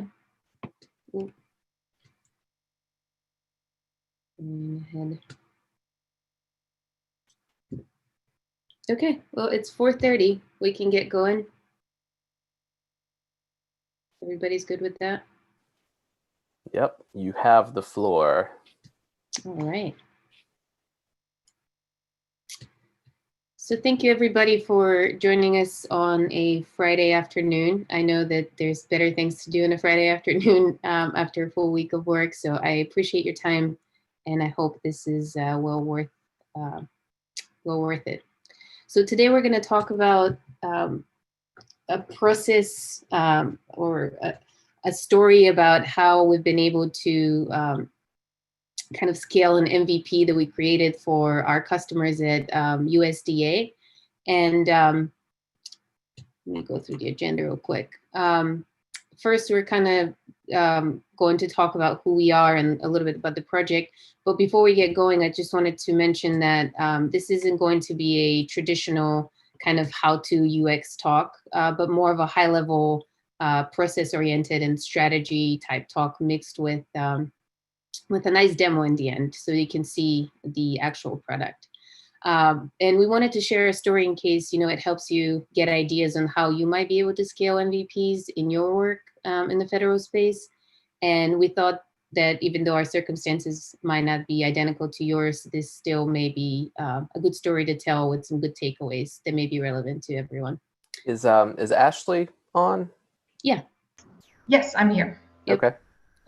Yeah, so with that, I wanted to give Ashley Miller, our former product owner, the opportunity to introduce the project and what we'll be talking about.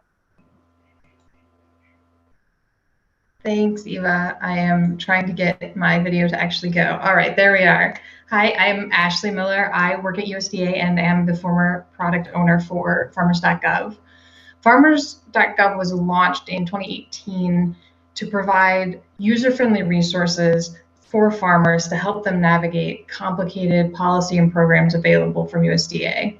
One of the digital stepper tools, the disaster assistance tool, took over 2 years to go from being a minimally viable product to the fully functional feature that's on the website now. Through prioritization, planning sessions, and careful user experience considerations, the disaster assistance tool has become one of the most used tools on farmers.gov and has set a standard for stepper tools at USDA. Really needs no introduction, but I'd like to introduce Eva Hutson, the principal UX architect, and Jason Glisson, the former lead Drupal developer, to explain the process of how we got this tool to where it is today. Thank you, Ashley. We really appreciate your partnership and your willingness to be here today with us.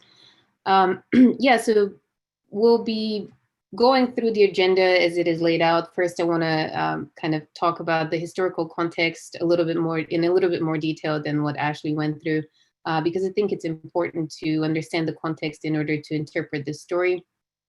Then we'll go into some details about the inception of the project and the MVP, or the minimum viable product, and the process of scaling it. And then we should be good. And then, of course, demo it afterwards. I'm gonna quickly do introductions since I feel like 3 times is too many introductions. But I'm Eva Hutson, Principal UX Architect. I've been working with Jason on this project for the last 2+ years. We got hired on the same day to work on farmers.gov, and this has been an extremely productive and fun partnership that we're both really proud of our work. So this is very exciting that we get to present together. And Jason, you want to introduce yourself? Hi, I'm Jason. Yeah, it's been a learning experience. Eva and I have literally sat there and gone through lines of code manually and done things like taking out commas and just crazy things while we've been working on the disaster tool. But it's in like a fantastic place now, which is why we're giving this talk. So hopefully you enjoy it. Okay, quick disclaimer. This presentation is not an official endorsement of MetroStar systems by the United States Department of Agriculture. And let's go into the actual historical context. We have a lot to cover, so I'm going to sort of skip through the areas that Ashley already mentioned to make best use of our time. So the project is a high visibility project on the President's management agenda. It is led by Secretary Perdue, who had the vision to create the best customer service in the federal government. He's invested in efficiencies in customer service, one of which being a digital service that enhances the in-person experience of American producers when they go into their actual service centers. And in order to deliver on this vision, USDA has created a digital platform comprised of two main parts. The first part is a Drupal unauthenticated site, which is what we'll be talking about today. And the second part is a Salesforce authenticated environment, or also known as the transactional portal, where producers can do business in a safe, authenticated environment with USDA.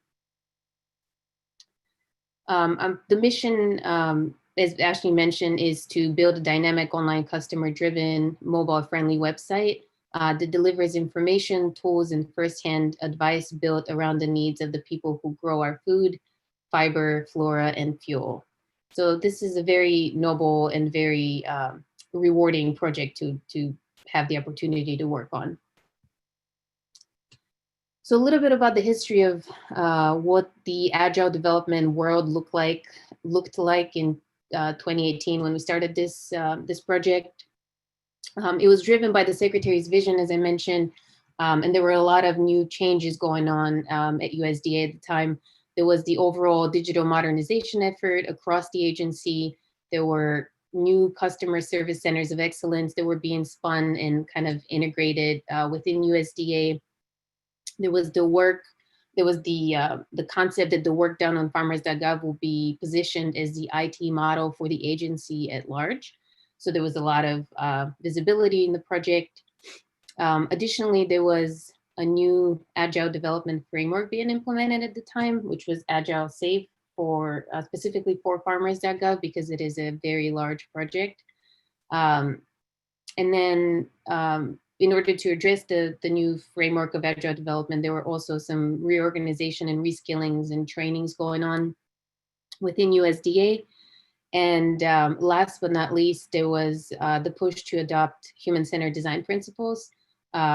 So with that, all of this going on, you can imagine that people who worked at USDA or with USDA had a lot going on and a lot of new and exciting things.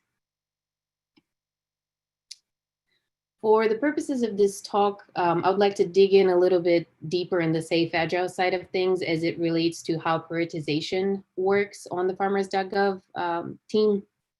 So in order to kind of make the case to enhance an existing MVP, that work has to be prioritized next to pressing new work and addressing new policies or new timely issues that the agency is working on.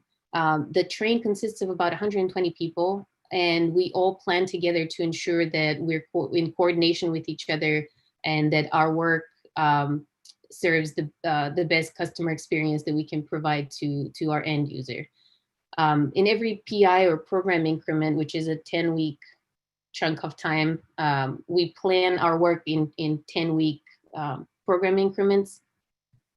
And in that planning, we also have to plan for ad hoc requests, or essentially plan for things we don't fully understand while we're planning, because, for example, nobody can predict things like disaster events and how they may impact producers. So we can't plan for what may happen because that's just not possible. But we do have to prioritize things with that in mind. So time boxing and building an iteration of an existing MVP and allocating those resources is a logistically very complicated process for our product owners and our business owners. And that plays a role in the timeline of scaling MVPs. So let's talk a little bit about what actually the MVP looked like. First, I want to kind of define how MetroStar thinks about an MVP and how we've kind of socialized the idea of an MVP. I'm sure you've seen versions of this graph on the internet. There's 100 of them, but this is our flavor of it. So every feature that we put out, we want it to not just be something functional, but we want it to be also usable and engaging, or like a small version of a larger feature, but that has like components that we want to test, because the purpose of the MVP is to test an idea, and we want to do that with more than just functionality. So that means we paid attention to UI, content, usability, in addition to functionality. So the idea for the tool came from pain points that were collected before my team started. Our product owner at the time shared detailed personas with us that described the needs and circumstances of our audience. The data was collected across the country, so it was representative. And while reviewing that data, it was clear to us that there were some pain points around being able to quickly orient yourself once you're in the context of needing disaster assistance, because again, disasters strike and nobody can plan for that. So under pressure and under stress, people need to be able to navigate the complicated environment that is, federal policy. So we had also input from USDA employees who are part of the producer community themselves, who supported the idea and promoted the idea of creating the tool. So the initial concept was to develop an easy to use mobile friendly stepper tool that guides the producers through the process of finding a program that matches their needs. The full product vision was to build reusable code that can be editable through Drupal so that it could stay up to date with fast moving policy, as well as share the code with other agencies or other internal to USDA groups that may want to reuse it for their needs. And to create the MVP, we had 2 months. And as a new team on a new contract, we were aiming to create something that is not just functional, but also a mix of usable and engaging. And we wanted to create something that's simple enough, but not too simple. So we wanted to be very careful about interpreting the policy well enough in a short timeline. So we first started by defining our use cases and our scenarios of when people will need to use this tool to find disaster assistance information. I know this is really tiny, but just wanted to showcase that we had to build in so we read through all the policies around 10 different disaster assistance programs, and we sort of carefully inventoried and documented everything we were learning about those policies and what kind of qualifying events and commodities are there for each of the 10 programs. And then we were still building our subject matter expertise at the time. So as I said, we worked closely with USDA partners to interpret the policy properly. And so we ended up with a 5-step tool that asked the users for the year when a disaster occurred, what disaster was it, what commodity did it impact, and in what county and state was the disaster. So based on this information, we were able to create a logic that matches them with a specific program. So as you can see, there's different answers here. This is a list of disasters, and this is a list of commodities. And based on how they match up, you end up with content specific to your needs. The next step was to collect detailed content and assets and create the interactive prototype, which helps us put the entire flow in context. And we also were able to quickly test it with USDA staff who are also producers, so their feedback was really relevant to us. And then at the end, we applied, the visual look and feel. Again, this is very tiny, but you get the idea. We had an actual wireframe that was interactive, and we were able to test with it. One thing we knew when we were working on the MVP is that we'll need a way to actually show the adoption rates and value of this tool in order to scale it later on, because we knew that there's a lot more we can do with this than what we were able to get done within 2 months. So because we were in the process of getting a PRA approval at the time to systematically collect user research, we weren't able to do qualitative in-depth studies. But what we were able to do is set up methods of passive data collection over time through using Google Tag Manager and Hotjar, as well as a open feedback widget, which is right here, where people can type literally whatever they want. It's just a form field that asks them to give us any feedback they may have. And we also created a binary feedback feature We got the idea from Google. Google uses this a lot on their content, which is a very simple way to assess utility. Like, was this helpful? Yes or no, in general. So we set all these evaluation strategies ahead of time in order to help us later kind of show evidence for utility and adoption of the tool, and consequently to get the time to scale it. After this, we were able to launch our MVP on production in June of 2018. While it was a fully functional on the front end side of things tool, the tool was not set up so that content creators on the USDA side can edit content or update policies or update anything that needs updating. Everything had to be a push to production, which creates a bottleneck. And also the code was not reusable or shareable, which was part of the initial vision. So next we'll go over the incremental small changes made before the major rebuild, and then kind of demo the tool. I want to go through sort of the process of how we scaled it. So after the MVP was live, we knew that not rebuilding it will eventually lead to a lot of design and technical debt, to the point where that would actually hurt the end user's experience and the utility of the tool. The tool was online and working, so in a way it was kind of our success that made it difficult to make the case for investing and improving it, because on the front end the tool was working fine, but not being able to scale it was going to be eventually a problem that we knew existed. So we kept collecting and presenting data about the tool as one of the most visited features on the website. The way we did that was by using Google Data Studio findings and recommendation reports. We have reports every PI that talk about the overall health of the website, but we also have feature-based reports that detail all the data that Google Tag Manager collects about behavior use, and generally how the tool is being adopted. We also have Google Data Studio reports from the feedback widget, the qualitative data that I mentioned.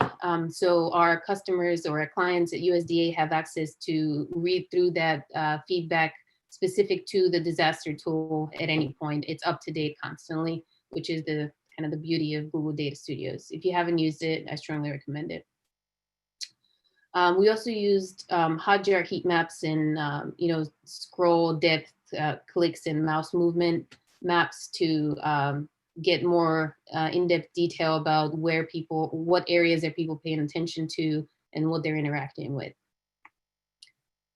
This is a quick kind of screenshot of the data that we're collecting. So on the left side, you can see the events that Google Tag Manager collects on the first input of the tool. So where people are answering the question, when did the disaster occur?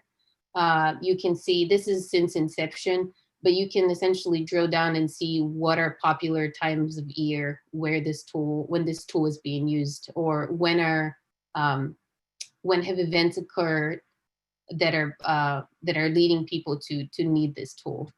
So this is just one example of an event that we're tracking, but we're tracking a lot more.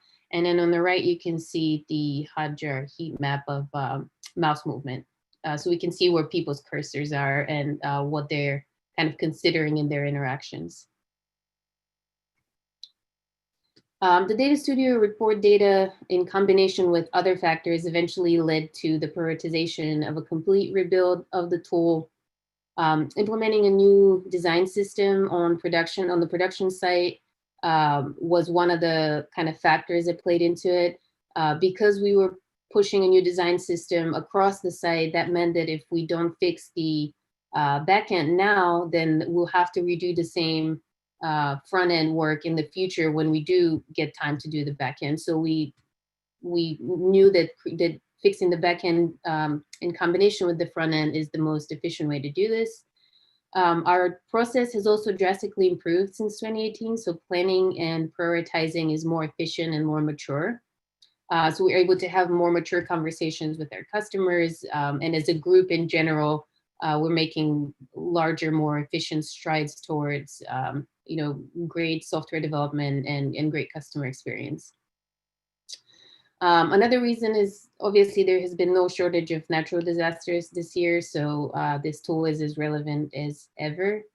Additionally, because of COVID-19, the service centers have been closed, so the in-person engagements that farmers have with USDA are no longer there.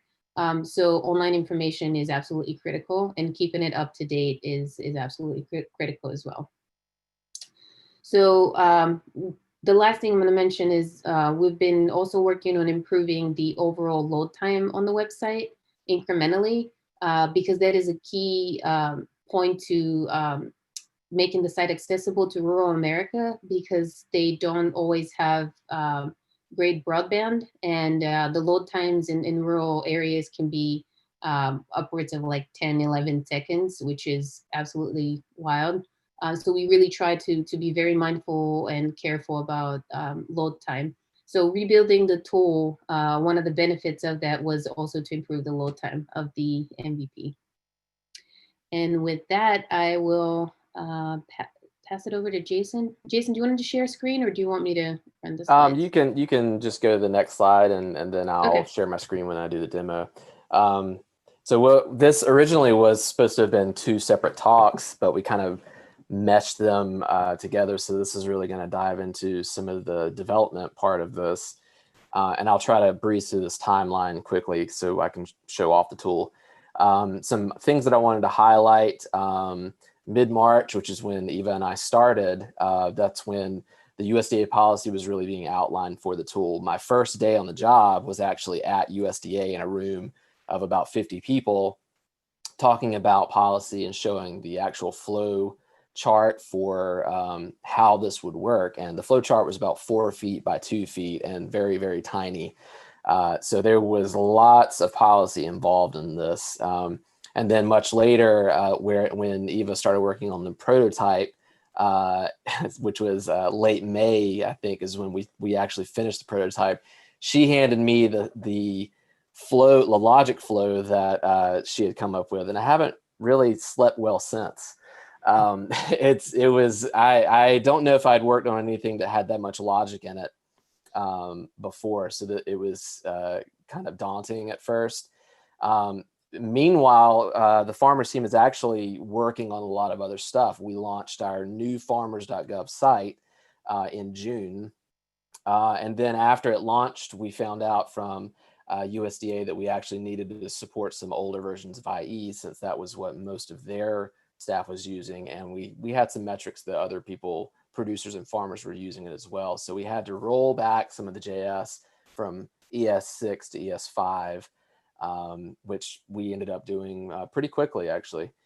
Let's see, it was about March 2019 that we started understanding, okay, most everything in the site as far as the disaster tool was hard coded in a Drupal module that we just essentially turned on. And that was really because we had no time to fully develop it, or really even think through how to develop it with the UI part of Drupal integrated into it. So it was already kind of a problem. We knew we were going to have to eventually figure out how to fix that. The last real commit of code for the old disaster tool was April 12th, 2019, where we made the year dynamic. So whatever year it is, it loads that year into the drop down automatically.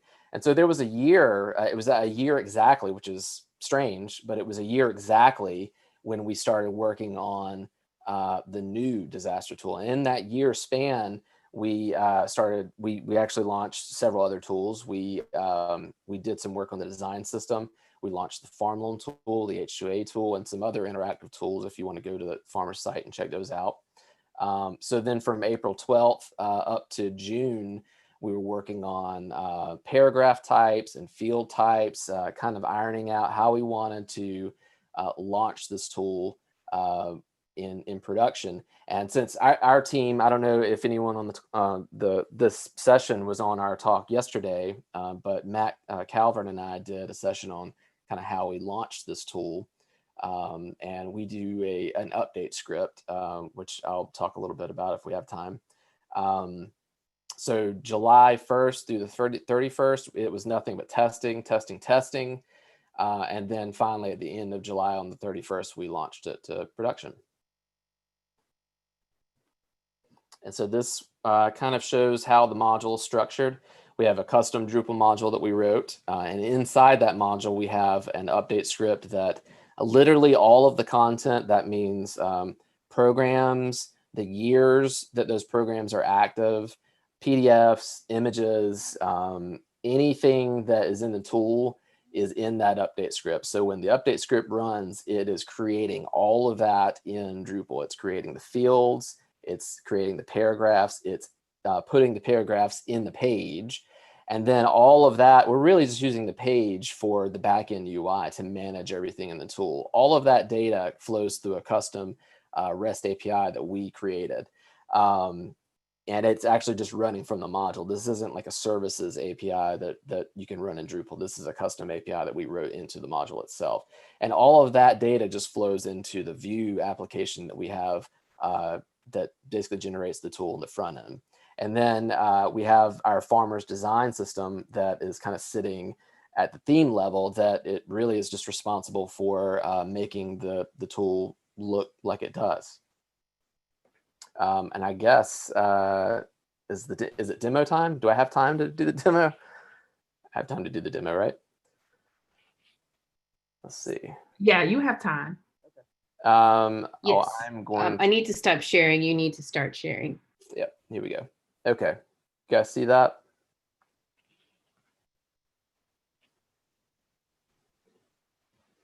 Okay. How's that? Looks good. Okay, great. So this is the new disaster tool, and it's running Vue.js on the front end. And this just launched in July. So I'm just gonna kind of breeze through this real quick, and I'll highlight some of the features.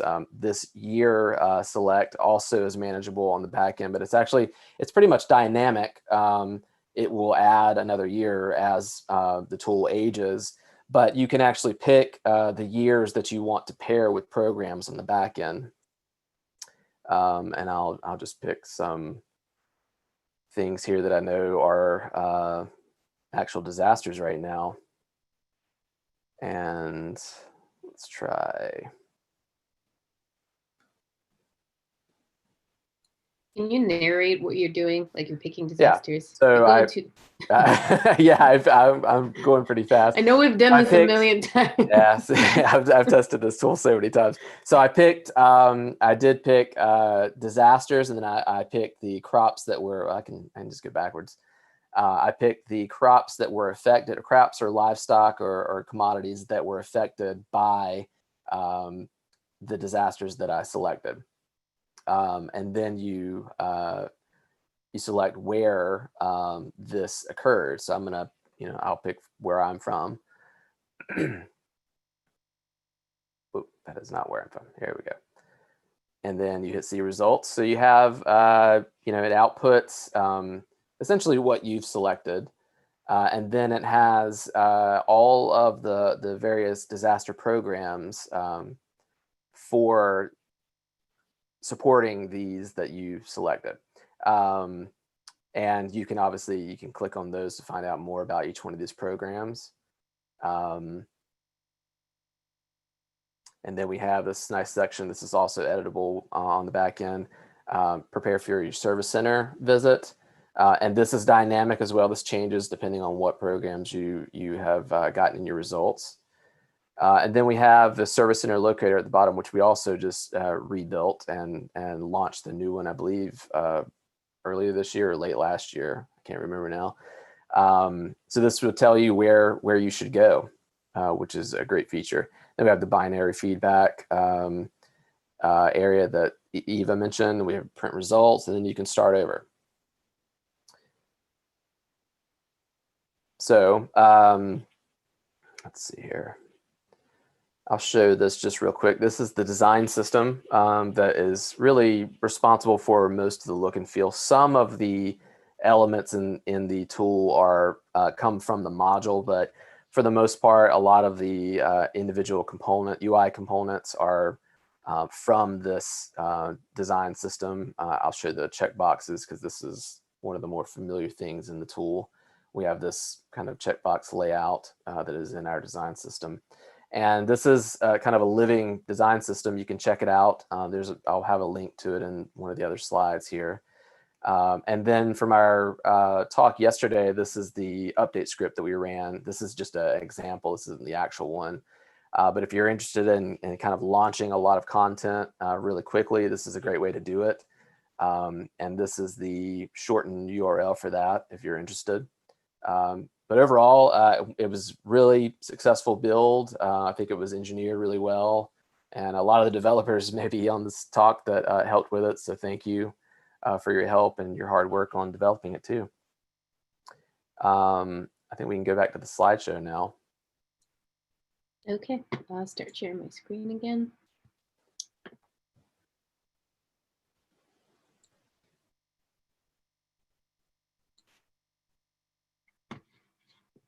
Okay. Okay. So yeah, so there's the design system URL if you're interested in looking at that. So a couple of things that I want to just highlight quickly is that everything in the tool is now editable in Drupal, which is a big accomplishment. We also tested adding new programs because there will be new programs, and I know Denise is on our session here. She was very, very instrumental in QAing this whole tool. And one thing that she wanted to make sure we were able to do is add new programs as the tool ages. It's going to need new programs, so she was able to confirm that that works, and that was a big deal because we wanted that capability. You can add disasters, crops, livestock, commodities, all that can be done in CMS. One of the bigger things that Eva mentioned was having the tool load faster. And originally this tool was just a very, very long page, and we were using JavaScript to show and hide things based on what people were selecting on screen. And that wasn't ideal. So we actually have a Vue app running this now. So we're really only loading things that we need. And that was very important for low bandwidth areas and rural areas mainly, because that's kind of, those are the people that are using the site. And so we wanted to keep that in mind. And then lastly, it's easy to update very time sensitive information. If there's a policy change, if there's copy that needs to be changed immediately, we can jump in and we can change it on the back end without having to do a code push, whereas before everything had to be changed with a code push. So that was a big accomplishment as well.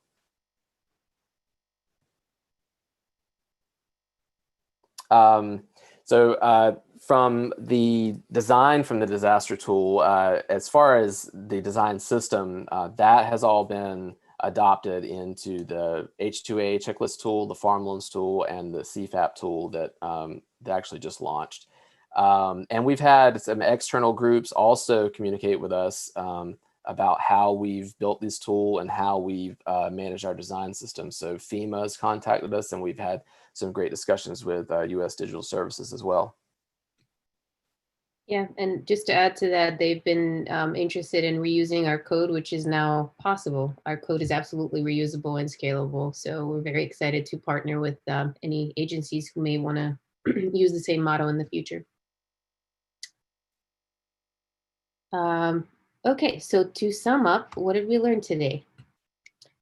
If you don't remember anything from this talk, I'm hoping that you remember some of these points on this slide. In order to be successful in any IT environment, but specifically in government, it's important to understand the organizational context in which we're working and the digital maturity of the clients that we're working with, and consider that when making recommendations.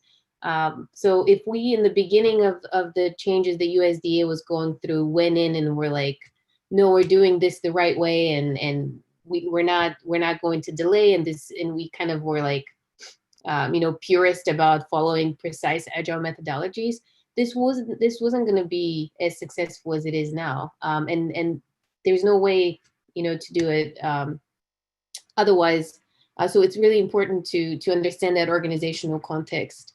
It's also important to collect behavioral data that supports your arguments for value without knowing that something is successful on an objective level.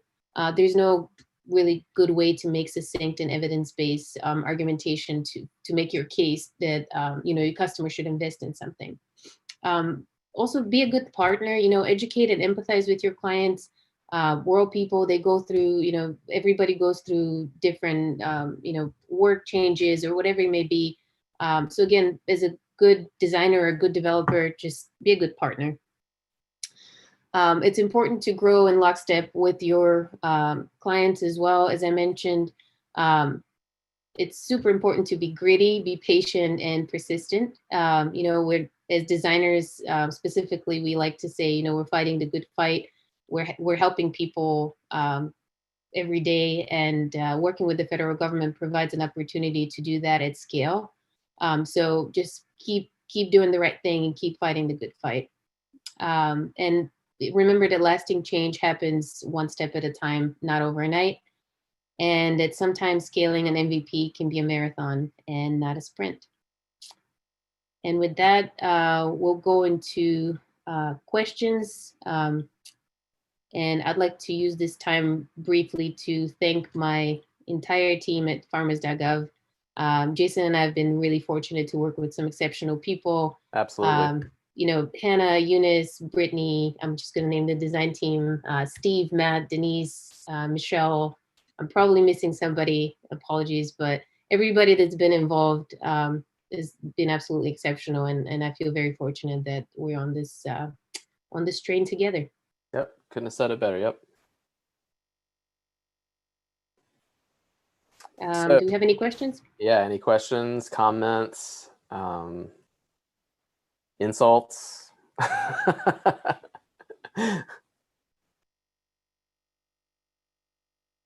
I just think it was great how you actually took into account the users who were using the website. A lot of developers don't, when you're thinking about creating a solution for clients and the technologies that they're using and their bandwidth, right, you usually don't take account of that. And I think that was smart. And actually, I took note of that. And also Google Data Studio. I was like, oh. Yeah, I've used tags and analytics, of course, but yeah, as far as the bandwidth thing, that was something that most developers, I think, we don't really think about. We all live kind of in the age of high-speed internet, but there are rural areas that still have dial-up, and some of these people have such terrible connections. They're not actually connected at all until they really need to be. So that was something that we try to be mindful of, even with the entire site, really. Awesome. Any questions?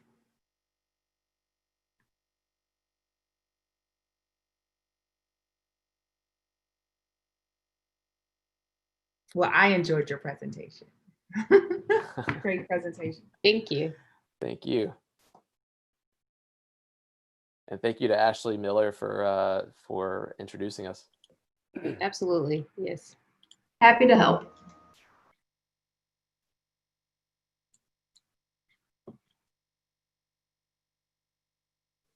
Okay. Thanks, everybody. All right. Thanks, everybody, for your time. Bye.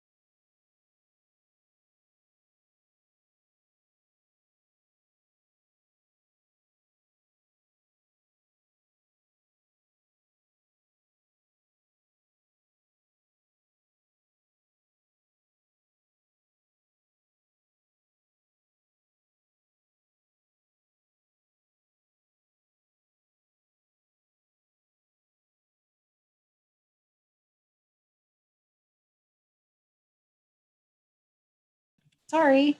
Hi.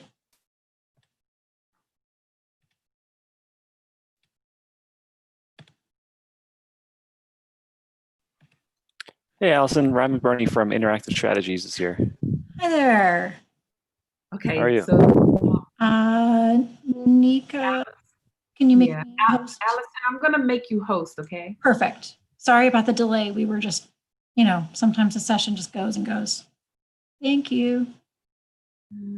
Okay, and bye. Ryan. Bye, Nika. Okay. Ryan, do you want to test your sharing and whatever else you might want to test? Yep, I'll go ahead now. Cool.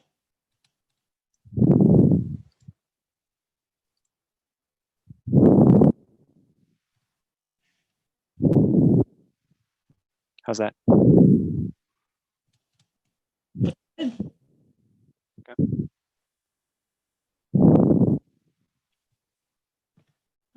I was gonna, it's funny, we have a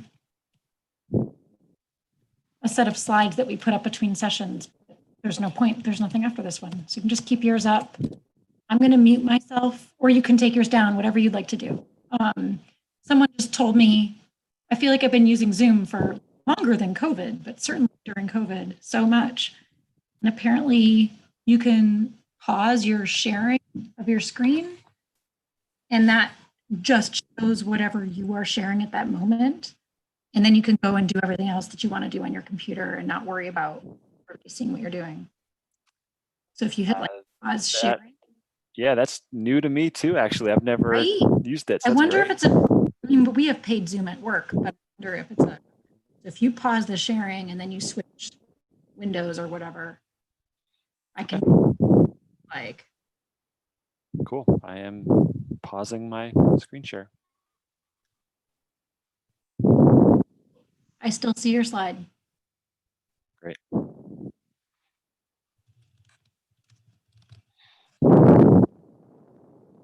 Okay, so I'm going to mute and I will be back in 2 minutes to talk, to say things to people again. I'm your room monitor, if that wasn't, sorry. Yep. I'll be back in 2 minutes.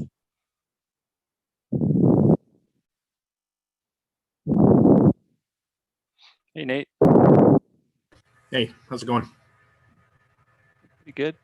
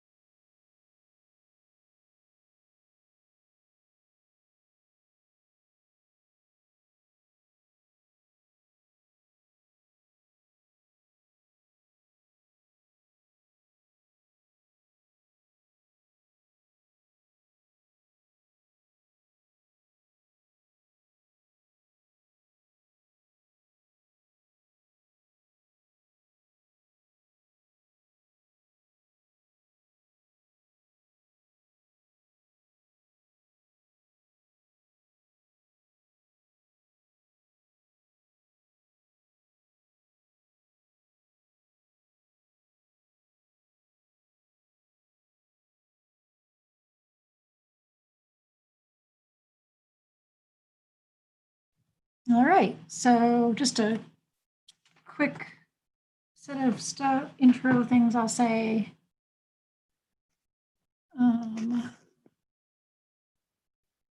Okay. Okay, thank you everyone for attending. We'll start up in about 4 minutes. Please make sure to keep your microphones muted throughout the presentation. We will take questions in the Zoom chat.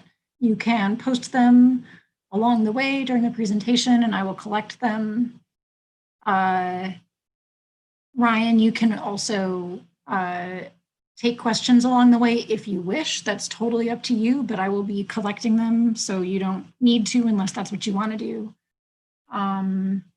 Also, we will collect questions it's the end of the conference, and I'm gonna not once have remembered to check the track before I say this sentence. The content strategy and analytics track channel on Slack.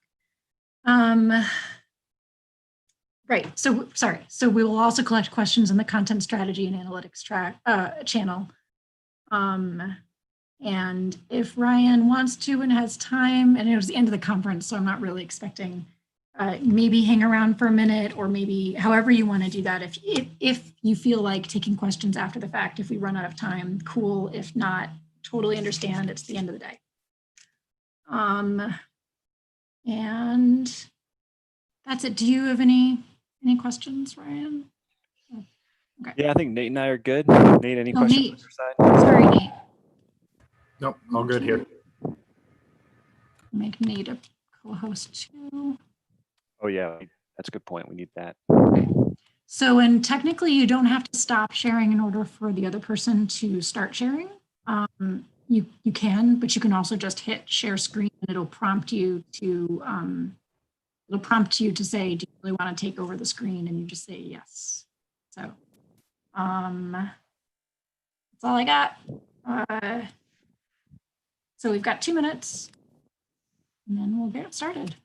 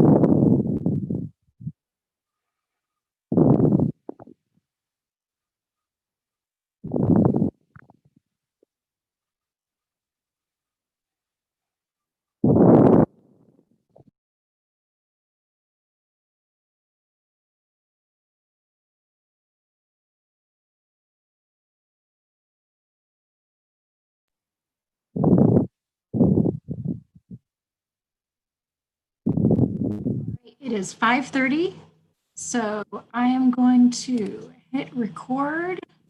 Everyone, please make sure to keep your microphones muted during the session, and I will also post messages to remind you that we'll collect questions throughout the presentation in the Zoom chat and on the Slack content strategy channel. And here we go. We are recording. Take it away. All right. Well, thanks everyone for joining us on a Friday afternoon at 5:30, and at least for me, down south in Virginia, it's raining, so just one of those days. But Nate and I are really excited to talk about some some work we've done on the structured data side and the SEO side of Drupal, in both strategy and adding to a metadata module that Nate will speak to. So hopefully you'll get some good value out of this. My name is Ryan McBurney. I'm the Director of Digital Marketing Interactive Strategies, which I'll kind of introduce ourselves a little bit more on the next slide. But Nate, do you want to quickly introduce yourself? Yeah, hi, Nate Mao, open source developer here at Interactive Strategies. Yeah, so who is Interactive Strategies? That's a great question. Maybe some of you know us, maybe not. We're a fun group. We're a good group. We're located just south of DuPont Circle in Washington, D.C.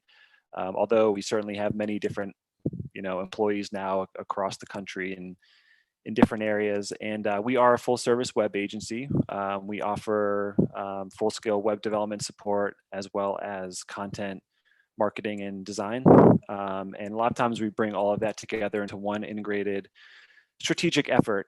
And a lot of that work is really focused on Drupal. We've had, a really good fortune of working with some great clients on some great projects to elevate our offerings, our strategic work, and in this case, even, offer something to the Drupal community as well.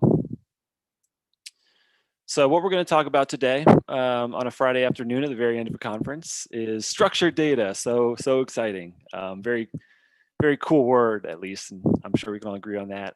So why structured data is really important to SEO these days, especially now and moving into the future. Kind of the key concepts and tactics that we see as important for any type of structured data strategy. We do have more and more clients, coming to us and interested in this type of work. It's definitely future forward for the SEO world, and of which many websites are not necessarily built for and optimized for.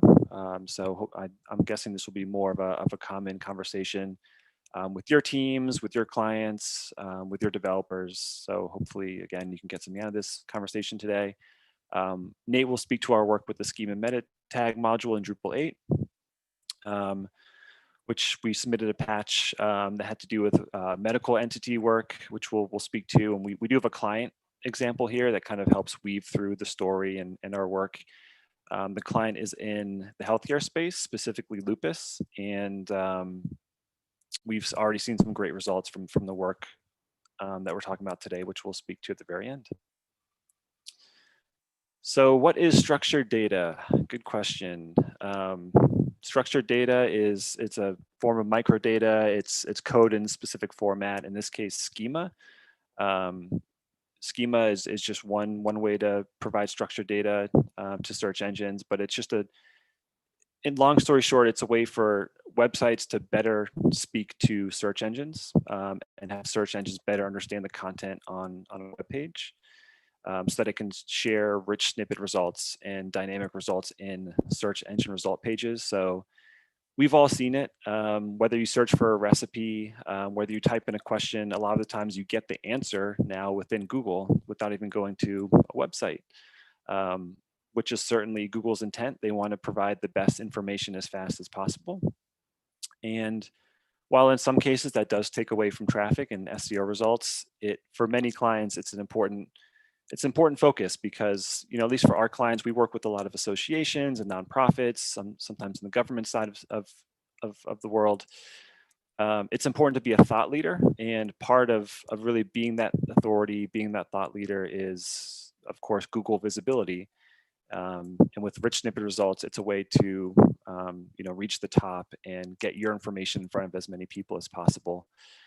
So in the health and medical world, for example, which is our example today, our goal for them is we wanted them to own the space. This client has this amazing resource library of information from doctors and experts on symptoms and lifestyle tips and, this and that can help a patient navigate some complex situations, and we want to get the best information to the people who need it, and structured data is certainly a way to do that.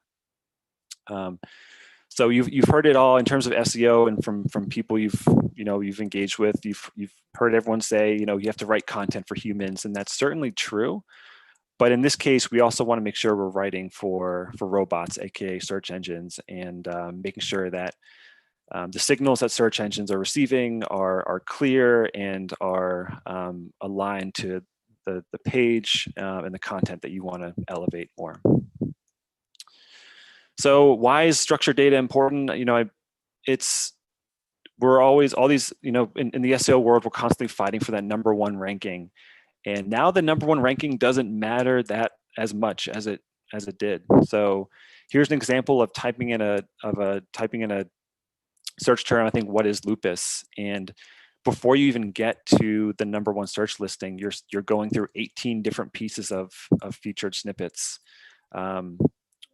Whether it's a full like rich snippet listing, whether it's questions people ask, whether it's a carousel of different types of lupus, it's almost endless just in the Google search result page. So if you can find, for your clients or your website, if you can bring this content into this space, that definitely will pay dividends for your SEO strategy and for your results. And where snippets come from, they usually come from web pages that are already in the top 5. So if you're looking to optimize your web page, if you have a similar resource library, if you have really awesome documentation, you have to first focus on getting that page into the top 5 of a search term ranking, because that's what Google is pulling from. Outside the top 5, you have a much lower chance. We're talking pretty small decimal points. So first priority is get your pages into a better ranked position. And then from there, you can really start tracking the featured snippets and making the updates on the back end. A lot of competitors for the client that we have in the lupus space, a lot of their competitors were already using structured data. For example, Mayo Clinic, they're a giant in the space. They're a giant in the SEO space. They own tons of #1 spots for health related searches, and they are very active in structured data. They were very smart to move ahead pretty quickly on getting structured data in place. So if anyone's on the call from Mayo Clinic, good job. You definitely inspired us. And also if there's anyone from Google here, please don't sunset the structured data testing tool, which is what we're looking at. Putting that into the universe, because it's been a huge help for us. But you might be in a space where your competitors are already using structured data and using to their advantage. So it's something that you want to make sure that you're aware of and you try to compete against. So how we see the tactics, so structured data is great. Of course, we want more visibility in search engines, but how do we do it? First thing is adding schema to top opportunity pages, and Nate will actually walk you all through that process from the Drupal side of what we did for our client. And so when I say top opportunity pages, I mean, again, the pages that already rank in the top 5. So pages that rank in the top 5 and bring in a good amount of search traffic and impressions and the keyword is pretty regularly used. Those are your best pages to really focus on first. With anything related to website updates and SEO, you really have to think about phasing out your work. You can't do everything at once. So it's always good to prioritize the pages that give you the most bang for your buck. Then it's helpful to also identify, this is more of a manual process, but it's helpful to identify opportunities from the people also ask section. So that's when you're in the search result page and there's the people also ask section with 4 or 5 questions. That's an accordion, and you click on a question and answer pops down below it. That's a great way to get a sense of the different pieces of information that people are looking for. And once you identify those opportunities, then you can create snippet bait, which I'll talk to in a second. So snippet bait is essentially just understanding what those opportunities are, and it doesn't take too much content. Just 40 to 60 words on an important page can do this, can accomplish the goal a lot of the time. And it's getting right to that question and answering that question as quickly, succinctly, as most valuable way possible. And once you put your website, your web page in a position where you have more of the snippet bait, where you're really, where you understand the opportunities and then the content that tackles the opportunities, then that's when you can really see some magic happening. So here's what the people also ask section looks like, in case you aren't totally aware. But it's more real estate on a Google search result page, which is a huge deal more and more these days. Another trick that you can think about too is, while paragraphs are mostly what's being pulled in from websites to these rich snippets, lists are also an opportunity where Google can identify lists if they're in H2 or H3 subheader tags. That's a people consume lists. It's a much more digestible way to consume information, so that could be a good option for what you're looking to do as well.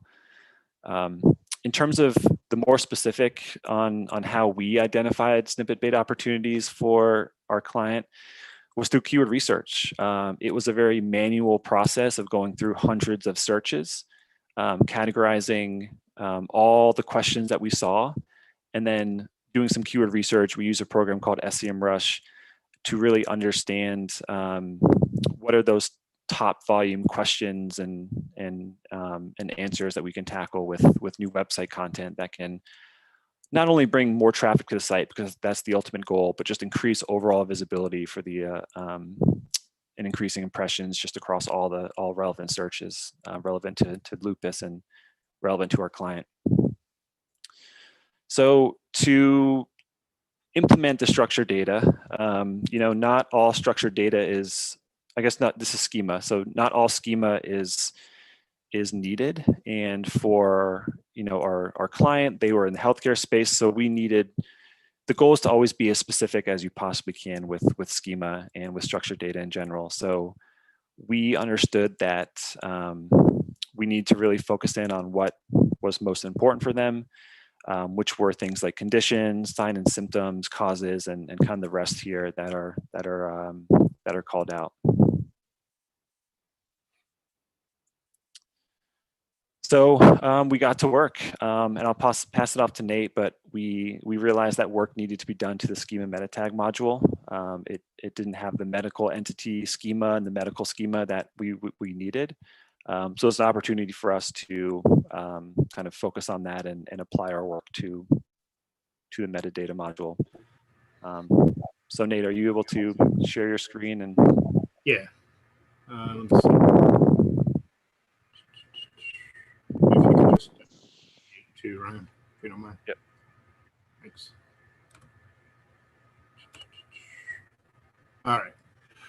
Okay, so yeah, as Ryan said, we did need to extend. First of all, if you're not familiar with the schema meta tag module, it extends the baseline meta tag module, which we're probably all familiar with. Just about every site runs it. This builds on the framework that the meta tag module extends to create these structured data snippets that we've been talking about. So when we say structured data, the format is JSON LD, which extends the RDF spec. If you're familiar with that, you'll see a module that ships with core RDF that you can still enable to enhance your results as well. So looking through the schema meta tag baseline stuff, I mean, it's got pretty generic stuff in it. You'll see article, person, event, just a handful of kind of top level things, and then some supporting objects as well.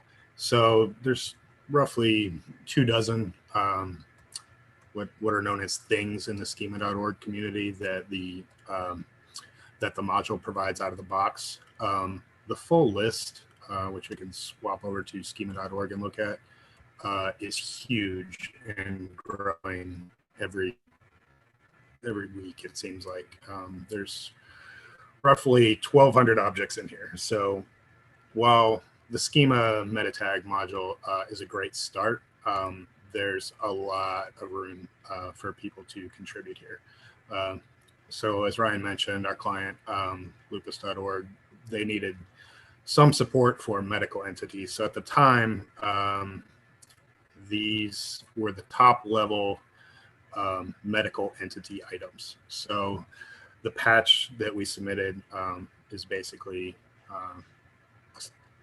a submodule with a whole bunch of submodules. So this is a pretty dense code base to work with. I had to spend quite a bit of time just basically looking at the baseline submodules and figuring out how the plugin system worked here. So it is very verbose to code against this model. So what I wound up doing actually is creating a generator. And I don't think this link made it into our presentation format, but I'm just going to paste this so everybody has it. What I'm about to show you is I just put it up on GitHub yesterday so you guys can have it. Let's see how do I get to the chat here.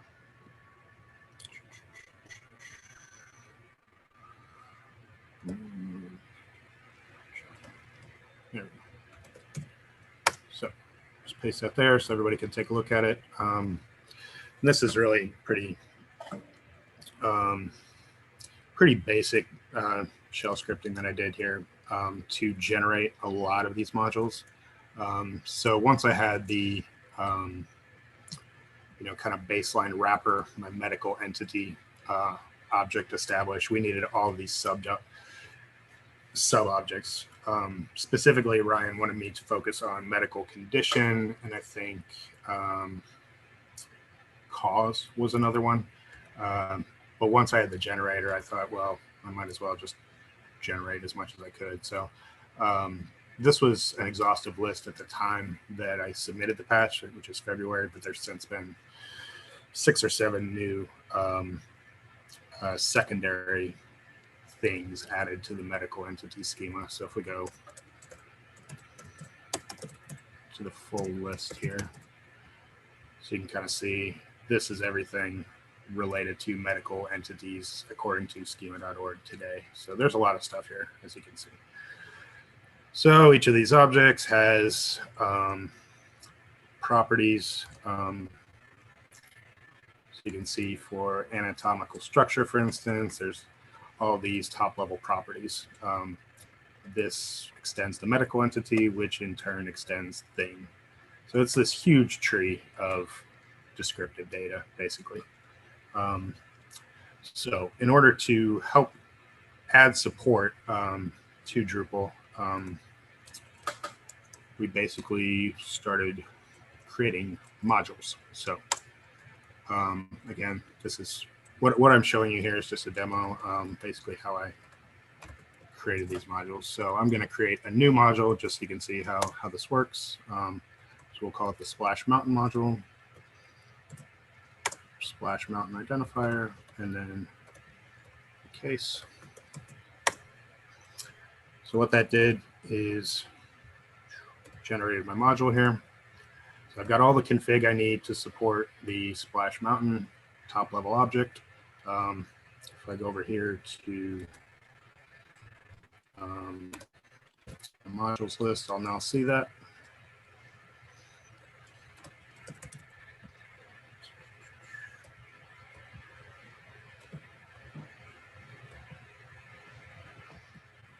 All right, so you see we've got Splash Mountain there. So there's my top level wrapper. And then I need to add properties to my new module. So this script also makes that pretty easy. So there's a lot of, I think you need to add configuration, you need to add tag classes, and that's a meta tag term.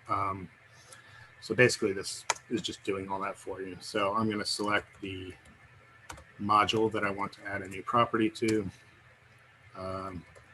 My property I'm going to call the slide count. How many slides are there at Splash Mountain? And then generate the tag class to support that.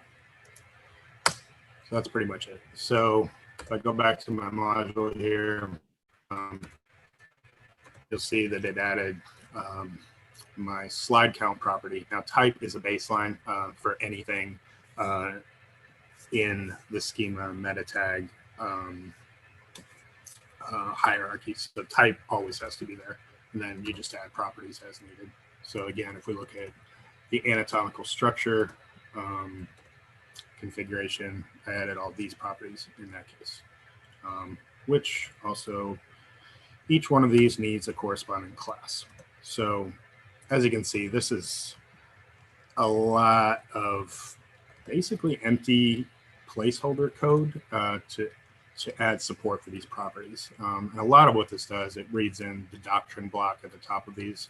So this is really the important part that this little script is generating. But this is basically what's required to work with schema, which is kind of a pain, honestly. But that's what we had to figure out. So at the end of the day, we can add support to our baseline entities. So I'm just going to go ahead and enable my Splash Mountain module now.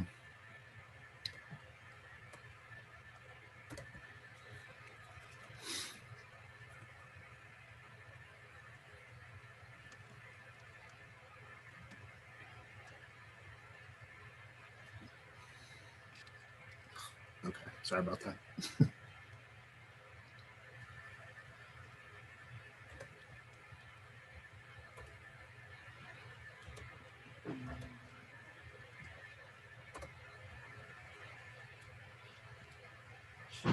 I should have come prepared with a good schema joke while we waited for this. Who's a new dad?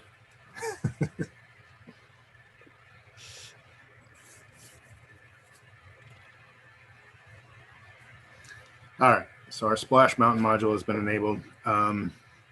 Now we need to add support to one of our content types. So this is baseline schema meta tag configuration. So you just go to settings. You see all the possible entity types that you can attach to. So in our case, lupus.org resource, as Ryan mentioned, this is our big one. So you can see for resource, I've enabled all of these.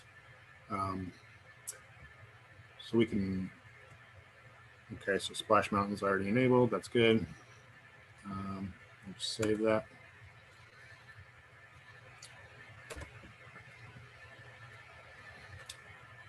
So if we look at our very important what is lupus page over here.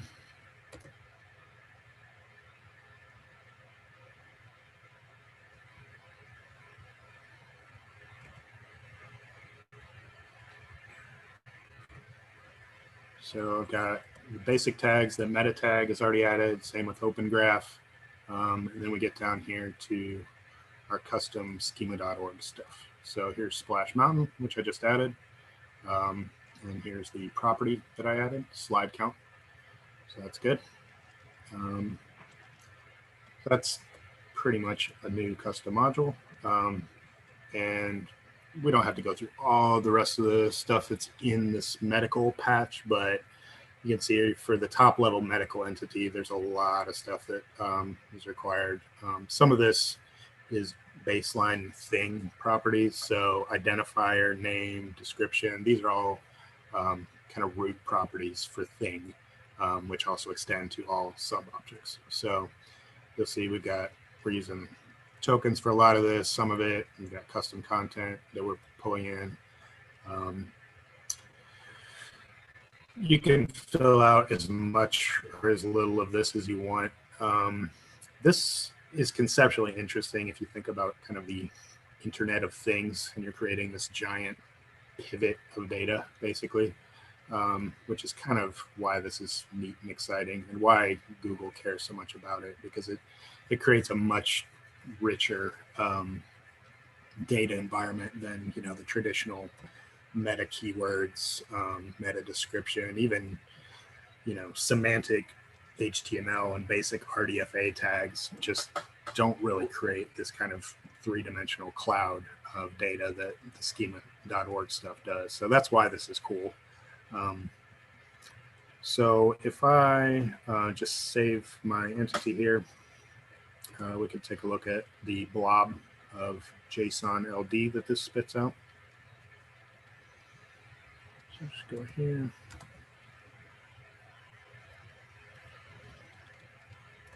Okay, let's do view source. And here we've got all the JSON LD that has been added to our page. So you see we've got our medical condition data, our medical entity data, and let's see, we should have Splash Mountain in here somewhere now too.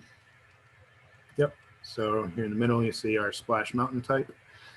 And by the way, these blobs of data, they don't have to be presented hierarchically. I got hung up on that for a while. I wanted, you know, condition to be inside of entity and just kind of nest it all the way down. Google doesn't care. It's looking for a blob that says medical condition. It's looking for a blob that says medical entity. It does not matter that it's not nested. So don't get hung up on that as I did. But we can take this blob of data and go over to the testing tool, which Ryan mentioned.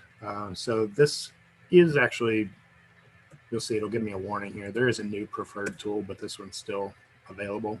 So if I just run the test, this will give me warnings, you know, if I've got any malformed property names or, you know, the JSON's broken at all, it'll tell me that immediately.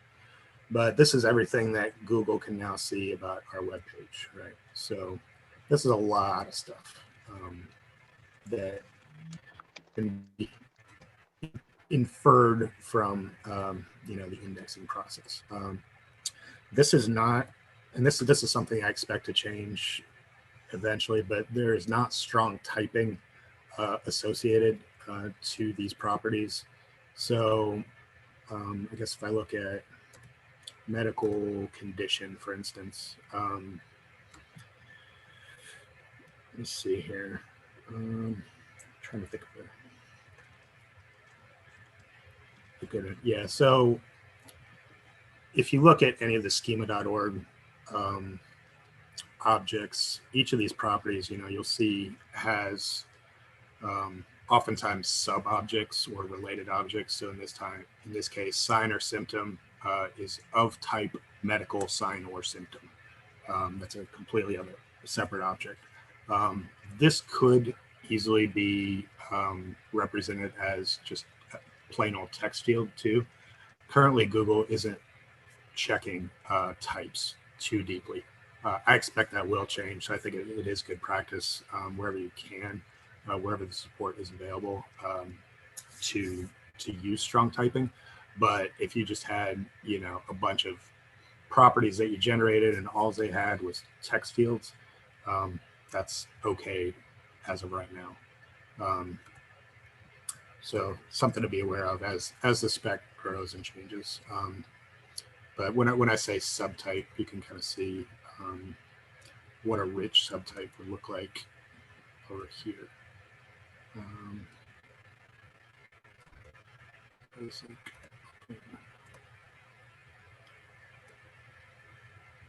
Yeah, so image would be an example of a rich subtype. So this could just be, you know, a URL to an image, or it could be an image object. So this would be a subtype. So there's that. Let's see what else. A couple of things as far as next steps in the schema meta tag module evolution. This actually went through a complete re-architecting not too long ago. So the 2x version apparently has the ability to read structured data directly from schema.org. So I'm really hoping that, you know, in order to continue adding support for new objects, we don't need to, you know, write jobs of submodules to support each object, and we can introspect metadata directly from schema.org. I haven't checked out the 2x version yet, but I'm really crossing my fingers that that is the case. If not, we can all look forward to hundreds and hundreds of submodules in here to support all the things and objects that are in the spec, which, you know, hopefully that list stops growing at some point, but I don't think it will. So it's just, like I said, there's a lot of room for contributing to this module and also kind of guiding how it's implemented in the schema meta tag module. So even Karen Stevenson here, you know, she had kind of a eureka moment, I think, with this last release. It's a total re-architecture apparently, so we'll see where it goes. But I think that's what I'll have for technical kind of overview. I guess we could open it up to questions if we want to. Yeah, sure. Hey guys, over for Allison as the room monitor. We don't really have any questions in the chat right now, and I'm not tracking anything on Slack, but if there's some folks in the room who want to unmute and ask the questions, this is a good time to do that. Yep, definitely. Yeah, if not, no biggie. I know this is Friday at 5:30. Everybody's probably itching to get to happy hour or something.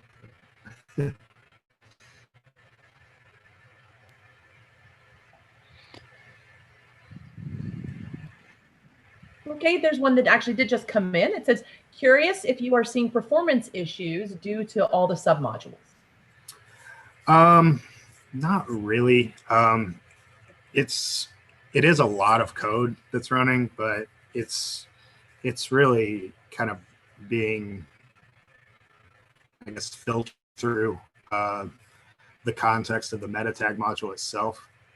So the fact that there is a lot of code it's more a function of just kind of being able to play nice with meta tag than it is requirements for actually implementing the schema.org spec. But, you know, at the end of the day, when these blobs of JSON LD are dumped onto the page, it's going through a single hook. I think it's like hook page attachments alter or something, whatever the hook is, where you just alter the head directly. So it's really not like a ton of processing, to be honest. So, and it's just reading in, you know, serialized config, you know, same as the rest of Drupal. So all that's obviously cached and stuff like that. So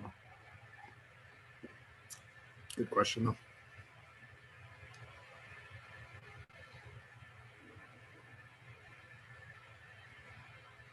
Anything else? Yeah, I mean, there are no other questions. You know, thanks so much for. Oh, there's one more, Wayne. There we go. Yeah, it says, can the implementation of schema.org in the content type force default values if it's not complete?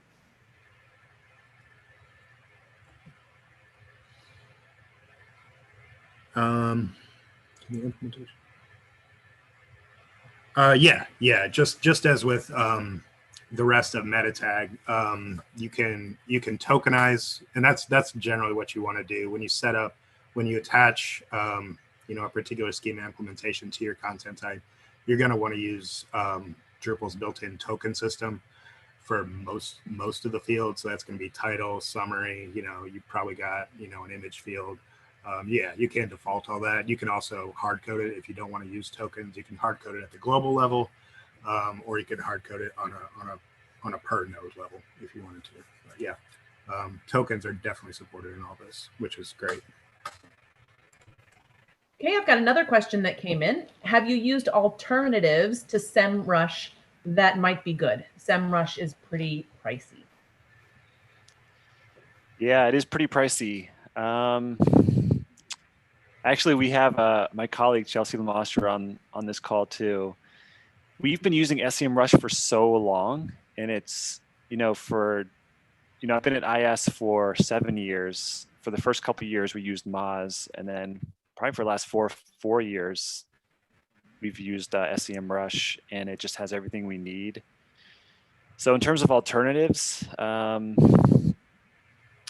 there's not one I'd recommend at the moment, because I actually just don't know, because I've just been so in SEMrush world.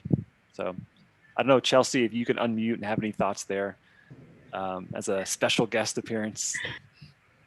I don't think that, I think what we've found is there really is no like free alternative that does anywhere near the same job as SEMrush. I mean, Google Keyword Planner is free, but you certainly do not get the degree of data or like level of precision in terms of the keyword research. So I would definitely recommend investing in a tool like SEMrush.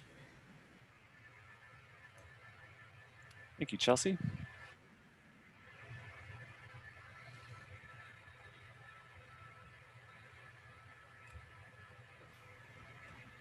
Last call for questions. Anybody else, either unmute or if you want to throw something into chat.